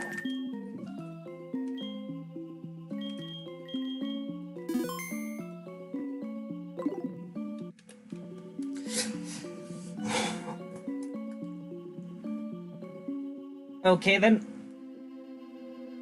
Let's just go on ahead and do the. Let's just go on ahead and do the. Just go on ahead and do Proton, the Proton mini bosses, and the rival back to back.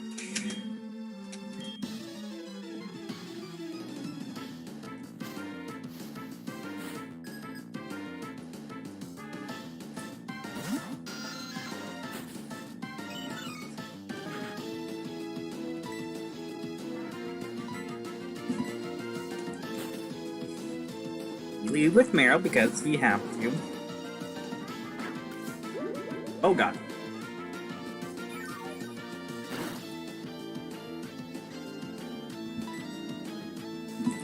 Go on ahead and Leech Seed.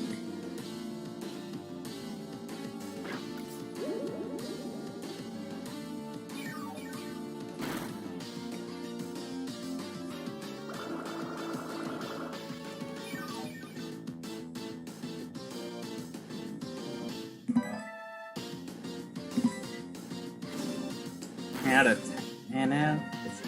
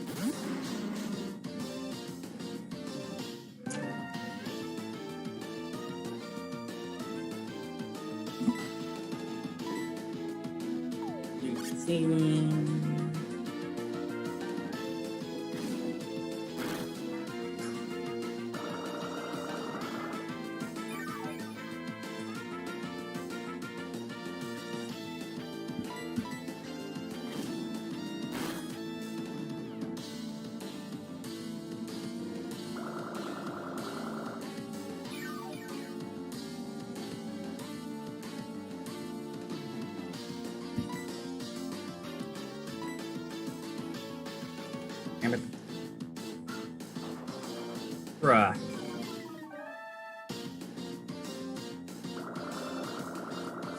I'm staying in.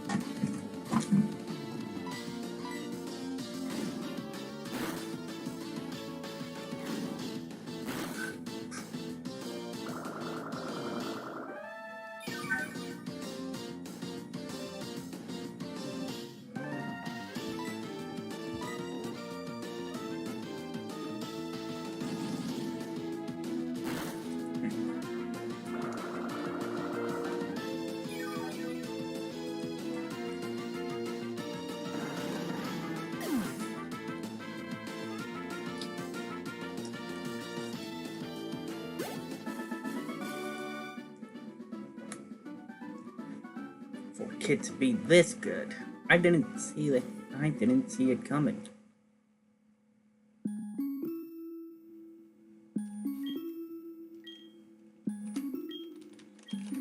Yes. Story is the exact same as in Heart Gold.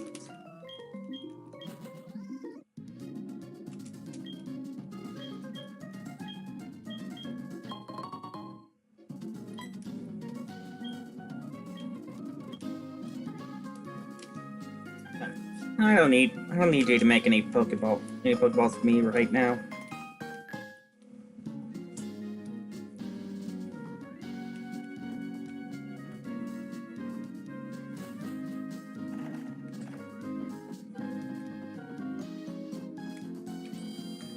Go ahead and heal up real quick.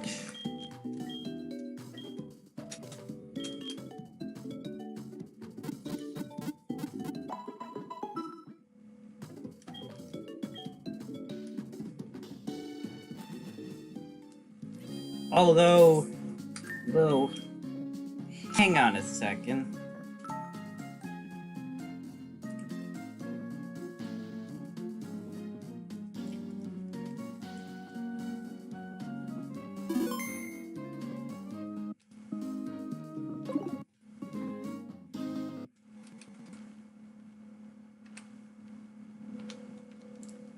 On the topic of Kurt and his Pokeballs,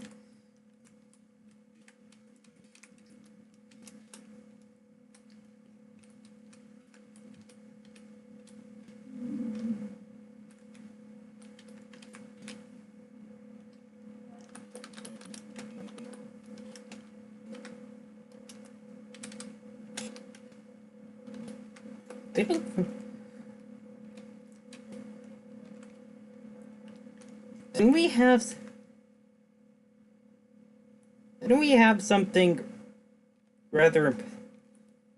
Wasn't there something that we were? Weren't we doing something? Weren't we doing something? Weren't we waiting on something yesterday? What? You could have that bar. Those are Mom's bar. I'm sorry I had Mom's bar. Go down to the store. Now? Ish. I barely made any progress today, though. What?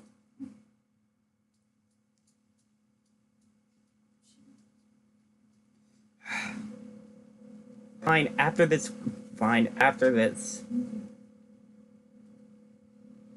But anyways, as I was saying, weren't we waiting on something yesterday?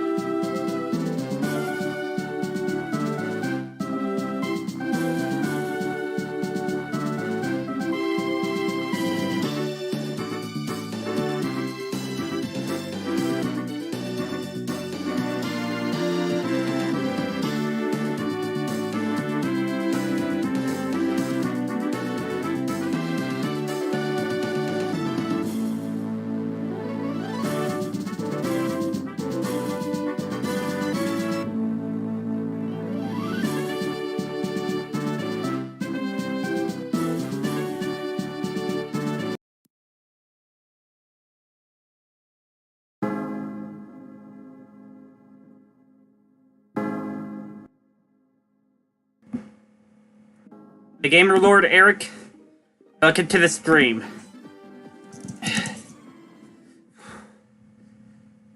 Hopefully you're still around.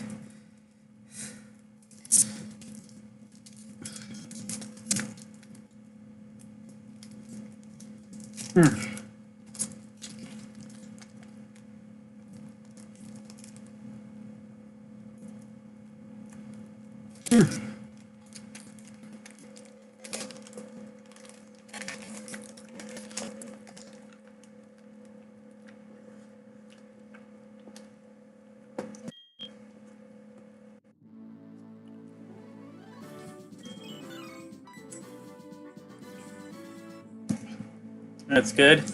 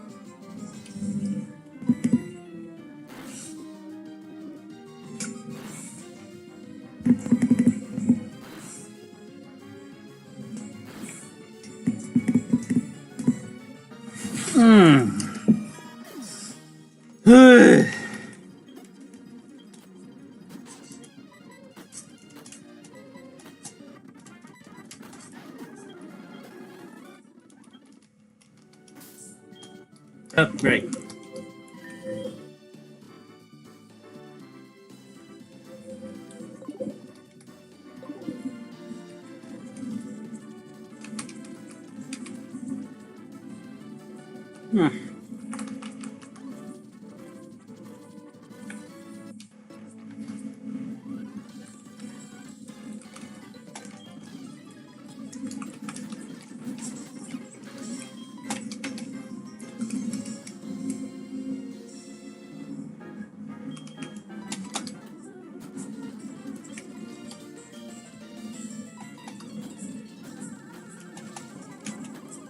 Asshole.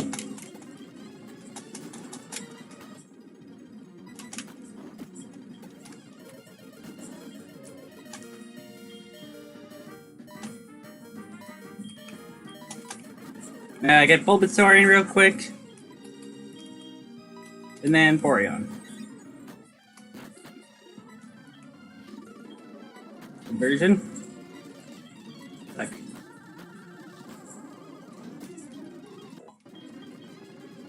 Our soup!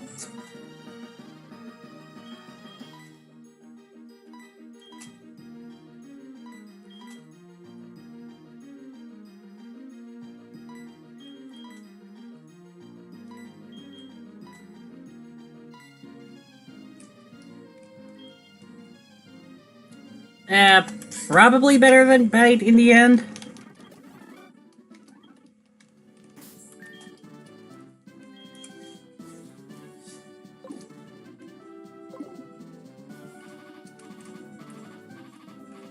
Let's quickly shake that poison off.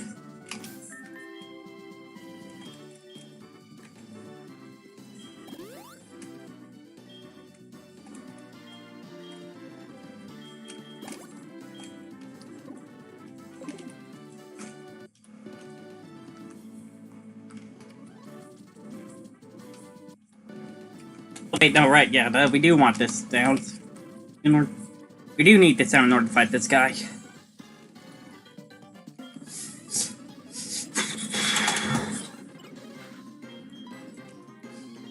Okay. Okay, now you're just taunting me right now.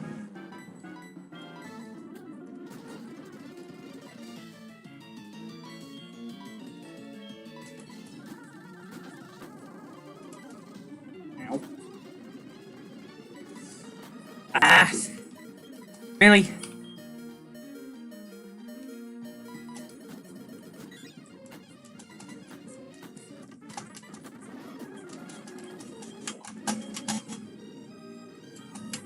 Yep, there. Yep, I know it. Poison powder.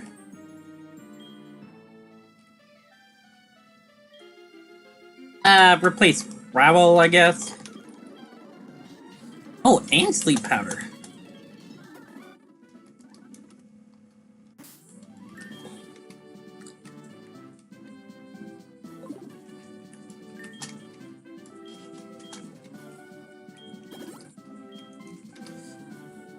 How convenient that I found an awakening earlier. Is it? Huh? Don't you think, guys?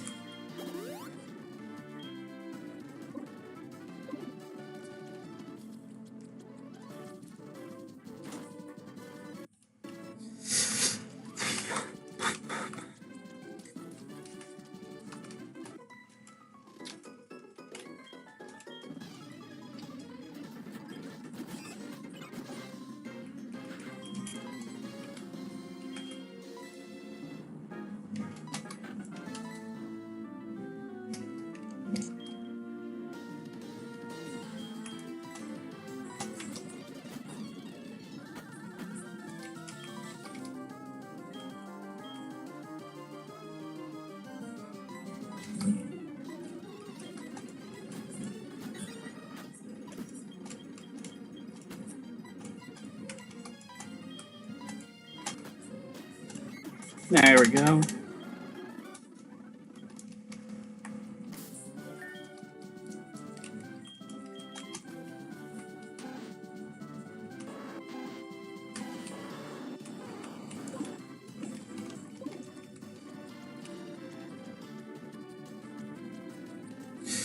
I really don't want this to end up just being the Marill only run.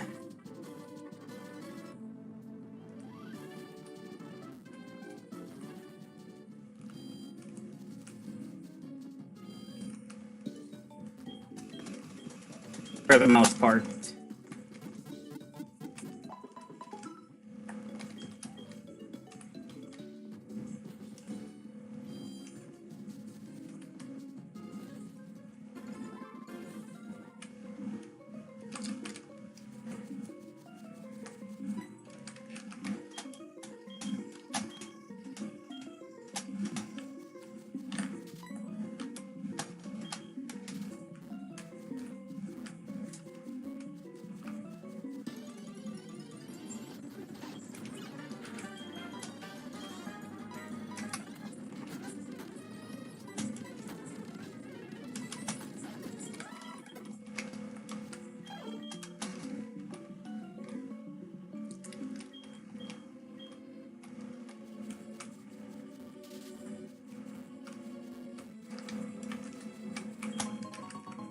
Revive.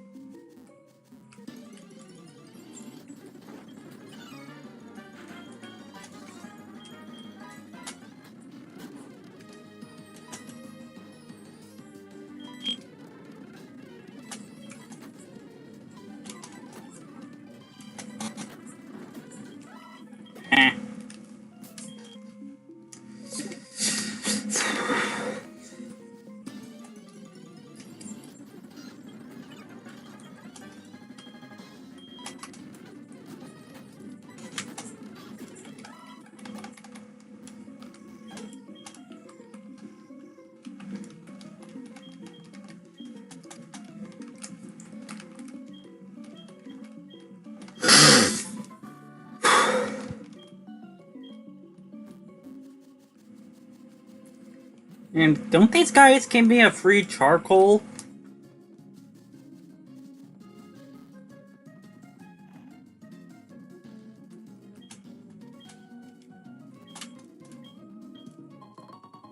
Yep, there we go.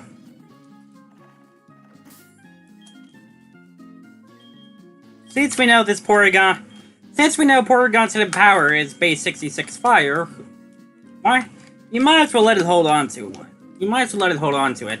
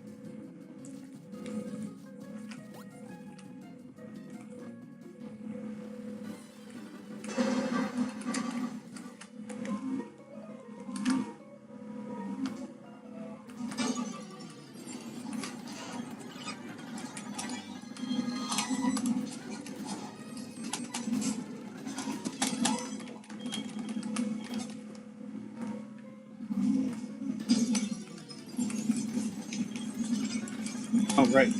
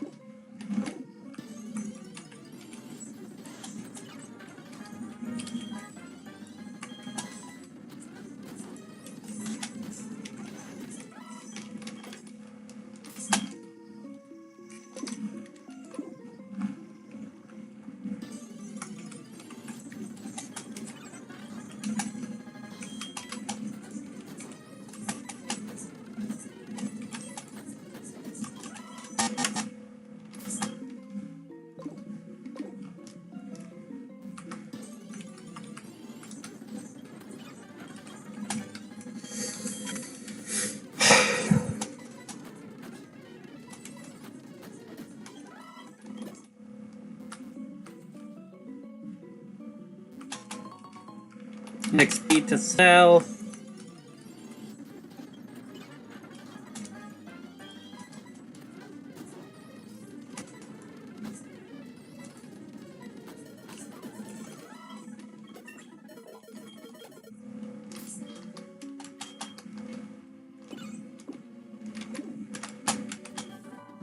Rock tool.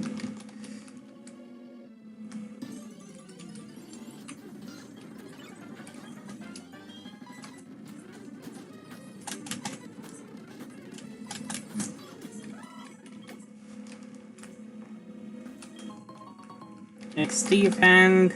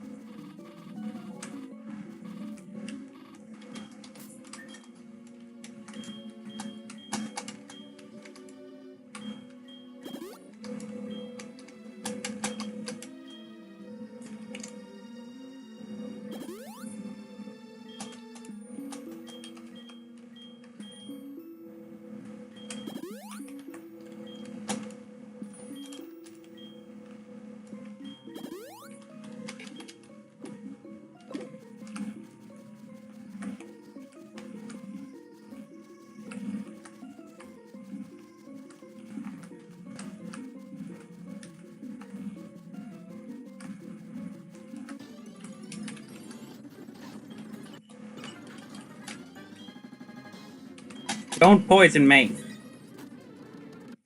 Fuck's sake!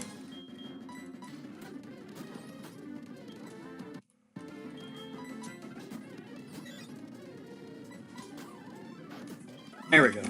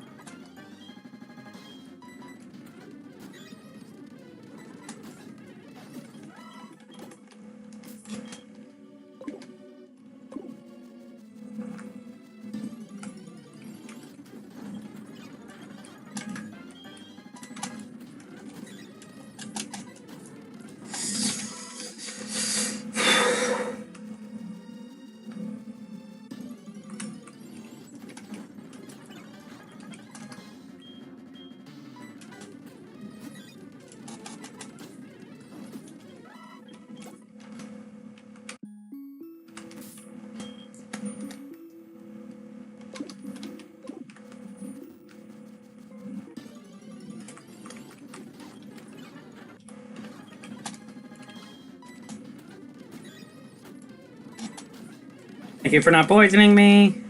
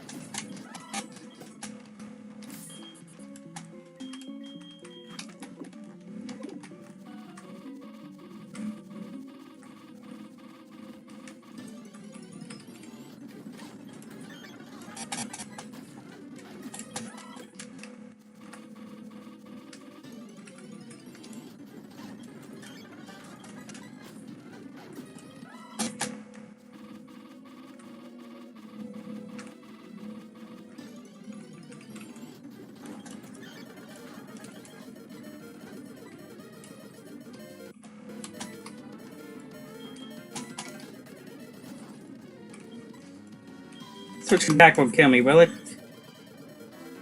Okay, good.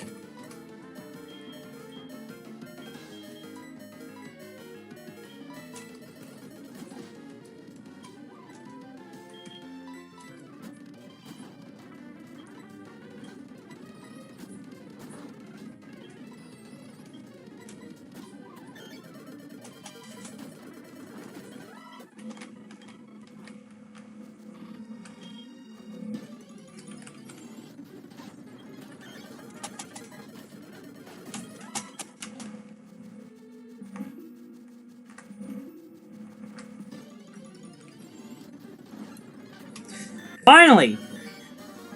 My cut user.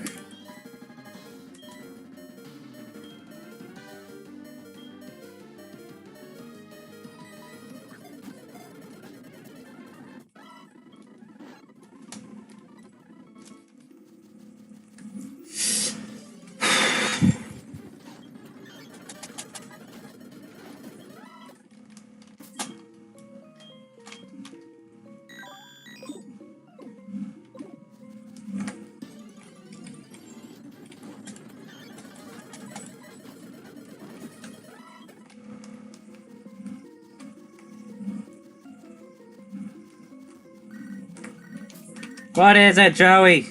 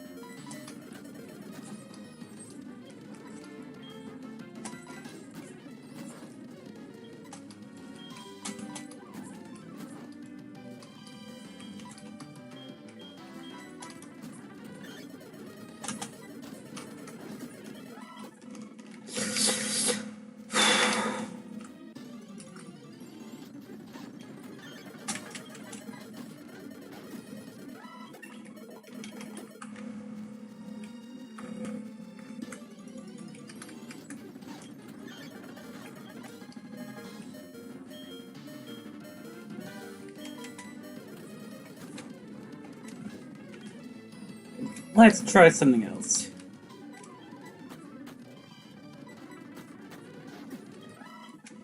There we go.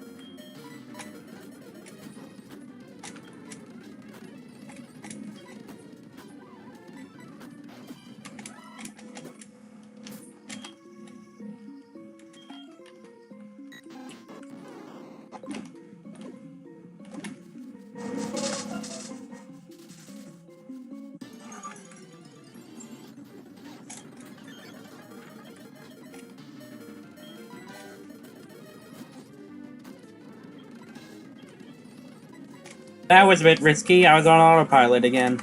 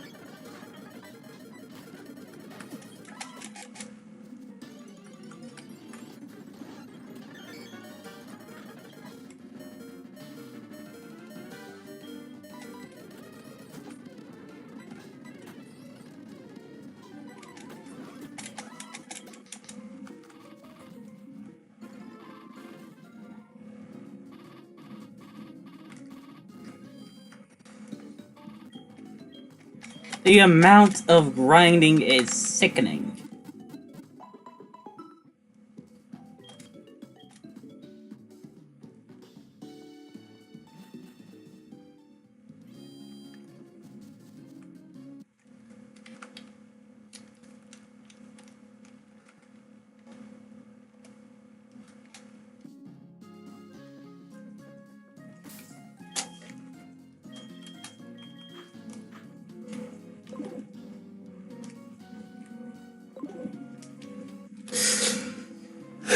Let's just get the ability to serve as ASAP. Let's just get the ability to serve ASAP, so that I can get EXP, so that we can get the EXP share.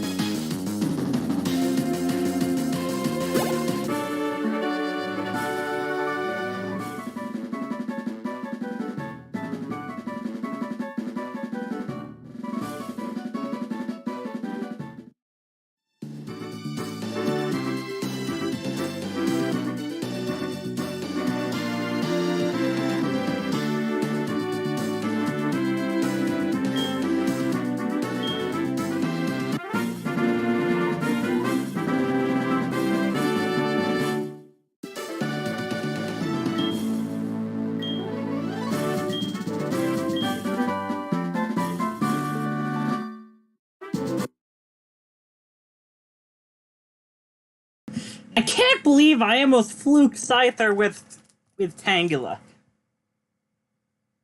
If she stayed asleep for just one more turn, he would have got it.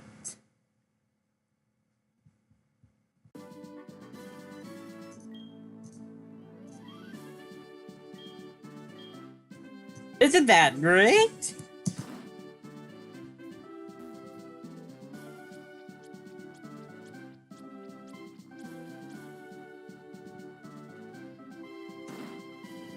Oh god, how do I go back?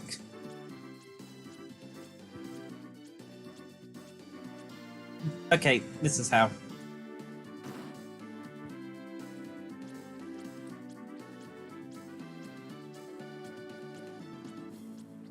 Oh yeah, Wendy's came during the fight.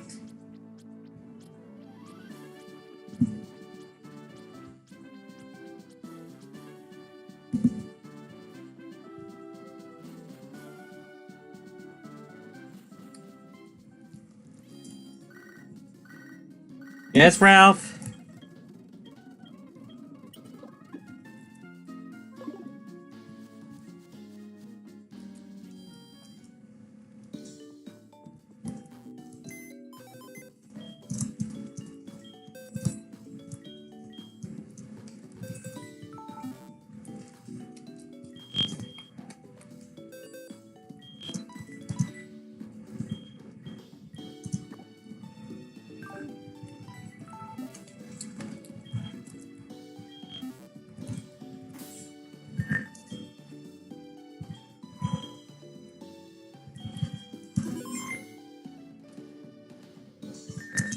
And then bag.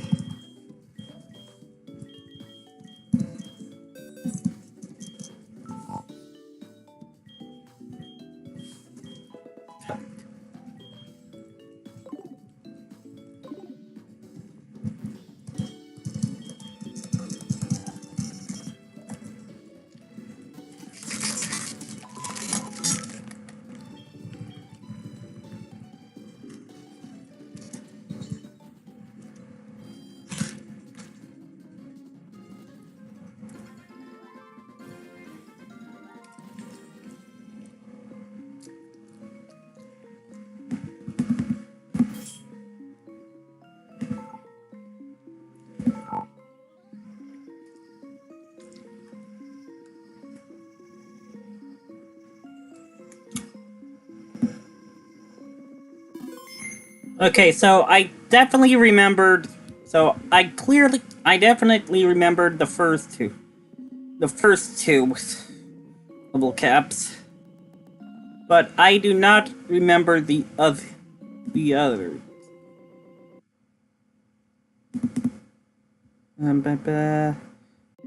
19, and then 25.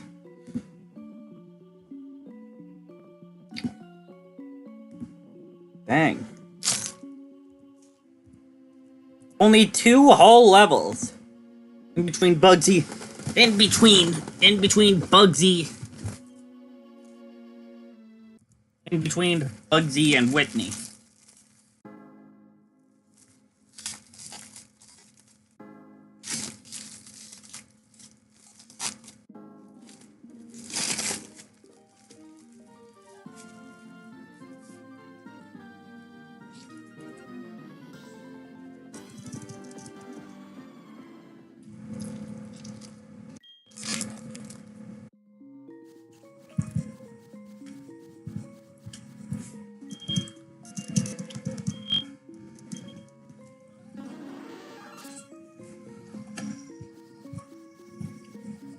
Oh, it's blue now. Interesting.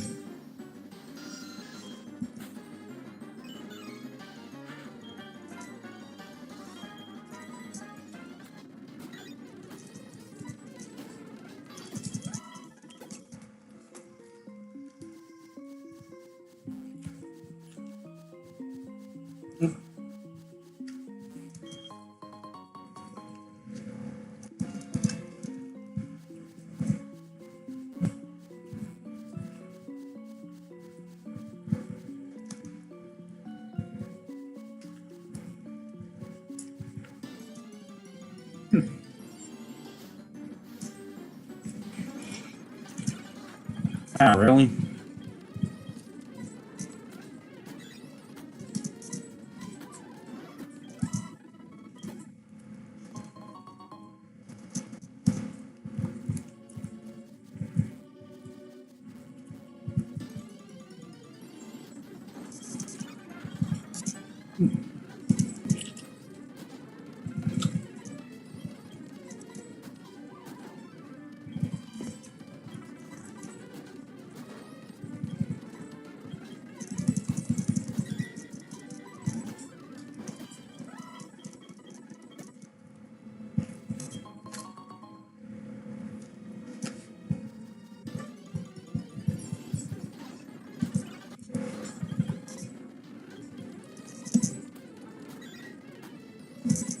Okay.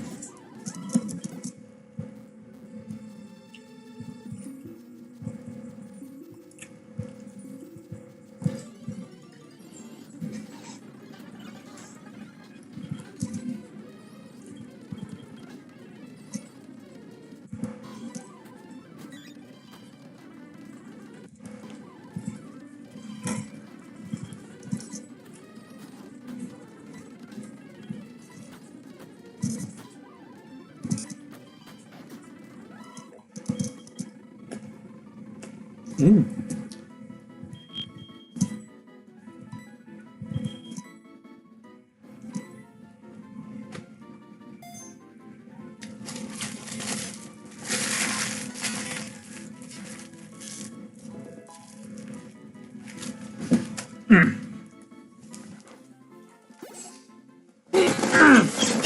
Oh. Nope.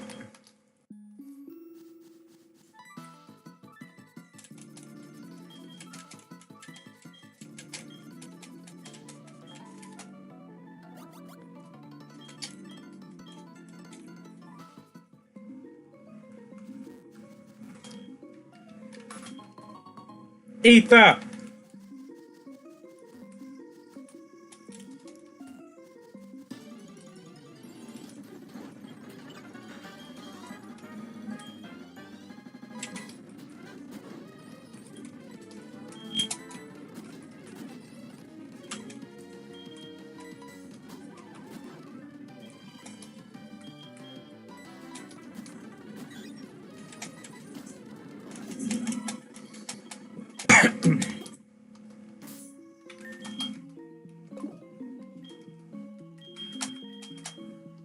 Nope.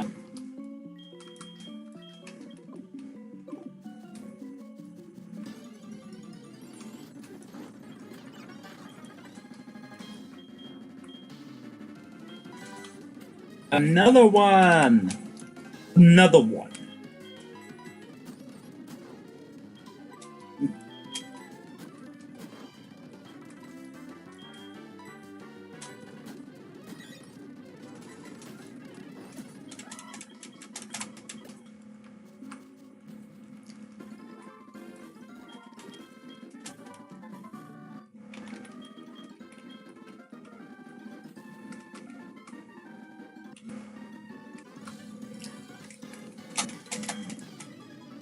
This is where you do your training, huh? That's cool.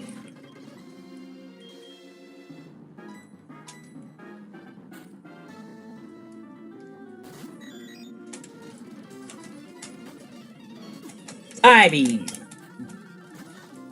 Psybeam. Psybeam. Psybeam.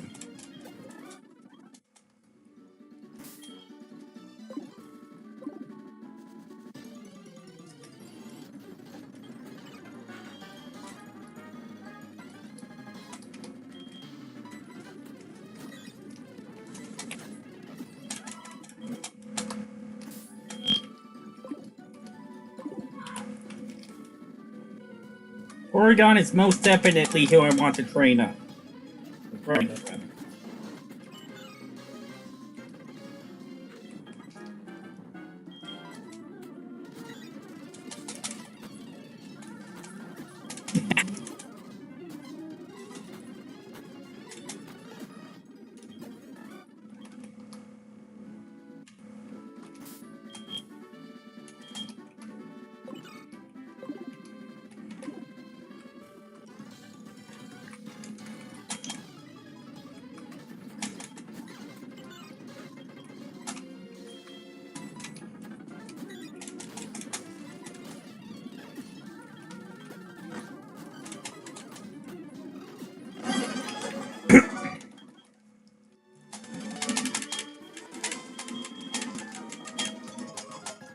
Bum bum bum.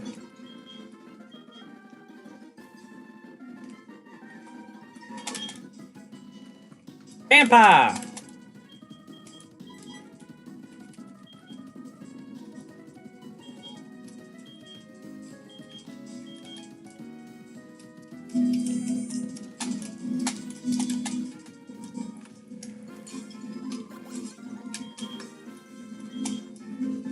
Aha! This is your girlfriend. I see.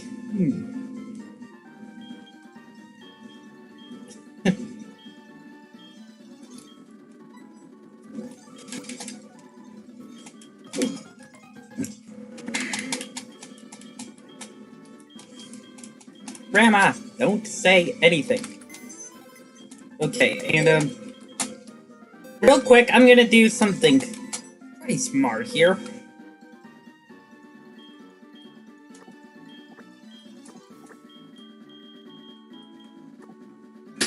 Boom! Full power points. Back to full power points. Back to full power points. Power points are all back up to full.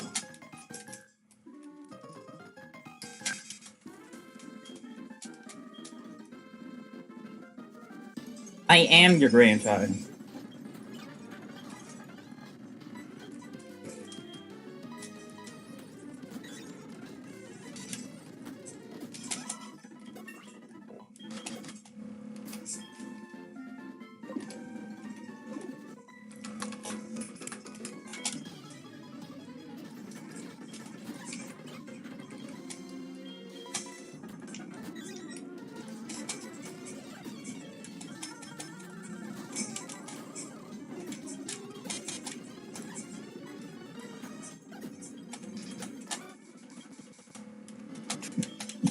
Thank you, Picnicker Gina.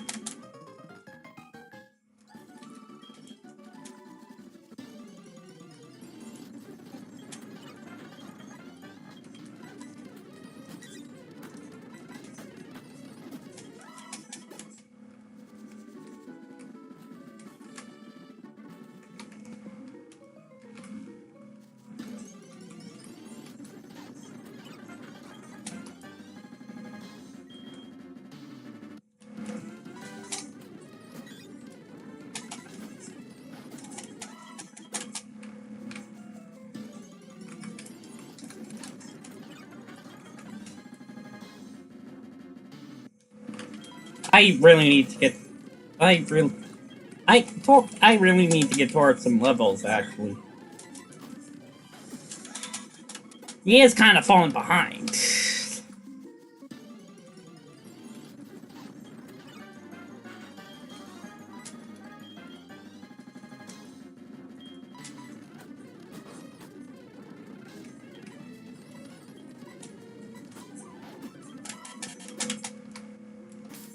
Crap.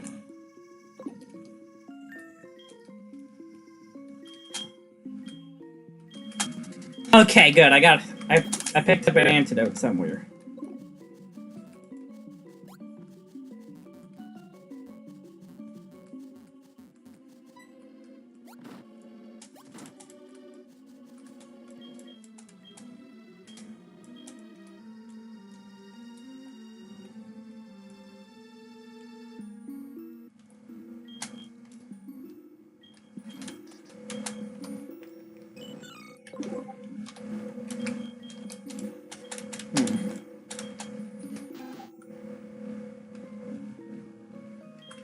To be fair, I never really do. To be fair, critical hits never really happen when I need them.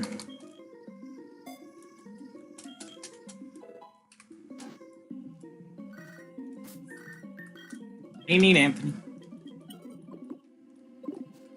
Oh, actually...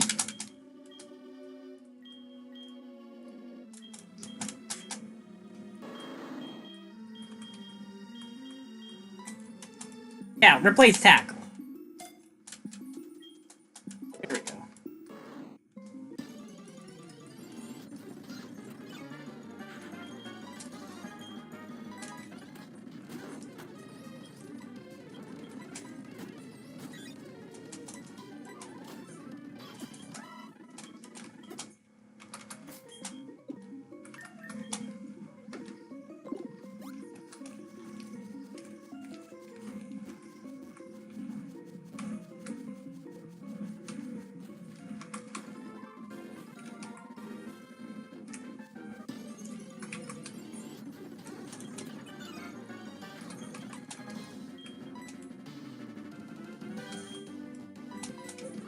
Go ahead and catch a Drowsy for the sake of it, for the sake of the in-game trade.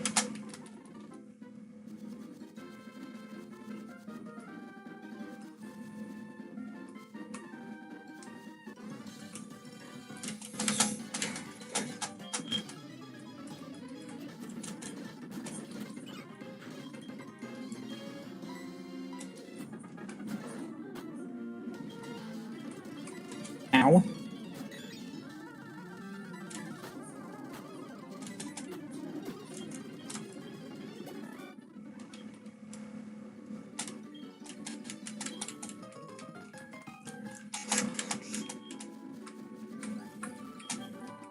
Embargo.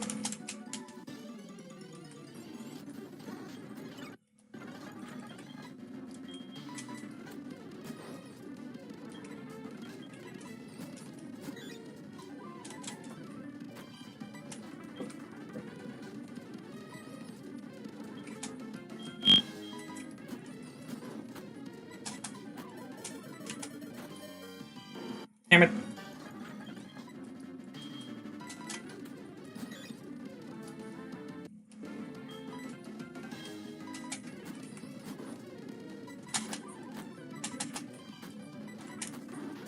There we go.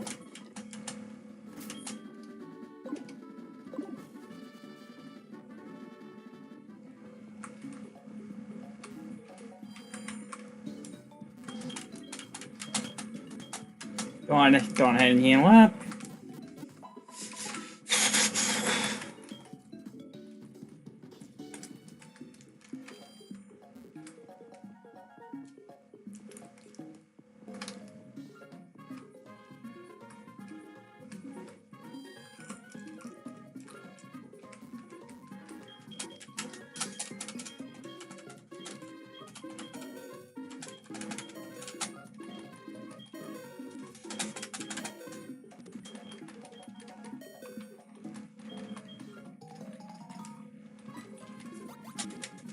Get back to your gym already, Whitney.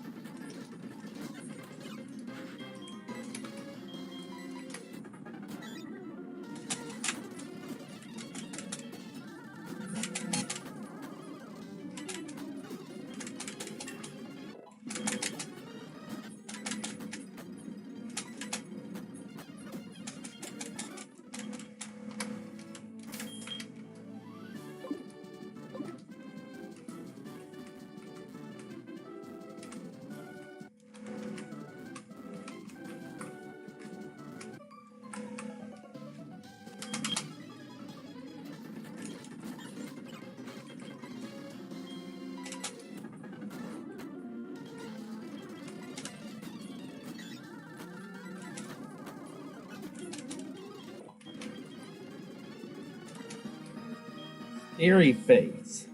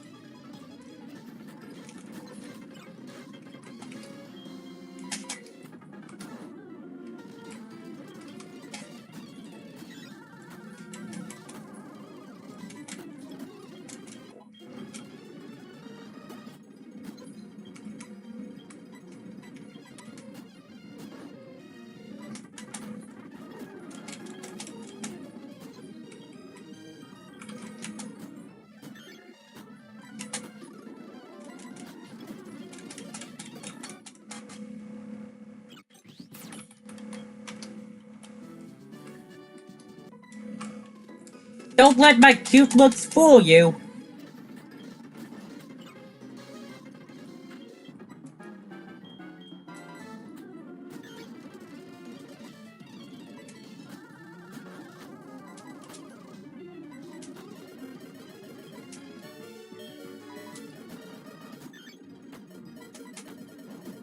Okay, fuck.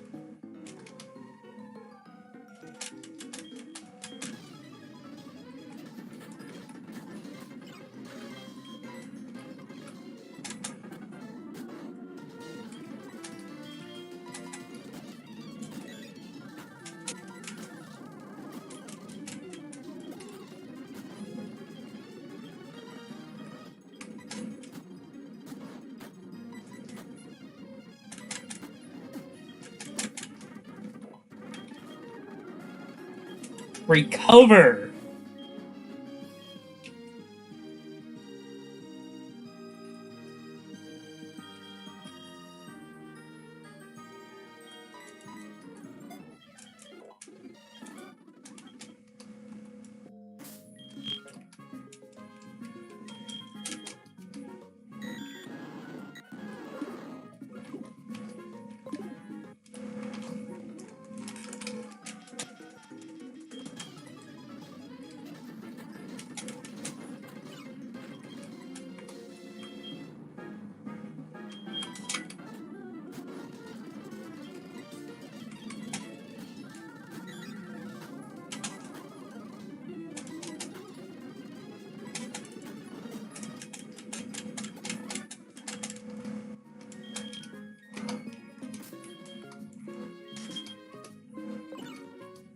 Okay, you're still a bit away.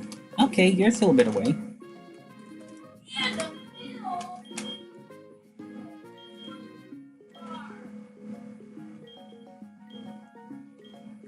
Yes, please. Spruce up my Tauros. Give my Tauros a good groove.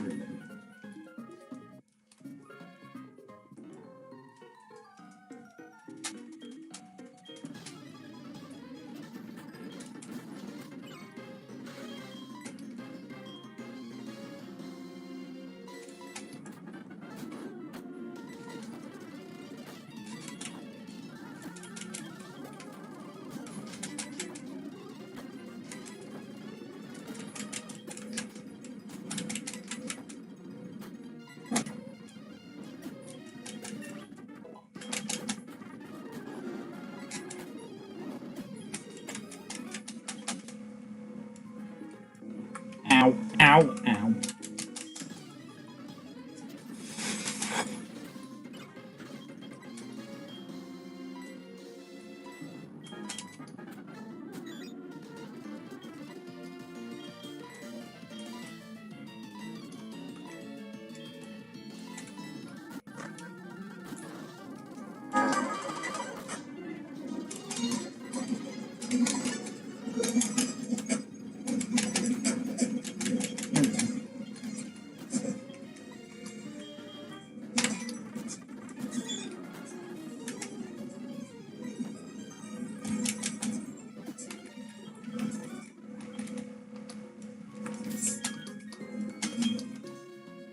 Four nine one 674.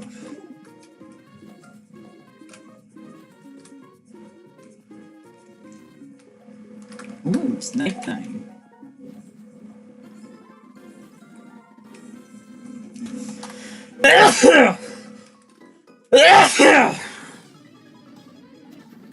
Let me.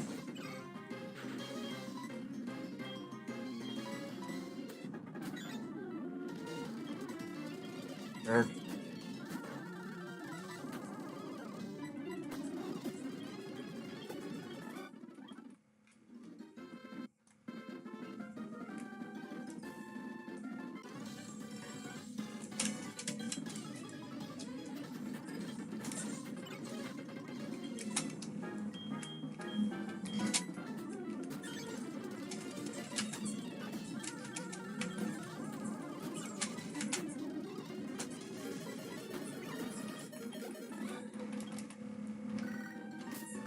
Yes, Ian?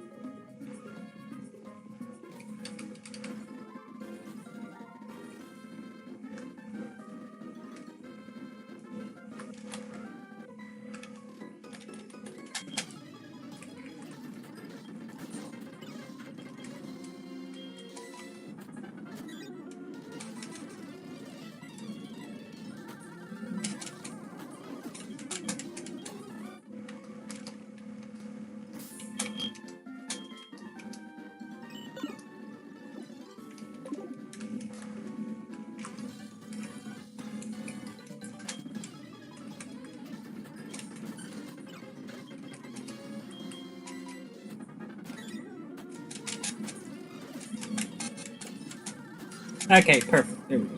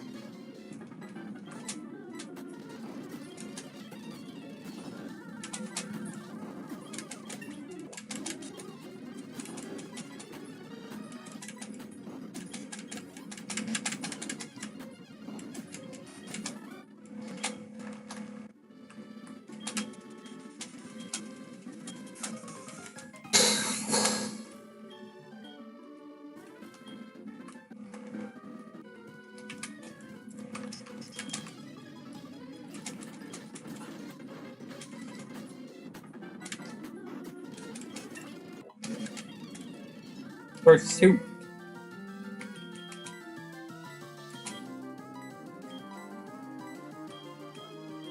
Nah.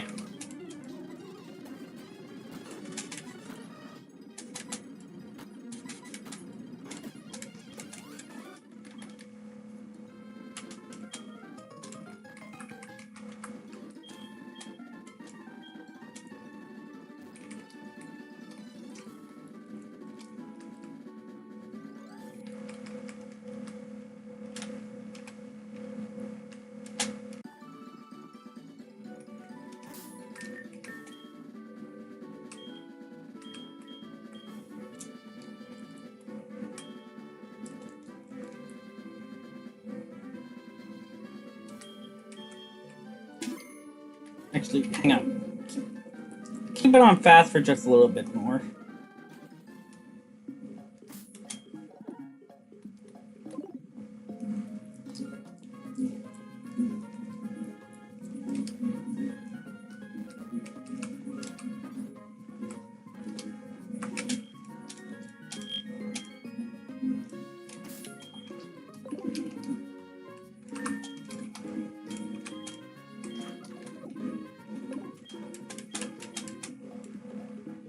God damn it.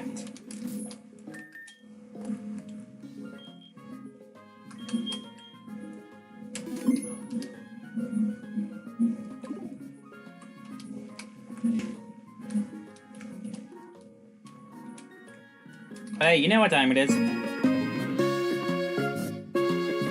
Roll out!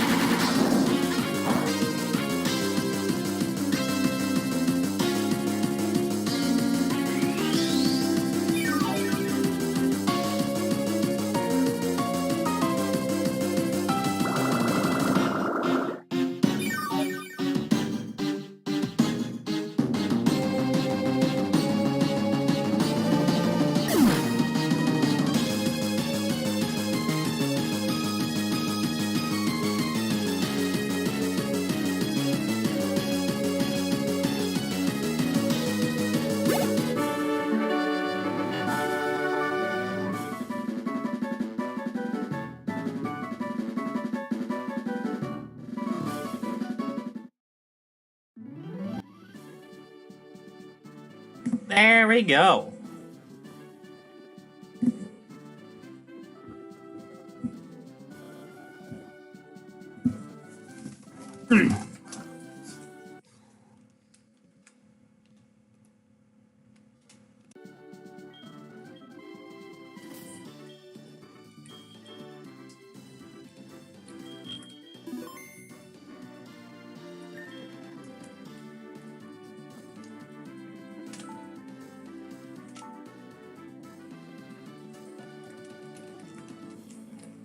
Let's just go ahead and save real quick. Let's just go ahead and do the...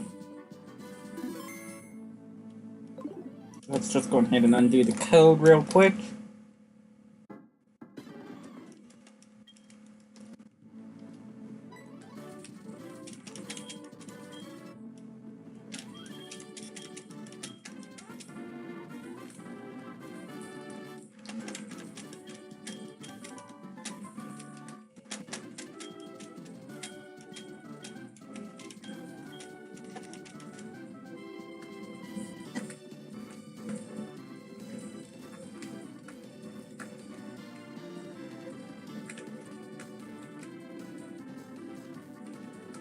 Okay, that's easier.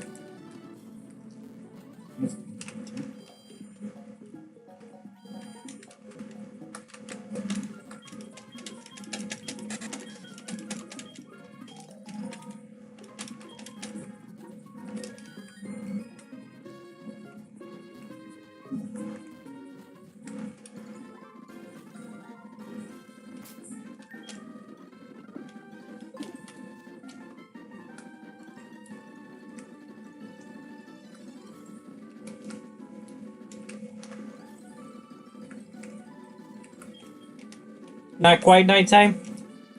Okay, fine.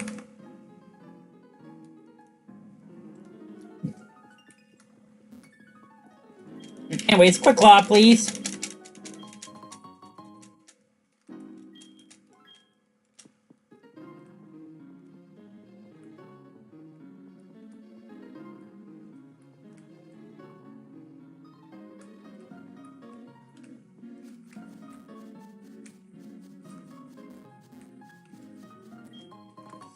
Soulsilver.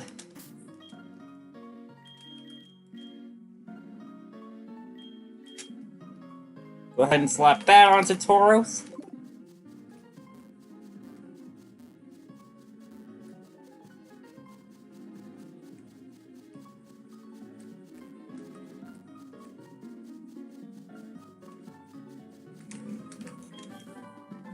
Big.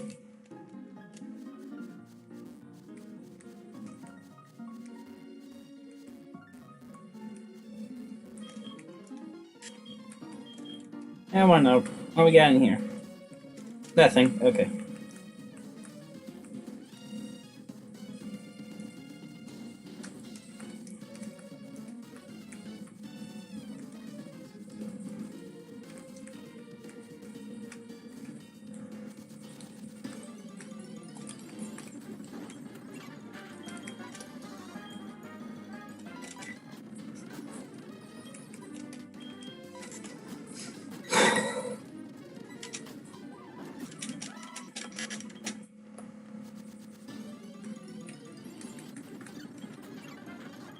Hello, Sunkern.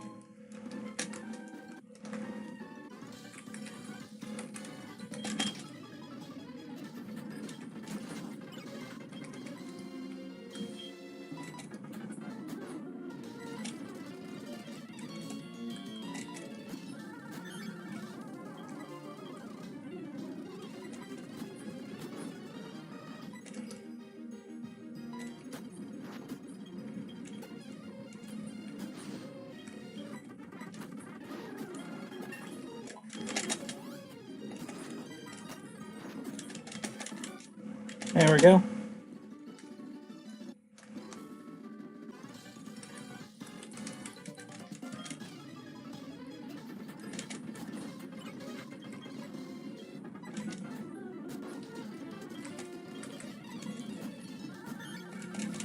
I have one of those. Wrong. Took the other gender though.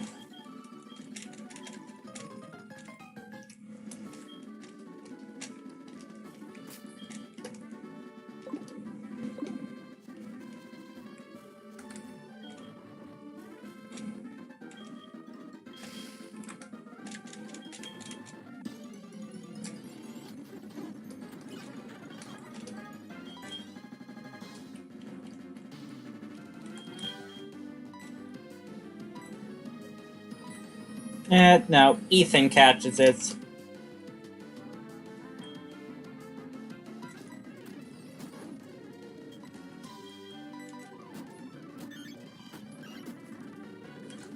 Ah, yeah, asshole.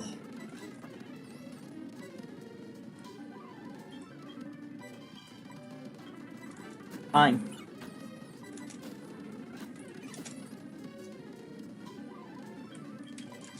Okay, bro.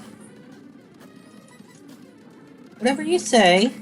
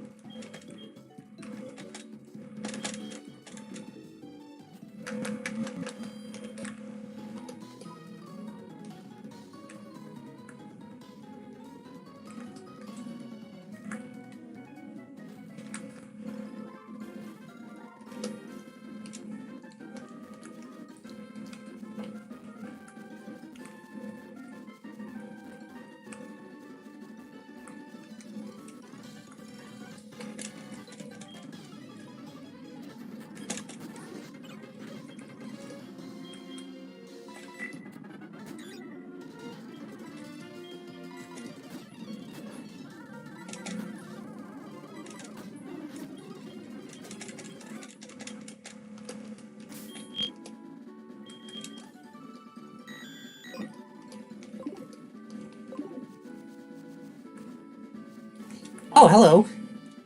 Sunny. Magnet.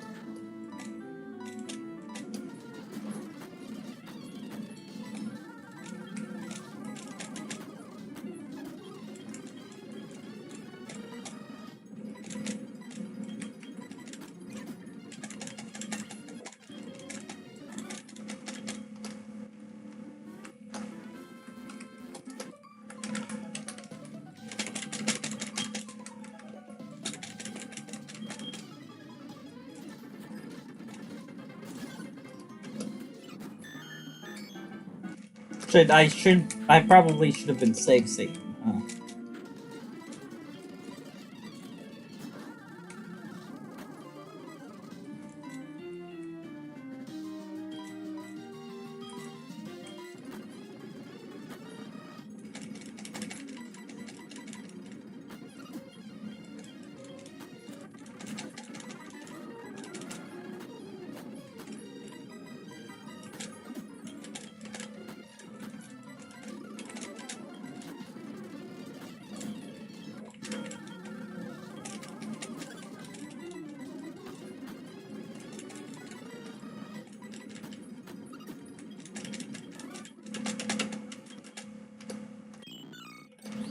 Oh shit, right.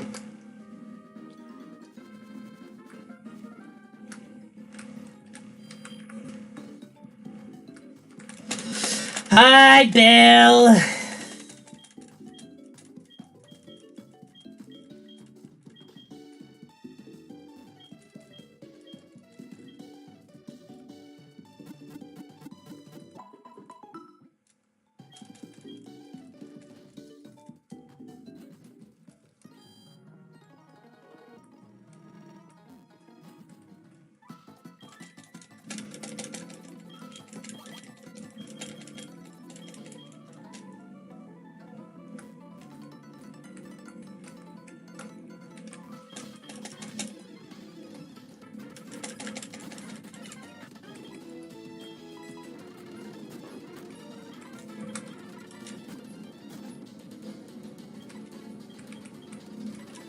Oh, damn it. No.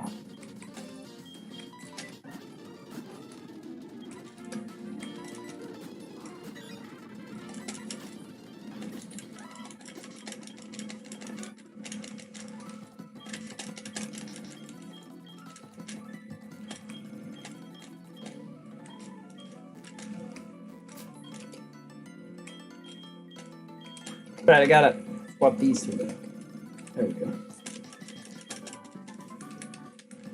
Surf!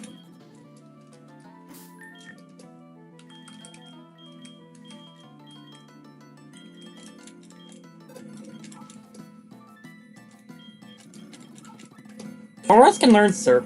So, Goros can learn surf?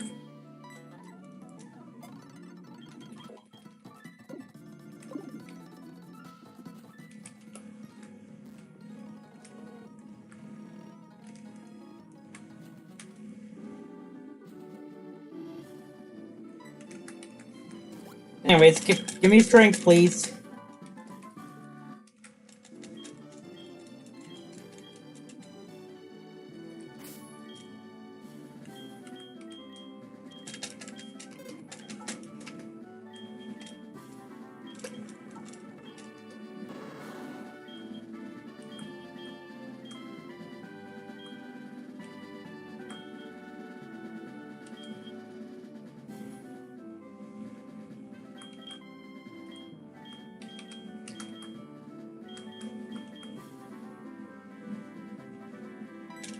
Yeah, why not?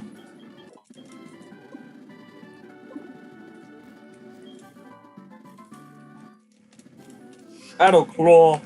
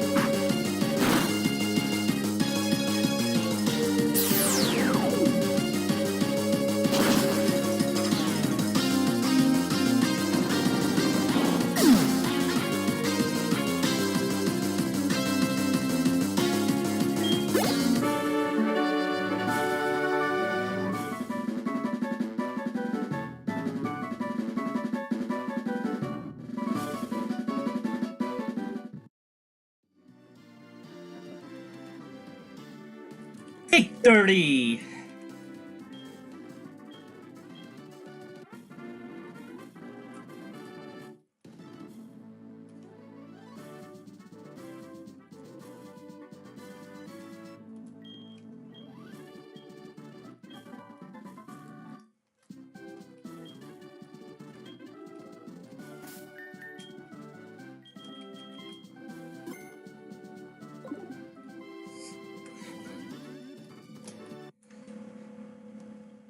Just for future reference, what is the next level cap?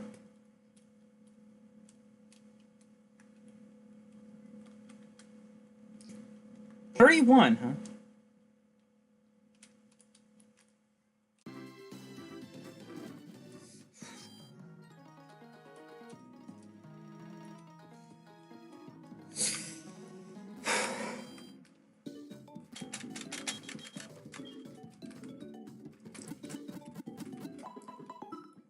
Alright, well, anyways.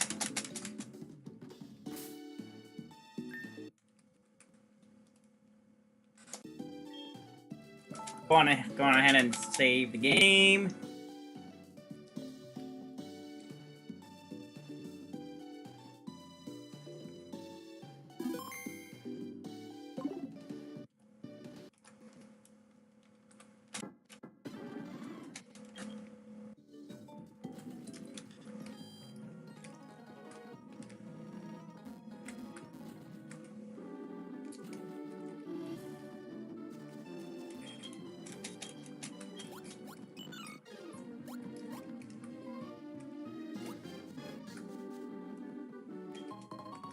Super potion.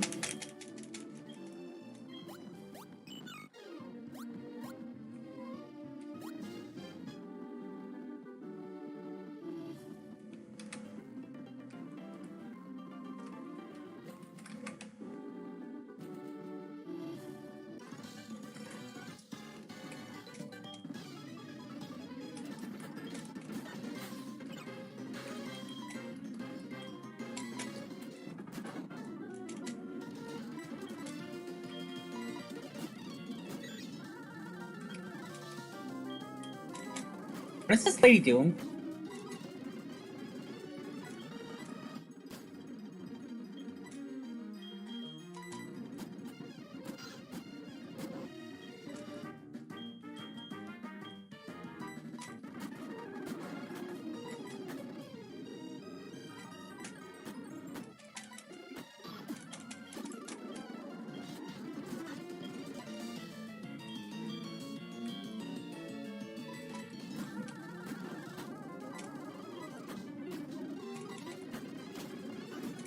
Here we go. Take down.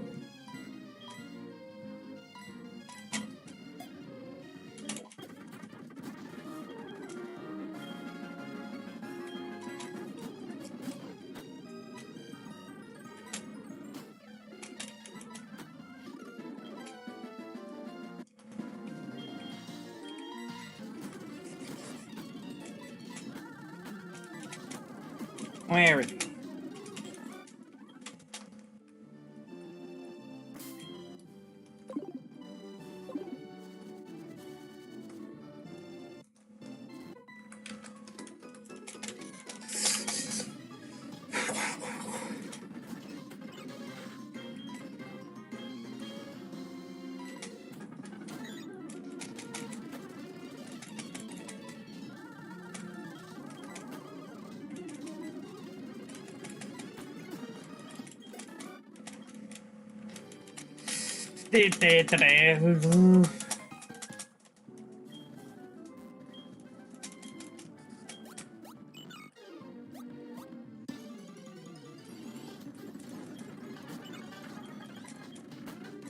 Really?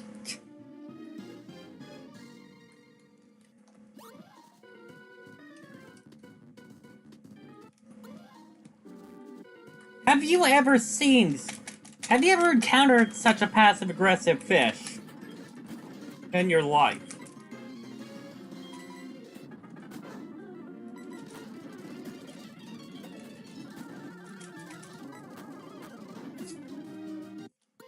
That's right.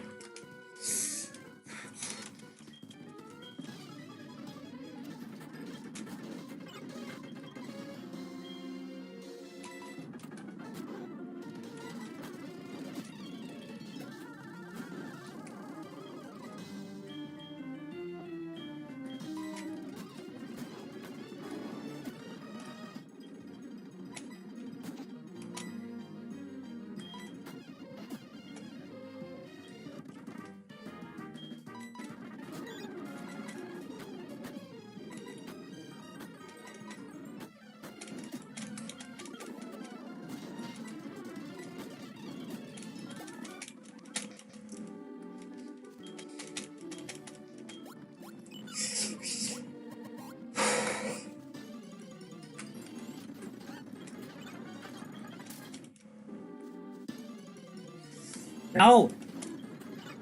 Rock towel!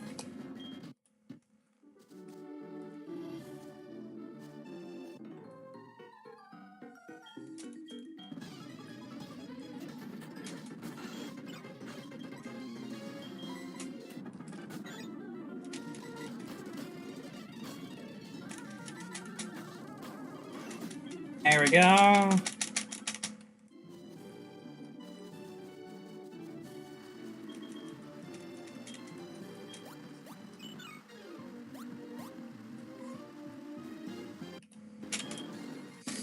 Yeah, sure.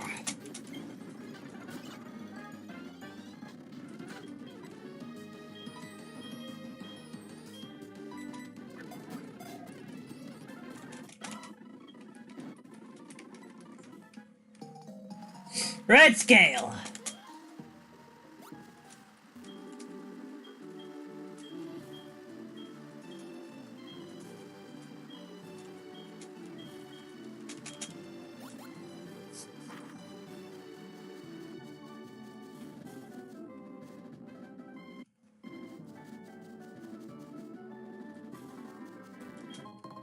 Max ether.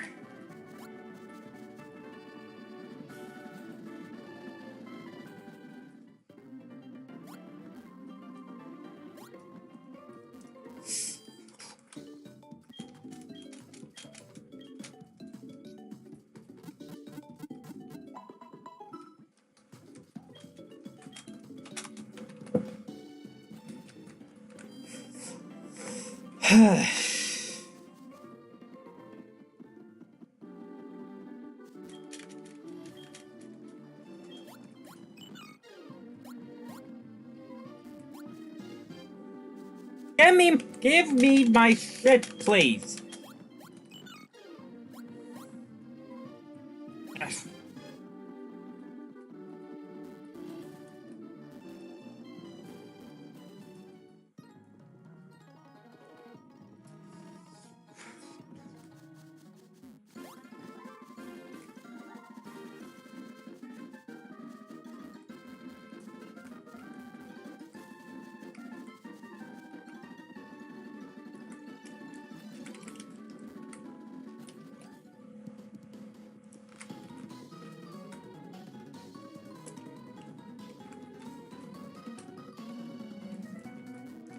Oh yeah, over here.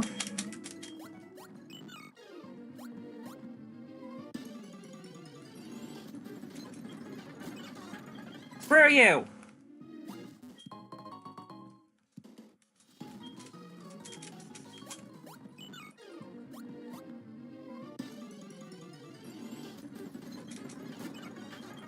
Screw you!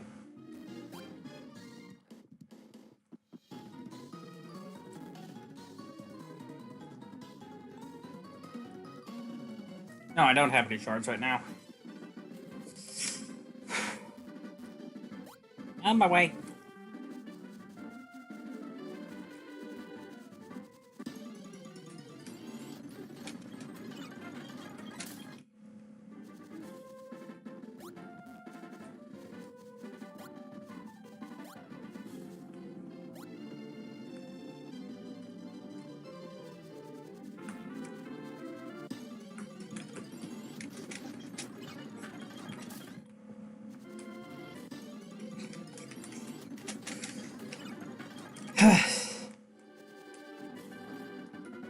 Yeah, hello, Mr. Pokemon.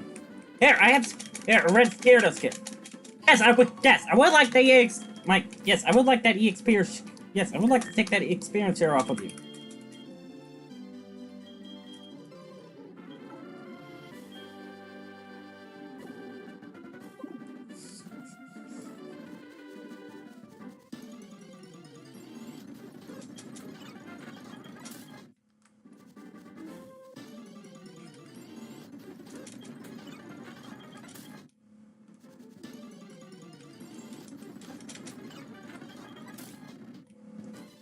Come on, please!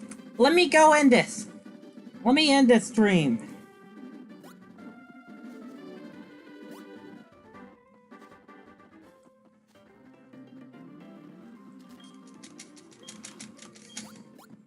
Now we surf on over here.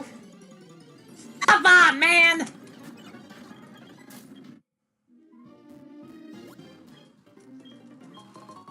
Thank you.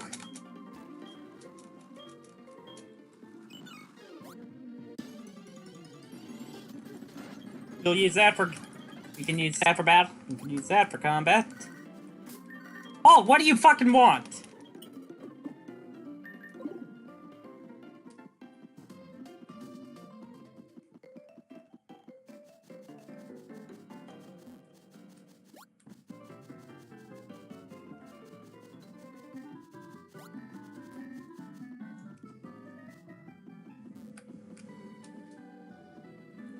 Oh shit. Oh shit. Oh shit. I completely forgot. I completely forgot. I still need to... I need that egg. I need to bring in the egg. Oh my god.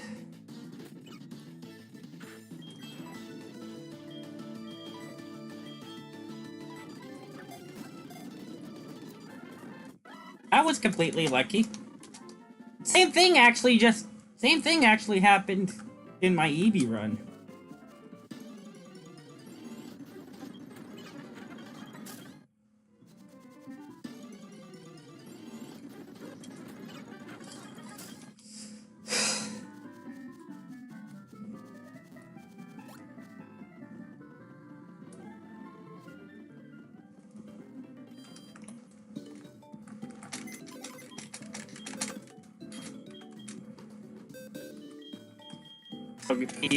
Took a pee.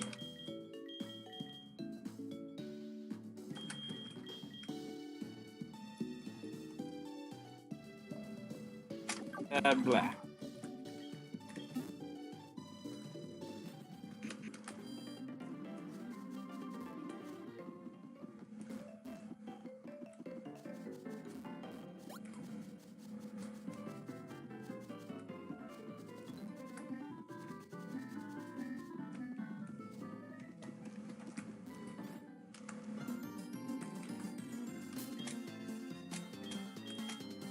Okay. Togepi.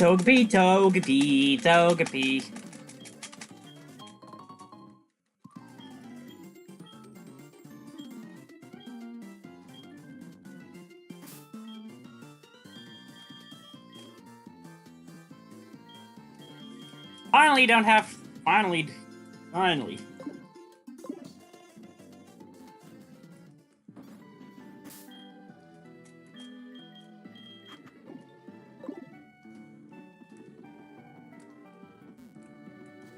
It's my house, right? Yeah, it says Ethan's, but it's mine. Hi, Dad.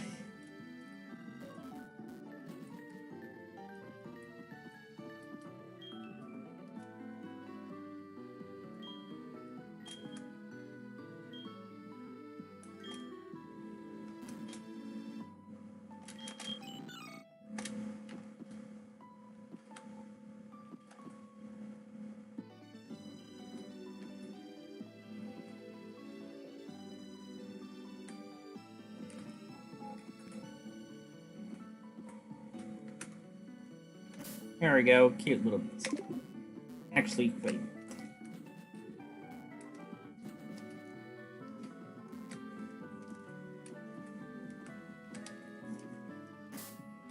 There we go. 13.